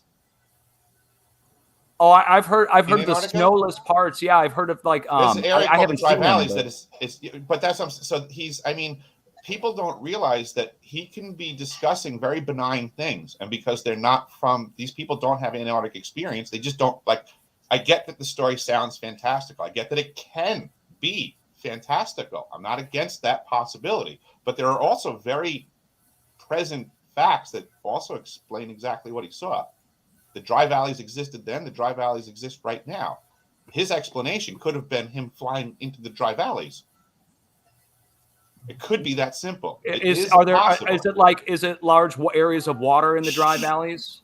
There is large areas of no ice where there's never been ice, and that's why they're referred to as the dry valleys. They use them as a facsimile of the Mars landscape.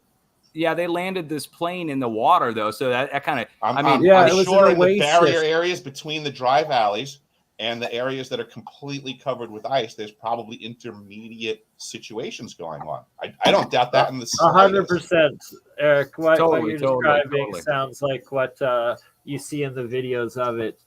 And so these are supposed mountain/pyramids taken in Antarctica.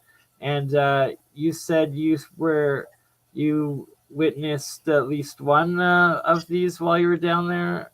I have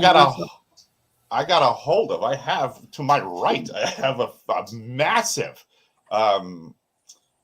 panoramic photograph of a mountain range in Antarctica. It's from the program. My roommate was also in the program. She got this photograph from a coworker, like a gift, right? And this, you sprawl this thing out and then printed on the pictures each of the names of the mountains in the range. And as you're going through this, mount this and mountain that and blah, blah. And then all of a sudden in the middle of it all, over one of the peaks, it just says pyramid.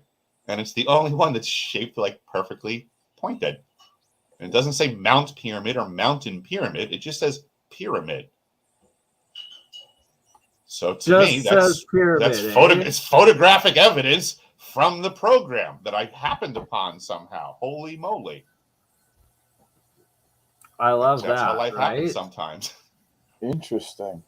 Yeah, I mean, I've brought this thing out to what do you call them? Conventions and things like that. I showed it to Brad. Did you say it's on your wall right now? It's rolled up in a tube right next to me. Oh, darn it! I was like, come on, take a look. I've put it on the internet for it. The problem is it's like this 16-foot long panoramic, right?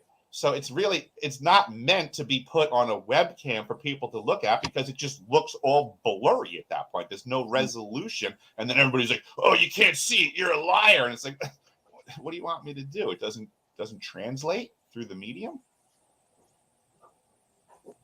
I mean, I can go hold up a picture for you right now and say, hey, here's a big photo of a mountain range.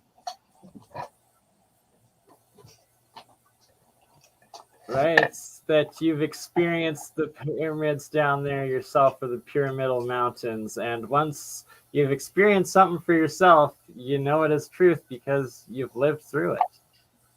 I've flown over the Transantarctic Mountains, and that was gorgeous to see all the glaciers. Like it looks like oceans in motion. You're up so high, everything looks like waves, and you kind of have to pay attention to the fact that it's not moving. But you can get the feel for the flow with great ease, the way everything's moving through the mountain ranges. You can see it all. Yeah, see, images like this that you put up, like I see that image and I start to wonder the labor involved. And, just straight up, there are calculations that can be made from man hours. I want to know how many man hours were put on that site. Oh.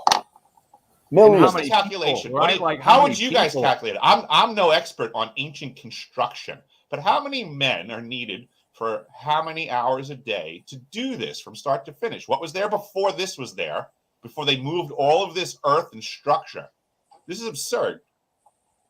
Right? Well, like the level of terraforming is insane because each one of these canals is literally a wall story down or up from each other, and that they've built these in perfect symmetry and level to be able to flow like that, keep the waters like that, and these massive walls up and up and up like that. It's insane to have to level it all, and that each one of these angles are at least 1, 2, maybe even up to like 3 or 4 stories of pure wall elevation between each level of these moats and their walls and what they're building, and that they have to have this inner same battery geometry, the battery unit that they've bastardized with the bastion fort that we find everywhere as the base of it. And then a lot of the time, the more advanced, then you're going to have an outer shell of with the water in between it insulating, and then between that then these additional radial pieces. And it's like these don't make sense for a battle sake. Like, what the heck is this little square here, this little square, this little, like, from people attacking? Like, no, that's not logical in any sense. Like, and that with horse and cart and shovel, and how the heck would they even level it or get this above perspective to be able to understand this perspective of above, and then what they're going to have to level on the ground, and then actually start doing it all with animal and manual labor? Like, are you freaking kidding me? This is next to impossible. And no instantaneous communication either. So, I mean, you're trying to get it down to a point on either side. I mean, just think about it, guys. This is the man hours. You're right. It'd be like 20 trillion man hours. And how many bulldozers nowadays do you think it would take? I mean, geez, this is insane. Horse and buggy. And then I also think too about like practical reality on a job site, right? How do the folks back then convey the information from the architect's head to the tradesman's hands? We have blueprints and stuff nowadays in conversations, right? How did they practically do this back then? Did they have blueprints for all these facilities that we don't have? Like, what was the medium of communication? Since you're right, they don't have, a way to do it across the site, but let alone how do they even convey the idea? This is what we're going to build. Yeah, like it would take a day's journey just for one person to take one of the prints to the worker on the other side of the city, because they'd have to like walk it or hike it or take a freaking horse. Like it's so impractical. Well, that StarFort that you showed out in the Florida Keys earlier, how many bricks were built? Like, what? How many boats worth of bricks did they send out there? Are you kidding me? Was it 16 million? I think. Yeah. How do you get truckloads of bricks on and off of wood? Yeah, and they built at the height of the island. Civil War. Where do you get the manpower at the height of the Civil War to do that? How many meetings would it take, literally, to build just one section of wall? Coordinating a StarFort being built over there. Impossible. Like it's we've got a hidden history. I mean, it's pretty obvious there's a hidden history. I'd say the one place where we don't have any clue on it is where there, it probably would be down in Antarctica, where it's just 10,000 feet of ice, and anything down below is going to be scraped away anyway, so we wouldn't have evidence there, and it would be so old anyways that you wouldn't know. Like, it's just. I can tell you this much: when they were drilling being a relative term, using hot water to remove the ice to get down to do stuff for the ice cube neutrino detector installation, they were hitting trees and palm trees and stuff like that. Wow. Yeah, I've heard of that too. There was stuff in the ice for sure. It was palm tropical, trees in the ice? subtropical plant and animal like matter and fossilization they'd find underneath the ice and in the sludge. They found all kinds of weird. They found a crate of old hot dogs from some old expedition, and they ate them and got sick. Finding palm trees, though, that's huge. I mean, apparently it's the exact in Alaska too. About the woolly mammoths that were frozen, I don't know where that was, but there were those flash frozen over by Fairbanks. Is that what it was up north? So yeah, over by Fairbanks, the guy had 5-acre property. He's got over 10,000 woolly mammoths on it. Wow. Yep. The boneyard there, right? Yep. Like correct. Yep. And that a lot of what they're finding is that the plants are like tropical-ish or like just subtropical. Definitely a lot, not just northern, but actually tropical and what's in between it? So I don't know. Sorry. People don't realize right now the southern part of Alaska right now is a rainforest. Yeah, that's on the coast. Right. Well, how far north is Alaska, right? Because you're in Alaska. Freakishly north. Alaska's just massive. But the state of Alaska is 1/3 the size of the lower 48. To where you were in with what you experienced in the South Pole in a year at the South compared to where you are in Alaska in a year in the North. I've been to the South Pole Station, which is 90 degrees south, but I've also been to places as far north in Alaska. I think I was up near 72 degrees up in Barrow, Alaska, Ukqiavik, which is the furthest northern point in Alaska. I did some work up there. So they do get 24 hours of darkness in the wintertime for a bit. I guess they get 24 hours of sun for a little while too in the summertime. I don't think I spent as much time up there in the summer though, but it gets cold in Barrow, but nowhere near South Pole. I think the coldest that I saw in Barrow was maybe minus 20 or minus 30 or something like that Fahrenheit. Okay, so pretty much the same temperature as I'm experiencing in southern Alberta, Calgary. Probably. I would be surprised if it gets colder than minus 40 Fahrenheit in Barrow, which is the same as minus 40 Celsius. So you'd be familiar with that. Yeah. Oh yeah. And then how warm does it get in the winter too when it's pitch black there? I remember a couple last year, 2 years ago, it was right around Christmas and super dark, and you were in above freezing temperatures for a week or two or something, wasn't it? Oh yeah, we get weird warm spells every now and then for sure. You talking about up here in Alaska? Yeah, yes, sir. I mean, yes, sir. Yeah, it gets cold in the wintertime, but it's not brutal up here actually, and it could warm up freakishly at any point in time. Today we were supposed to be in the 40s, but it's going to wind up not happening.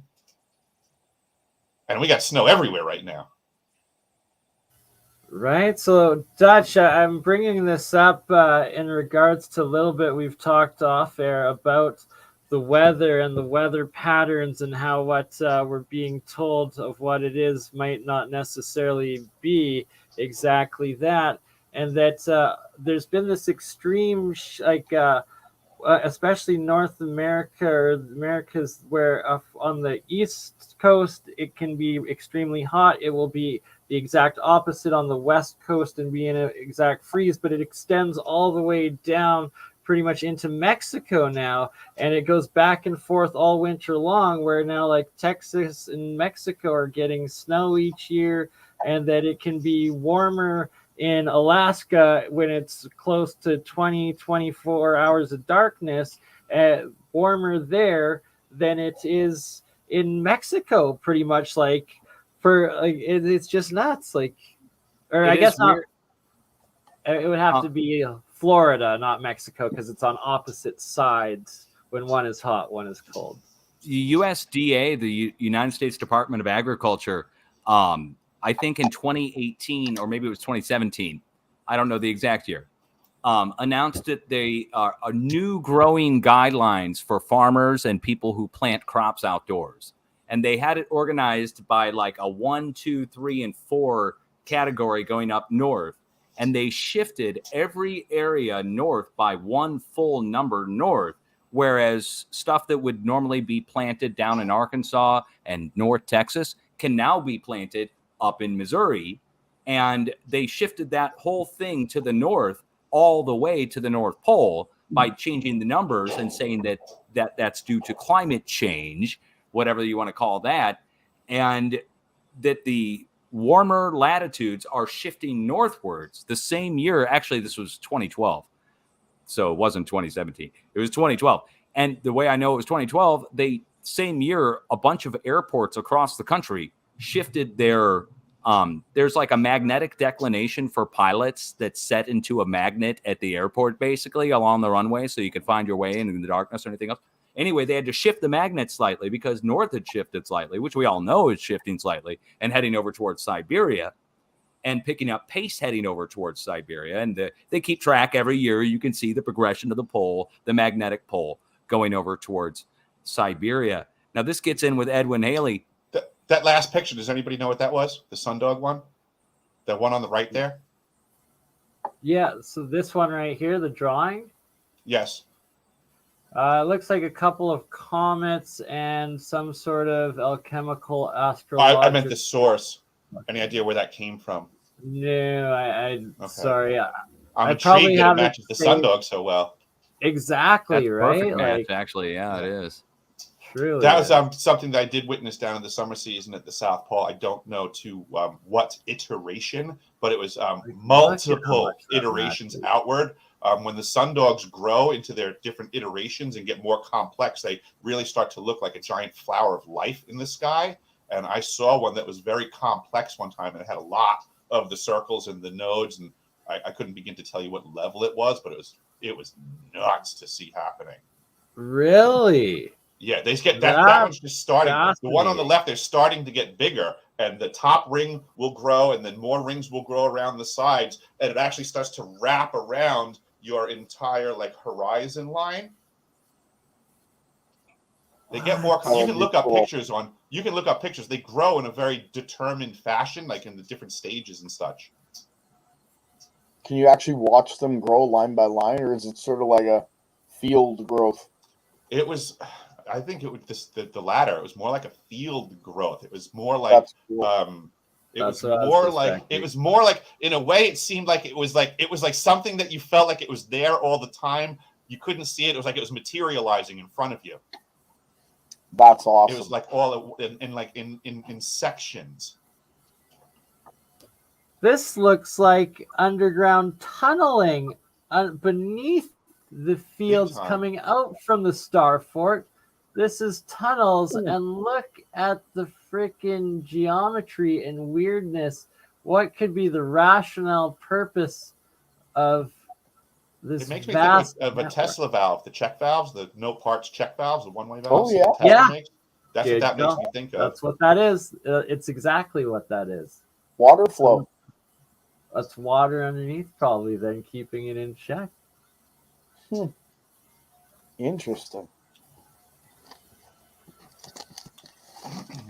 Did you guys happen to hear, it was not that long ago, there was some information that just came out to the public, which was an example of what I was saying before. That's interesting. That the information comes out in a lag. When I was in Antarctica, when I was on the ice, I was hearing information at the time. So to me, it was understood. I was present in a place where this information was understood. They were already discussing the massive waterways in between the ice sheet and the continent, like rivers and stuff like that, and that there would be large caverns because the rivers flowing are at a completely different temperature than the ice above it, so it would carve out like a half pipe above the riverbed, and there would probably be shorelines and stuff like that.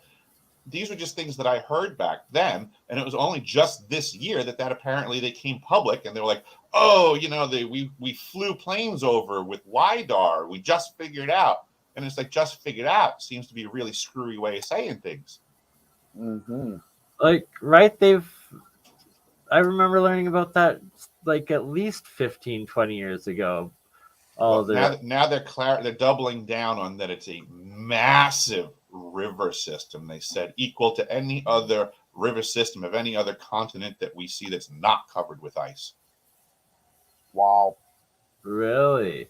And then isn't this the actual two chunks of Antarctica? It's supposedly this is actually what it looks like. That's an interesting way of putting it. The water, and that there's like this water sea between the two.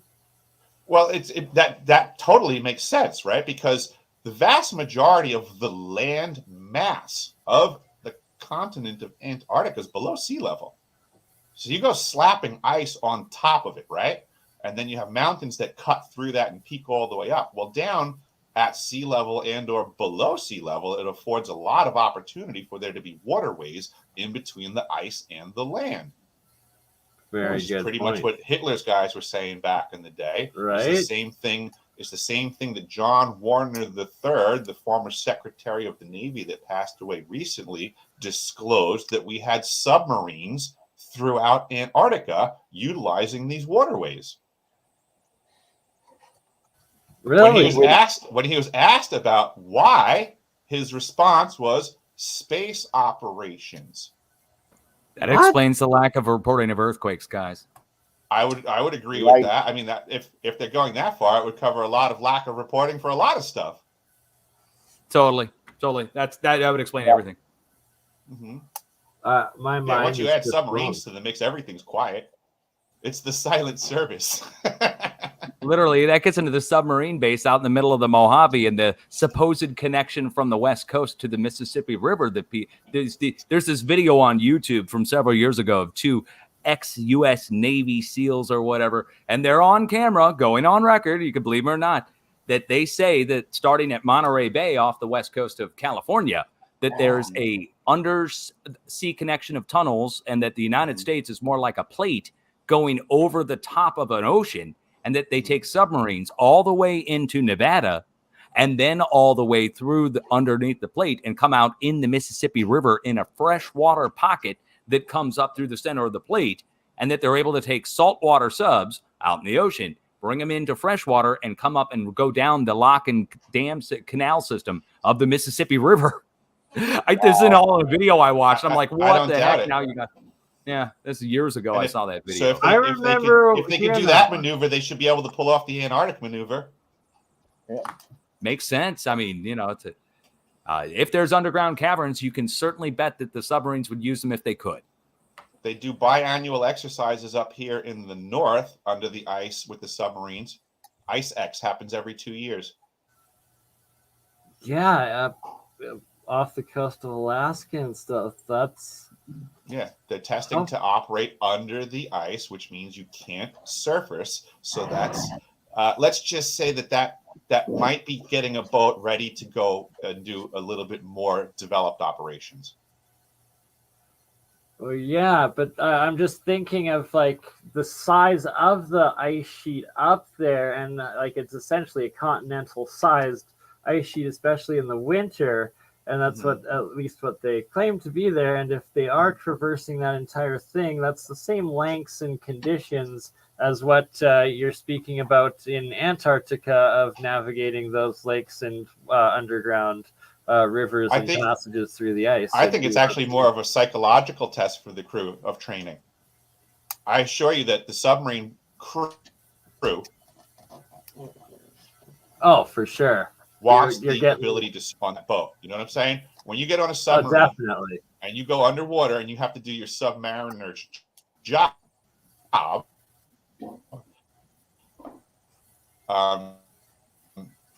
no rescue everything's if something great goes wrong. Can surface, right? But you take that away, and that crew now has an issue. So I believe the Ice X operations, I don't think it's so much about the maneuverability training of tight quarters. It's just simply you can't get up. You still have you have a ceiling now, but you still have your left and right movement. You still have depth that you can go to. You just can't surface willy-nilly anymore. There, you might be able to find a thin spot. Certainly they do training to puncture through the ice. They do that every training with IceX. But I think it's more of a psychological training for the crew to get acclimated to not being able to surface. Before I change the subject here and what's up, this StarFort, you can see the water of how they have the canals running through. It's like probably 15 different, 10 connections to the outer one going in, and then 3 inner circles. And that this is what, Milano? The city of Milano?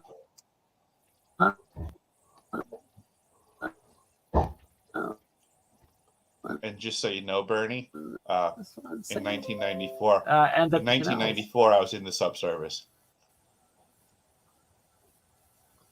But then what the heck was what? Hey, thank you for your service, man. That's got to be a heck of a job to be down in the submarine, man. I mean, it wasn't Red October makes it look glorious.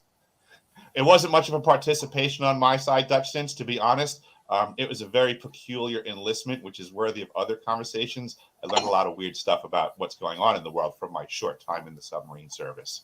But I wound up getting myself out technically. So I don't need any. You fake claustrophobia or something, right? That's funny.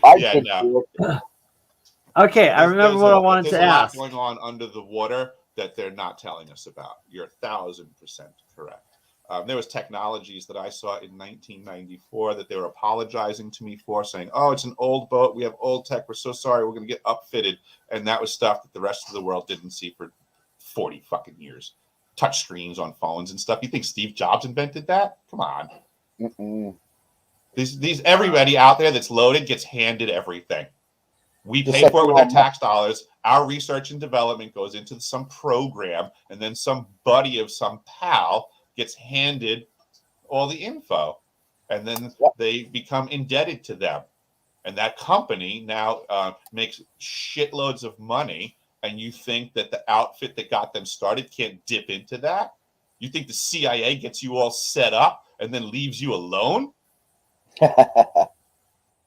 Yeah, here's your I heard they never $1 do. Yeah, we're never going to touch any. You're never going to do anything for us. You do everything for us, you mean? So,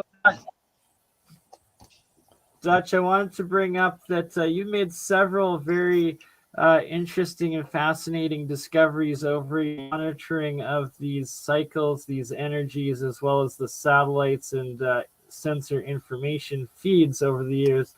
One being the radar, sorry, forgive me, I'm a little tired. Which type of radar was it that causes the tornadoes and the toroidal spinning, as well as all these energy laser beam blasts as well? Oh, Michael, there you go. You're muted. Oh my God. Okay, hold on. Let me get this can of worms and let me open it up. We've got so much that we could talk about when it comes to this. I could go on for 3 hours. This is where I got into all the trouble. This is where I got my channels shut down. This was the forbidden topic, which is directed energy weapons. It was said to not exist. It was said to be a conspiracy. It was said it couldn't happen. It said it couldn't be done. And I understand. Wait, pause for 1 sec. So, because this could get us shut down, and since Zardos isn't here and Campbell left, I'm going to shut down on both of his channels, and we will just be live on my 2 remaining channels. So I will post the links on that and fully continue aspect of it. The forbidden word, man. The forbidden word. The H word. Yeah. Do not say it. It's like Voldemort, but HARP.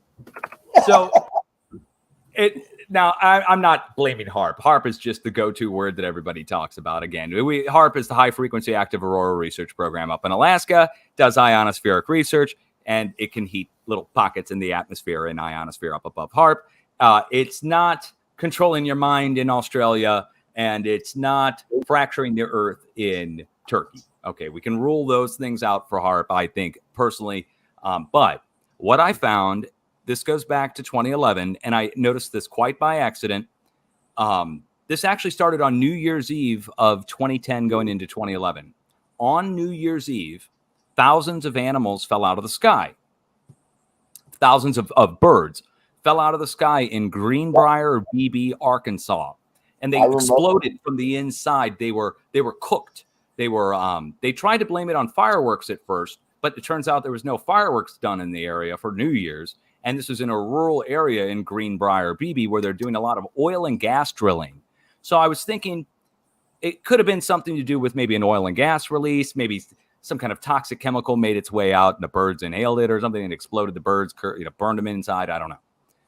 And within a couple days of that happening, of the birds falling out of the sky, and it was like 10,000 birds. It wasn't just a couple. It was whole towns were covered in birds, guys. It was a lot. And within a couple days, a series of thousands of earthquakes then hit at Greenbrier, Beebe, Arkansas, right next to where the birds turned up dead on New Year's Eve. Mm-hmm. So I got a little suspicious or whatever, and I decided to go see if there was any weird weather in the area that could justify all the birds somehow exploding internally, and also explain the earthquakes. Maybe we could find something going on with earthquakes there, could explain maybe a gas release from the hydrogen sulfide or something coming out of the ground that kill all the birds. So I go to the radar and I go look at Greenbrier, and coming out of the area just north of Greenbrier, BB, Arkansas, right at the NEXRAD radar station, the NEXRAD radar station is pulsing in bright red. It looks like a giant red storm over 500 square miles. It's the whole radar pulsing in a giant ring at once, instead of a beam going around, instead of the rotating dish like you would see from a NEXRAD radar going around. This was one giant pulse coming up from the center of the dish and going out to the perimeter of the radar station, 500 square miles in all directions. It looked like a flower when it was going giant up. Red signature, looked like a storm. And I made a video on it and put it out. People said I was faking it. They said I must be photoshopping it. And I was like, what? I'm like, here's the link, dude. And they came back and said, no, you're not faking it. You're actually just seeing a switch between clear air mode and precipitation mode. It's nothing. And I said, no, this is staying in precipitation mode the whole time. I'm sorry, it's staying in clear air mode the whole time. They're pulsing this thing, but it's going out all at once. I don't understand how this is happening, because we're talking about a dish that goes around inside of the NEXRAD. It's a microwave dish. Well, what I found out, long story short, within 72 hours of me making that video, a tornado formed and went and hit the center of the transmitter where the pulse came from originally. So birds die. Pulse, I go to check the day later, and there's this pulse happening. There's earthquakes happening there, and then the tornado forms and hits the center of the transmitter. Now, that happened about 1,500 more times at every radar station across the entire country, including Hawaii and Puerto Rico. The earthquakes, the animal deaths, the pulses, and the storm hitting the center of the pulse within 72 hours. Now, what's going on there with the pulse, I found out this has to do with tuning of the klystron, which is a very complex term. The klystron is a tube that's in there that's powering the radar. It's amping up the power, basically, from a little bit of power. When you read the NEXRAD description for the weather radar, it tells you they're using 7 clothing irons worth of power. What a description, right? For the housewives who are reading, I guess that's going to make sense. 7 clothing irons worth of power going in. And then they, quote unquote, well, they don't say that, zap it up. But the klystron zaps it up in a chamber of its own, a separate resonance chamber that increases the power up to 750,000 watts of peak transmission power from the klystron tube.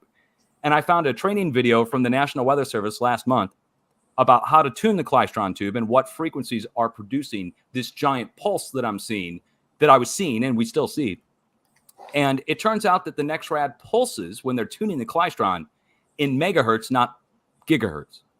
Now, this matters. This ties in with HAARP. This is how NEXRAD radar rings got the term SLAME HAARP rings, because HAARP is operating 0 to 10 megahertz at the most, up to 10 megahertz, but they can go lower. HAARP can go lower, down in say, single megahertz. And NEXRAD is pulsing up to 19 megahertz. Different methods for tuning the klystron, depending on which tube you get from who makes the tube. Apparently, there's different levels, and it's like 17 megahertz or 19 megahertz. And in the training video, it goes over right down to the very fine points. And in the training video, they say their goal is to create the most output.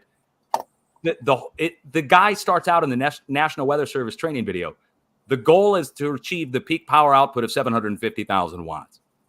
So what they're doing is they're pulsing. The big pulse, not the beam, but just a big, huge red pulse, is high frequency pulsing. And they're turning the dish all the way up to its highest tilt.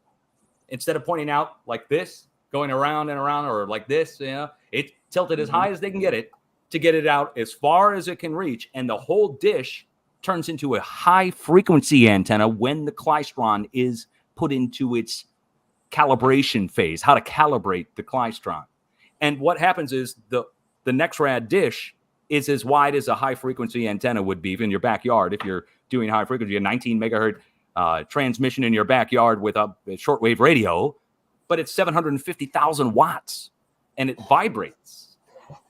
And I found, and this is my own findings on HAARP, they found that, this isn't my findings. I mean, I found the findings from HAARP where they found that the resonance vibrates back and forth for up to 3 days from HAARP up in Alaska with 1 billion watts. So this is more like 1 million watts. So it's 1 million times less powerful than HAARP. But the NEXRAD radar only has to cover a few hundred square miles around the transmitter where the next one picks up. And it turns out they overlap the stations perfectly. And then we can get into Lieutenant Colonel Thomas Bearden and scalar and what happens when you cross beams and scalar. Scalar when we get into CERN. CERN's doing scalar. CERN over in Switzerland is taking banks of these klystrons, and they'll take a small particle of iron that they strip off like you do with your monoatomic gold. They will strip off a particle of iron. A company does this for them and presents it to them already. They don't do this at CERN. They get basically a version of that, but it's in a powder form. And they shoot a small, tiny particle of iron or whatever using microwaves. Banks of klystrons, hundreds of klystrons hooked up in daisy chain to one another, where they put in a little power, and out the other end comes picowatts, which is an insane amount of energy. And then they have two banks of these. One beam goes one way around klystron, or the klystron beam goes one way around CERN this way. The other beam is going this way, and they collide. And where they collide, that's the scalar. And they call it the scalar Higgs boson that they're studying, where they collide the beams and shoot particles together. Same thing's done with the NEXRAD. But it's over a vast distance, and it's only 1 million watts, so it creates a tornado instead of ripping the Earth apart. Yeah, they use electromagnetic resonance when they're doing that. Those cross frequencies are like look for this, guys. Look for the radar stations to go into pulse mode. All you have to do is look at the non-quality control feed from the NEXRAD, and they censor these out, by the way. They take out the pulses, so you don't see them because they call them anomalies. Quality control, they call it. I'm sorry. Quality control, got to take it out. But if you look for the pulse, watch for the storm to hit within 72 hours. Hail, severe wind, damaging. The Weldon Springs NEXRAD radar here in St. Louis has been wind hit 100 times since I've been watching. 105. And the tornado forms and hits the center of the transmitter in the National Weather Service office when they don't misdirect it. And they can totally control it now. So they can stop the tornado as much as they can start it. But do they? No, usually don't. I've seen that they let it hit the National Weather Service office because they don't want to admit that they're causing the rotation to begin with to come into the center of the rotating transmitter that's transmitting 750,000. Anyway, that's called heartburns. Because that wouldn't be a conspiracy anymore. Guess who manages the NEXRAD? It's why you will always... The U.S. Army. U.S. Army replaces all the components in your NEXRAD and the U.S. Air Force. At the Air Force Base, it's the Air Force guys. But it's the military. They maintain all the NEXRADs across the country because it's part of the WSR-88, Ronald Reagan's missile defense system from 1988, when they rolled out the NEXRAD radar in 88. It wasn't just coincidence. It's freaking Ronald Reagan missile defense, baby. We're shooting down that stuff as fast as we can with the scalar. And so... Have you considered you were observed directed energy weapons warfare? The DWO. The Directed Energy Weapons Warfare Office, right? Is that what you're talking about?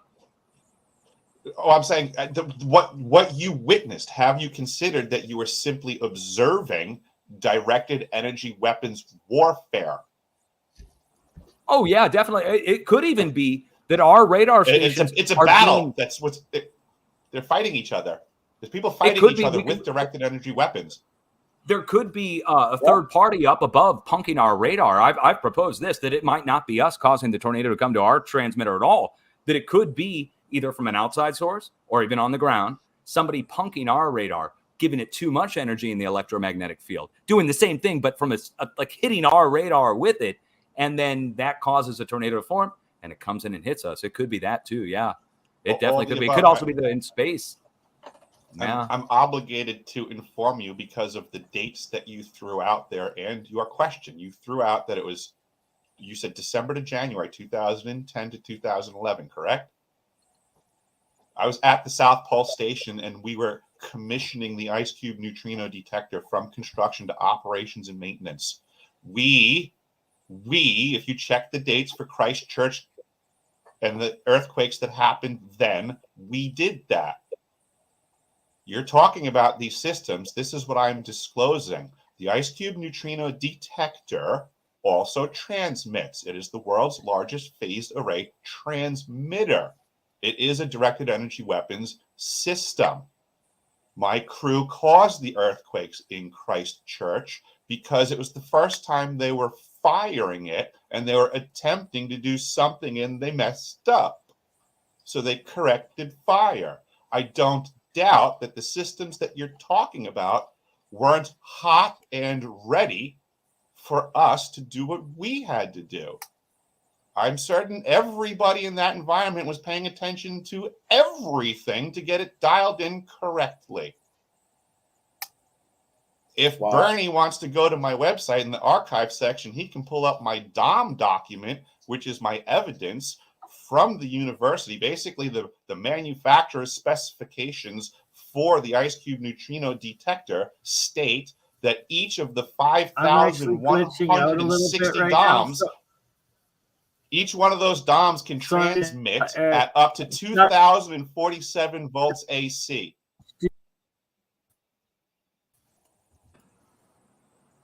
I'm sitting here, I'm breaking out in slight sweat. Hold on. I'm trying to find people that understand what I'm saying, but most people I talk to about this, I know. This man right here fully understands what you're saying. Wow. So, Eric, you're talking mass private chat to your website. Oh, I'm full screen somehow. Did I click a button? I must have clicked a button. I think I'm full screen. No, I did. I highlighted you. Oh, okay. I'm like having a mind-blowing moment here. Like he's telling me, I'm like, amazing. Wow. So what you're saying is that's mass scale interferometry directed. I imagine, I'm not as technical, but I gather I can extrapolate what you're getting at. Yes, they can basically take a signal and like move it around, increase it, do it direction. Yeah. But regardless, just like we know from Tesla and scalar waves, I mean, once you turn this thing on, it impacts the entire planet instantly. If they want to do that. I mean, that's the other thing about directed energy weapons, is that we have to really rearrange how our minds work. We can temporarily, we think about a weapon like a gun with a bullet in it and a particular caliber. And we're like, oh, it's a gun. What bullet does it shoot? Well, directed energy weapons aren't limited to a bullet. They can do all kinds of things. Yep. They can change your... Guys, we have to have a whole show just on this.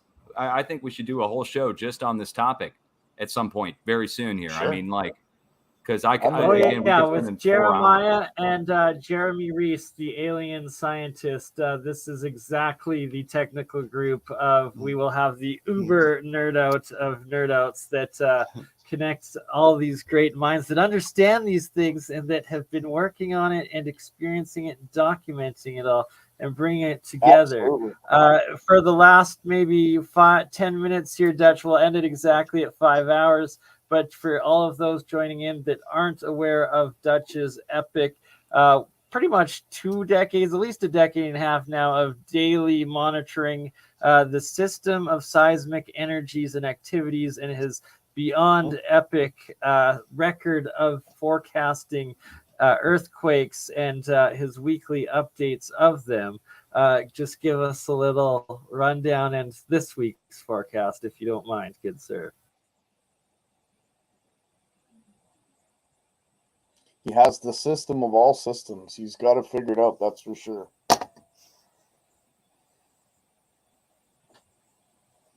I'm just happy because I believe he's familiar with the earthquakes that happened in Christchurch back then. Oh, yeah. You know, you mentioned the Christchurch earthquakes. That is very, very interesting because FEMA was down in Christchurch in the hours leading up to the Christchurch, and then they took off an hour before. Back then? Yeah. FEMA was down there just by chance, they said. Just by chance. By the way, North Island. Yeah, by chance when we turned on the ice cube detector. Yeah. Oh, yeah. I'm starting to get. We're going to have to. You and I have to talk. This is so intriguing to me about the neutrinos and everything. This is projecting and transmitting a phased array down in the ground. Man, we got to talk about this. Mm-hmm. The ELF is on as well. I confirmed that myself. There's an ELF system there that they state is off, but I went right to the breaker panel that supplies it. It's on. That is. My God. I got to get down to Antarctica. You ready to go? Let's go. We're gonna get a cruise ship. I'm gonna get a cruise ship. We're gonna all go. They'll sink it, of course. Let's contact Mr. Beast for round 2 for him. He can pay for it. YouTube can pay for it. Exactly. I would love to go down at some point, but I don't think they'd let me come back. Now, just real quick on the seismic, for instance, New Zealand, we had warned New Zealand, the North Island, for up to a 5.5, and warned the central part of the island of what we call the catcher's mitt position, which looks like a catcher's mitt here. And it just got hit within the past couple hours at 2 hours ago.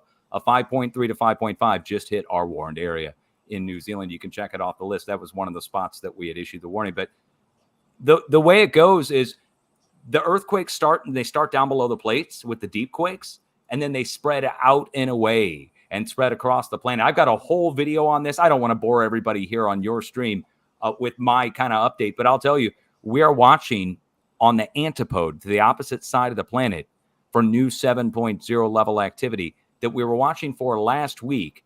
I haven't issued the forecast on this yet. This is going to be in my new forecast in the next few days. Probably today or tomorrow, I'll be issuing the forecast.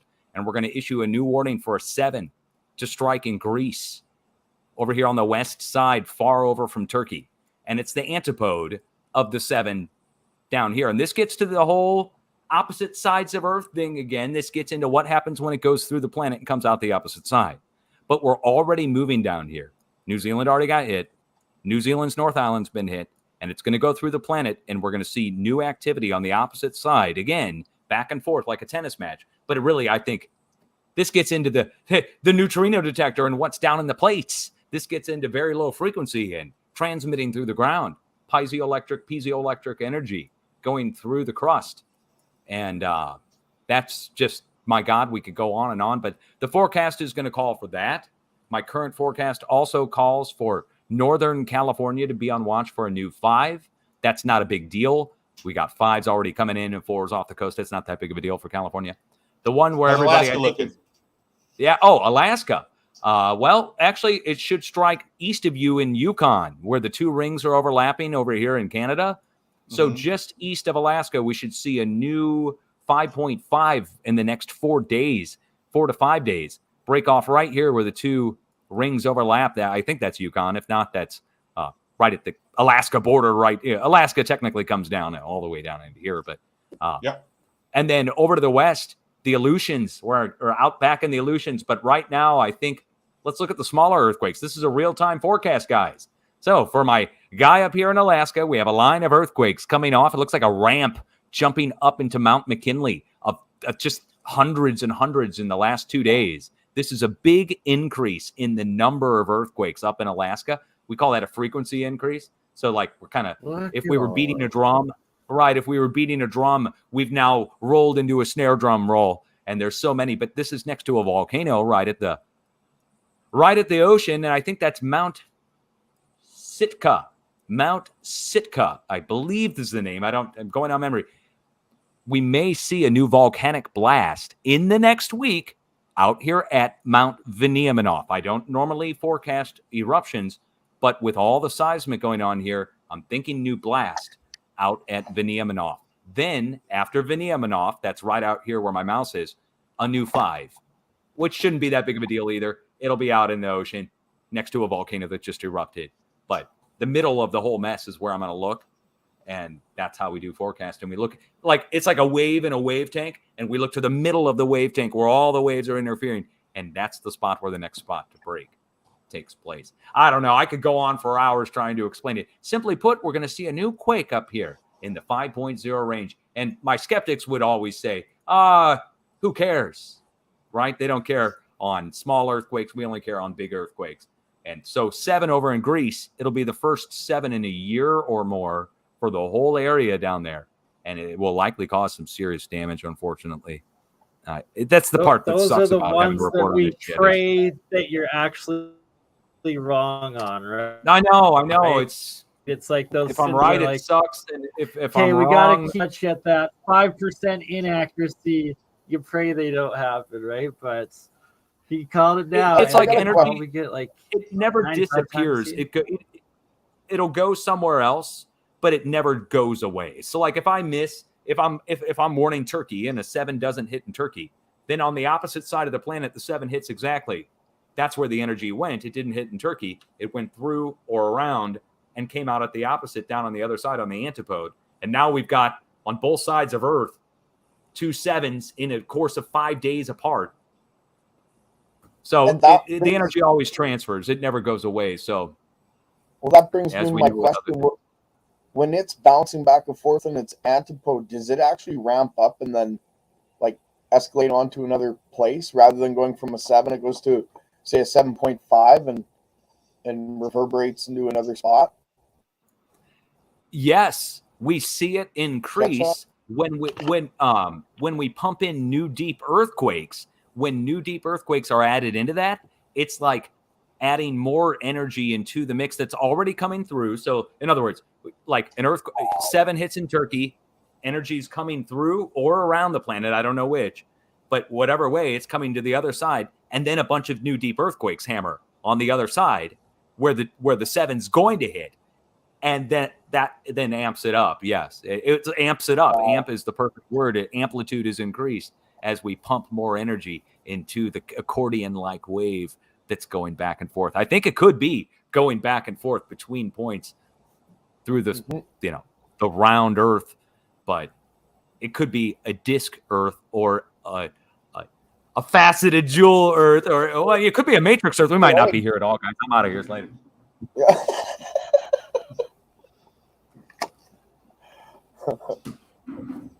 Thanks for answering the question there, Dutch. Much love, dude. Much love.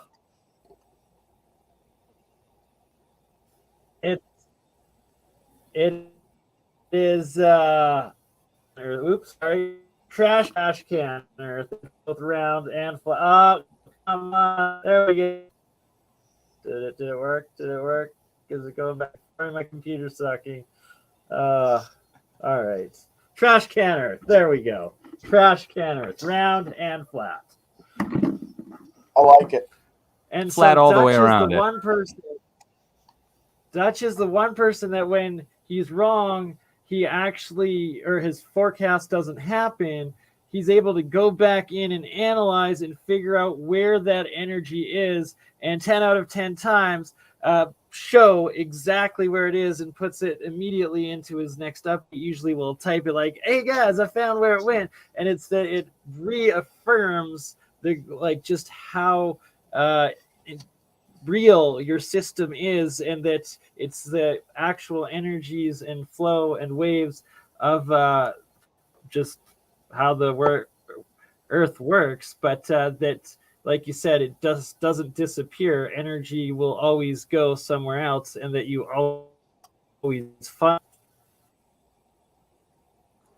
Oh, definitely. The energy always goes somewhere. And I also am the only forecaster in the world who comes back and beats himself up when he gets it wrong. I wish the National Weather Service would do that. And same with the NOAA Hurricane Forecasting Services. When I get it wrong, I will not issue a new forecast. I will get out the whips, like they use in the Mideast, and they're like beating themselves up for being bad. I'm going to do that for myself.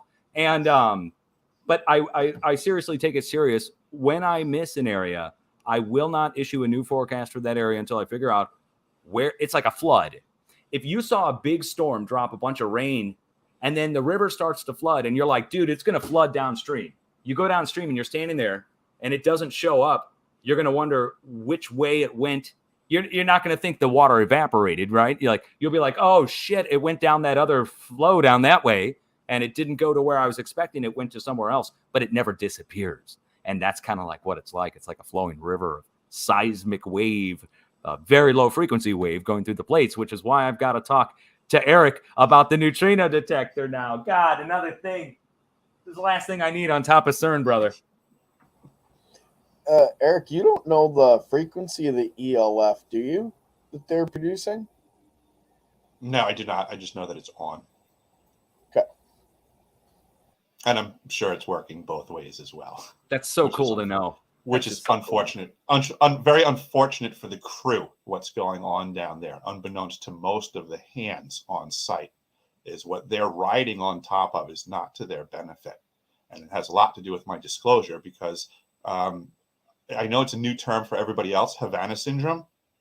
But when you're at a directed energy weapons facility... Just about to bring that up. Thank you, Eric. Yeah, so this is part of why I'm coming out, because it's not fair what they're doing to people.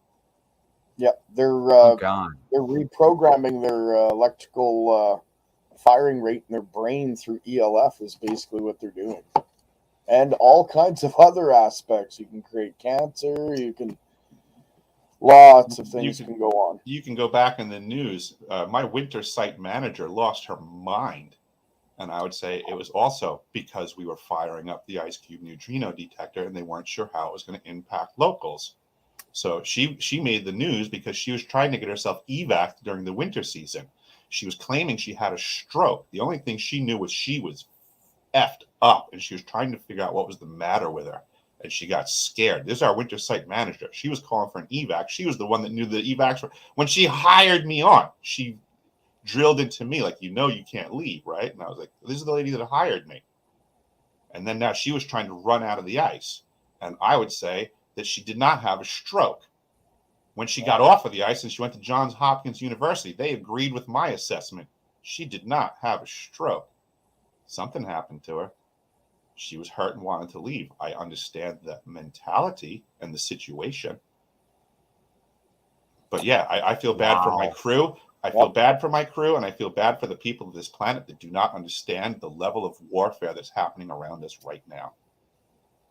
Yep. For those who don't know, the Havana syndrome is what he's talking about. Just to, you don't know that down in Cuba, the U.S. government has now officially admitted this, but they denied it for years. Lieutenant Colonel Thomas Byrd talked about it in the 80s, that the Russians and others have high-power microwaves and other radio devices that they use to penetrate walls, penetrate buildings, and penetrate your body. And high-power microwaves, high-power radio waves can severely affect your psyche, your bodily functions, and even induce sicknesses such as pneumonia and COVID even can be simulated with high-power microwaves. That's why the 5G talk and all that crap came in. But anyway, Havana syndrome, wow, man, we got to talk. I would love to. I have some information from Thomas Byrd and certain quotes from papers that he wrote before. And if you don't mind, I'd like to read a small one. Scalar EM is the brainchild of Lieutenant Colonel retired Thomas E. Byrd, a systems analyst and wargame specialist who's been advocating a view of electromagnetics which is based on the notion of a vast, unseen background of scalar energies as opposed to vector energies, which underlie all physical reality. So it's very connected to what is going on up in Antarctica and a lot of other places, like the H word that we won't say. And, interferometry is basically the basis of that technology and ground electron pumping, I guess you could say. So, yeah, it's dangerous stuff, definitely. Affects brainwaves as well. That's something that could definitely be gone into. If you go to dtic.mil, which is discover.dtic.mil, which is the military's repository for all their information. Again, it's Defense Technical Information Center from the U.S. government. So, I mean, if you're going to the site, it's a .mil website. It's a military website. But if you go to dtic.mil, discovery.d, I'll post it into the chat room, and you search Bearden, Bearden, you're going to find a bunch of papers by Lieutenant Colonel Thomas Byrd on file in the DTIC talking about the use of radio waves for influencing your mind and for weather modification and for missile defense and a bunch of other stuff that he wrote and all kinds of weird stuff. Psychotronic warfare, using directed energy weapons, using microwaves, planting thoughts in your brain, making you hear things, hear voices at a distance. This is all, he wrote papers from the U.S. Missile Command on the topic. So go check it out. If you get a chance, go over to dtic.mil, search Bearden, and you will find it. He even brings up the fact that he could, well, not him, but the technology can affect people on a mass scale, making them melancholy or to that state where you really just don't care about what's going on around you. So definitely interesting tech.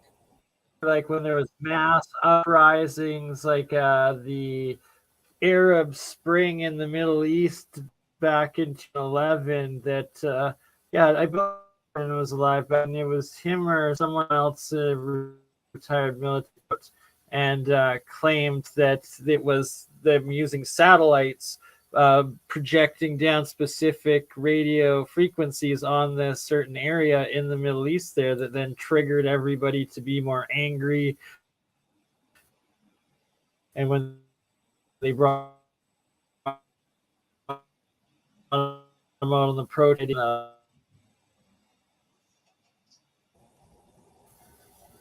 breaking up, disappearing. Okay, I'm losing signal. We're 5 hours deep. We're 5 hours deep, and we will be doing this again. We should do this on a weekly thing. And Eric, Gerald, Michael, all of you actually are invited back next week, next Thursday evening, with myself, Jeremy Reese, Jeremiah, alien scientist Jeremy Reese, and the amazing Walter Bosley. If you know who he is, another great mind and individual that we will be going deep into UFOs, anti-gravitics, different higher dimensional physics and scalar technologies, waves, and all of the rest. So hopefully we can have you back for that, Dutch. And we will be definitely doing another one with Paul Cook right away, and with the Hutchinsons. And Eric, I'm going to make sure I email you for the next Jeremy Reese Alien Scientist stream I do. And Gerald, you were supposed to be on last night. I think we miscommunicated for our electro culture. Here now. As soon as it ended, I saw Dutch. I hassled him. We're here. Now I'm going to sleep, so I probably won't be doing a stream tonight on Electroculture. We'll do it very soon. Exactly. All good, much brother. love. It's all good, everybody. Man. I understand completely. It was a pleasure meeting all of you guys. Eric, Gerald, Bernie, thank you. You guys just so generous, very kind. I can't wait to pick your brains on everything. I've saved this as a video. I'm going to upload it to my YouTube channel so everybody can watch it back in its full glory. It'll be great. Wow. Thank you, everybody, for being here. It was good meeting you. I can't wait to pick your brain, Eric, in Dutch sense. Like I said, I've been watching you since 2011, man. So, you know, it's good to finally meet you. And Bernie, well, I know you already, so I'm just kidding, brother. Thanks, guys. Absolutely, brother. It's going to be good when you come out to Calgary. And first, I'm sharing Gerald's channel right now in the live chat, and then I'm going to be sharing Dutch's Sense channel in the live chat. But I'm pretty sure everybody, at least half my subscribers, came from you, Dutch. So, but for the other half, if you don't have Dutch Sense, you're definitely going to want to subscribe to Dutch, especially if you're traveling to an area that is prone to earthquakes, as his expertise is like no other. And as I'm stuttering and flailing, I'm also trying to look up Eric's channel, which is Deciphering My Experience, I believe. Deciphering.tv. Okay, yeah, so you run your own streaming website, deciphering.tv. And what's awesome. I got an archive section there with the documents for the stuff that I've been putting out there, so that, you know, everybody knows I'm legit. I'm not just making stuff up. I was really down in Antarctica. I really documented stuff, and there's a real problem that we really need to discuss. That's awesome. That's great. I'll make sure I share it as much as possible. Awesome. Yeah, I look forward to talking, and anybody can pick my brain anytime they want. Great. I look forward to seeing you again. One last fact that I have to throw in. With earthquakes, with what Eric said about them firing up the neutrino thing and the New Zealand earthquake happening in correlation to that, it was also when they first fired up CERN to its most highest potential level that on the opposite side, the Mongolia earthquake happened on the exact antipode of it at the exact same time that they fired it up. And I had the pleasure of talking and bringing that up with Nassim Haramein in person one time. And he was like, "You're the only other person in the world that recognized that." I was like, well, in this room, but there's more of us. Just like Dutch, Eric, and Gerald. Thank you all. Isn't that where they blew this? Isn't that when they blew the super magnets and had to shut down for a couple of years to rebuild the system because they had outputted so much? Yeah, it might have been. I'm not sure. Yeah, no, that was. They blew the magnets, then they did it again, and they blamed it on a weasel getting into the power supply. The weasel. Right, the weasel. Yeah. I love that clip. That was from a lot of these systems. They integrate them so that, you know, something at the South Pole, something in Alaska, you know, each system can do a multitude of things itself, right? But then when you combine it and you integrate it with this system over here and this system over here, and then we put this one to this setting and this one to this setting, and yeah, I think what Dutch is up to makes a lot of sense to be able to follow the energies around the planet, because I guarantee that there's facilities that are like, hey, we're going to move our beam this way, you move your beam this way, we're going to cross over here, and let's see what happens. And then, oops, what? Oh, sorry, Christchurch. Yeah. Right, exactly. Yeah. And then they escalate it and turn it into all-out weather warfare, and don't give two Fs about nature, the natural workings of things, or all of us citizens that, hey, if you F something up with it's all screwed, we don't know how to fix it. And is that why there's such reports as supposedly the inner core stopped spinning or whatever the heck, but everything being wiki-wonky? And on that note, I think we're 5 hours in. I think fair enough. All right, last thoughts, Eric. Last thoughts. Last words. Responsible for Turkey. I think the South Pole Station destroyed Turkey, and this is a shame that the timing. We've moved the battlefield into the civilian world. War has always been an attack on the resources of a nation, but we did it indirectly, remotely on the battlefield through the medium of soldiers. We've changed the face of war on this planet. We've removed the soldiers. We're attacking the people and the resources directly. This is a new chapter in hell. Yep. Well said. That's well said. Yep. I'll add to that as my last comment. I believe that 12,500 years ago, we did something similar, created scalar wars and destroyed that which we were all connected to. Maybe call it Tartaria, call it Atlantis, call it both, if you will. But I believe that this is similar to what's happening prior. That's my end. I agree. That's actually fascinating you say that, Gerald. Farsight remote viewing, they kind of did a remote viewing session on that time frame and the underwater ruins that they found off of the Azore Islands as well as off of Antarctica, the big grid things, and that's essentially what they described.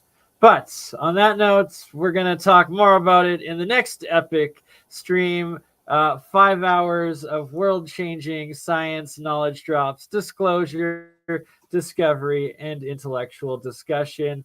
We're going to re-release this in some edited hour sessions. But until then, love you all. Catch you on the next one. This is the bit, isn't it? That confuses me. It's like, did we choose to come here to get this sorted out, or is this just seems a little unfair, doesn't it? That you know, we seem to be here and there's this parasite messing up our experience. And you know, I know in my own life, the times that I've made major changes, it was like it became more painful not to change than to change. That was when I made big changes. You know, it's this whole ridiculous narrative of it's an unsafe world. There's not enough for you. It's scary. Everyone's out to get you, and clearly the old civilization was completely the opposite to that. It was all about empowerment, like literally. Cosmic resonance, I think they called that one. Or Cosmic resonance, that's a better name.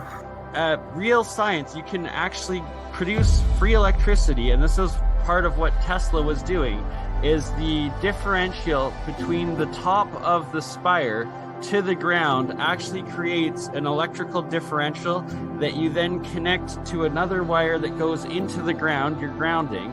Put that into the third phase in your circuit, and then you have a bell ringing circuit, and that actually produces plasma electricity out of the air. It's real technology. These things actually function producing electricity. It's crazy. The movies are the truth and the news is the lies. They've completely flipped it. you know, when you look at everything with new eyes and you come across information like she was born into a very wealthy family with elite connections, you know, it means something very different now to me than it would have even a few years ago. And it's our free will that they've really also messed with, because we've been lied to and we react based on lies. And just getting their independence and end up in civil wars for 20, 30 years happens a lot. Because we keep choosing to pick up the gun and use it on ourselves instead of building and uniting and accepting that we are one people, one spirit, one harmony on one plane that together, united, can achieve anything we dream of. So do you want to, you know, wake up, or do you want to just keep going along because the change is too difficult? And then give them pieces of information that they will then pursue themselves and look into, and then they'll wake themselves up. I was going to mention it's the whole red pill, blue pill of the Matrix. I mean, that of the movie. And you can consider that movie as a documentary because they're telling us something about what's happening here. So do you want to, you know, wake up, or do you want to just keep going along because the change is too difficult? Wake up.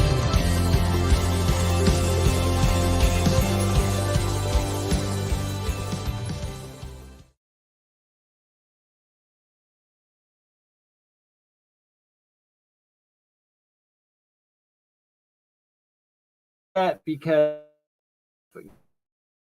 Michelle Gibson, excellent other researcher who we just did a live with yesterday, our newest episode together, and I just wanted to show that for everybody and that episode, and post the link for it in the live chat so that if you still needs some now that oh, is it even gonna let me? There we go. Let's let me share.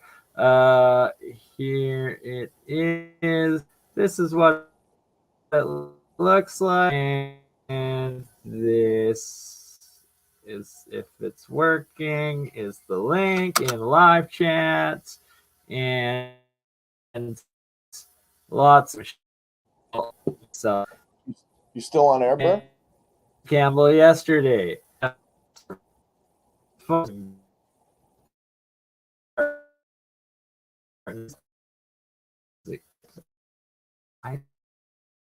don't know. Of course it freezes. Doesn't let me do anything. Here we go. Finally, a ta-ta.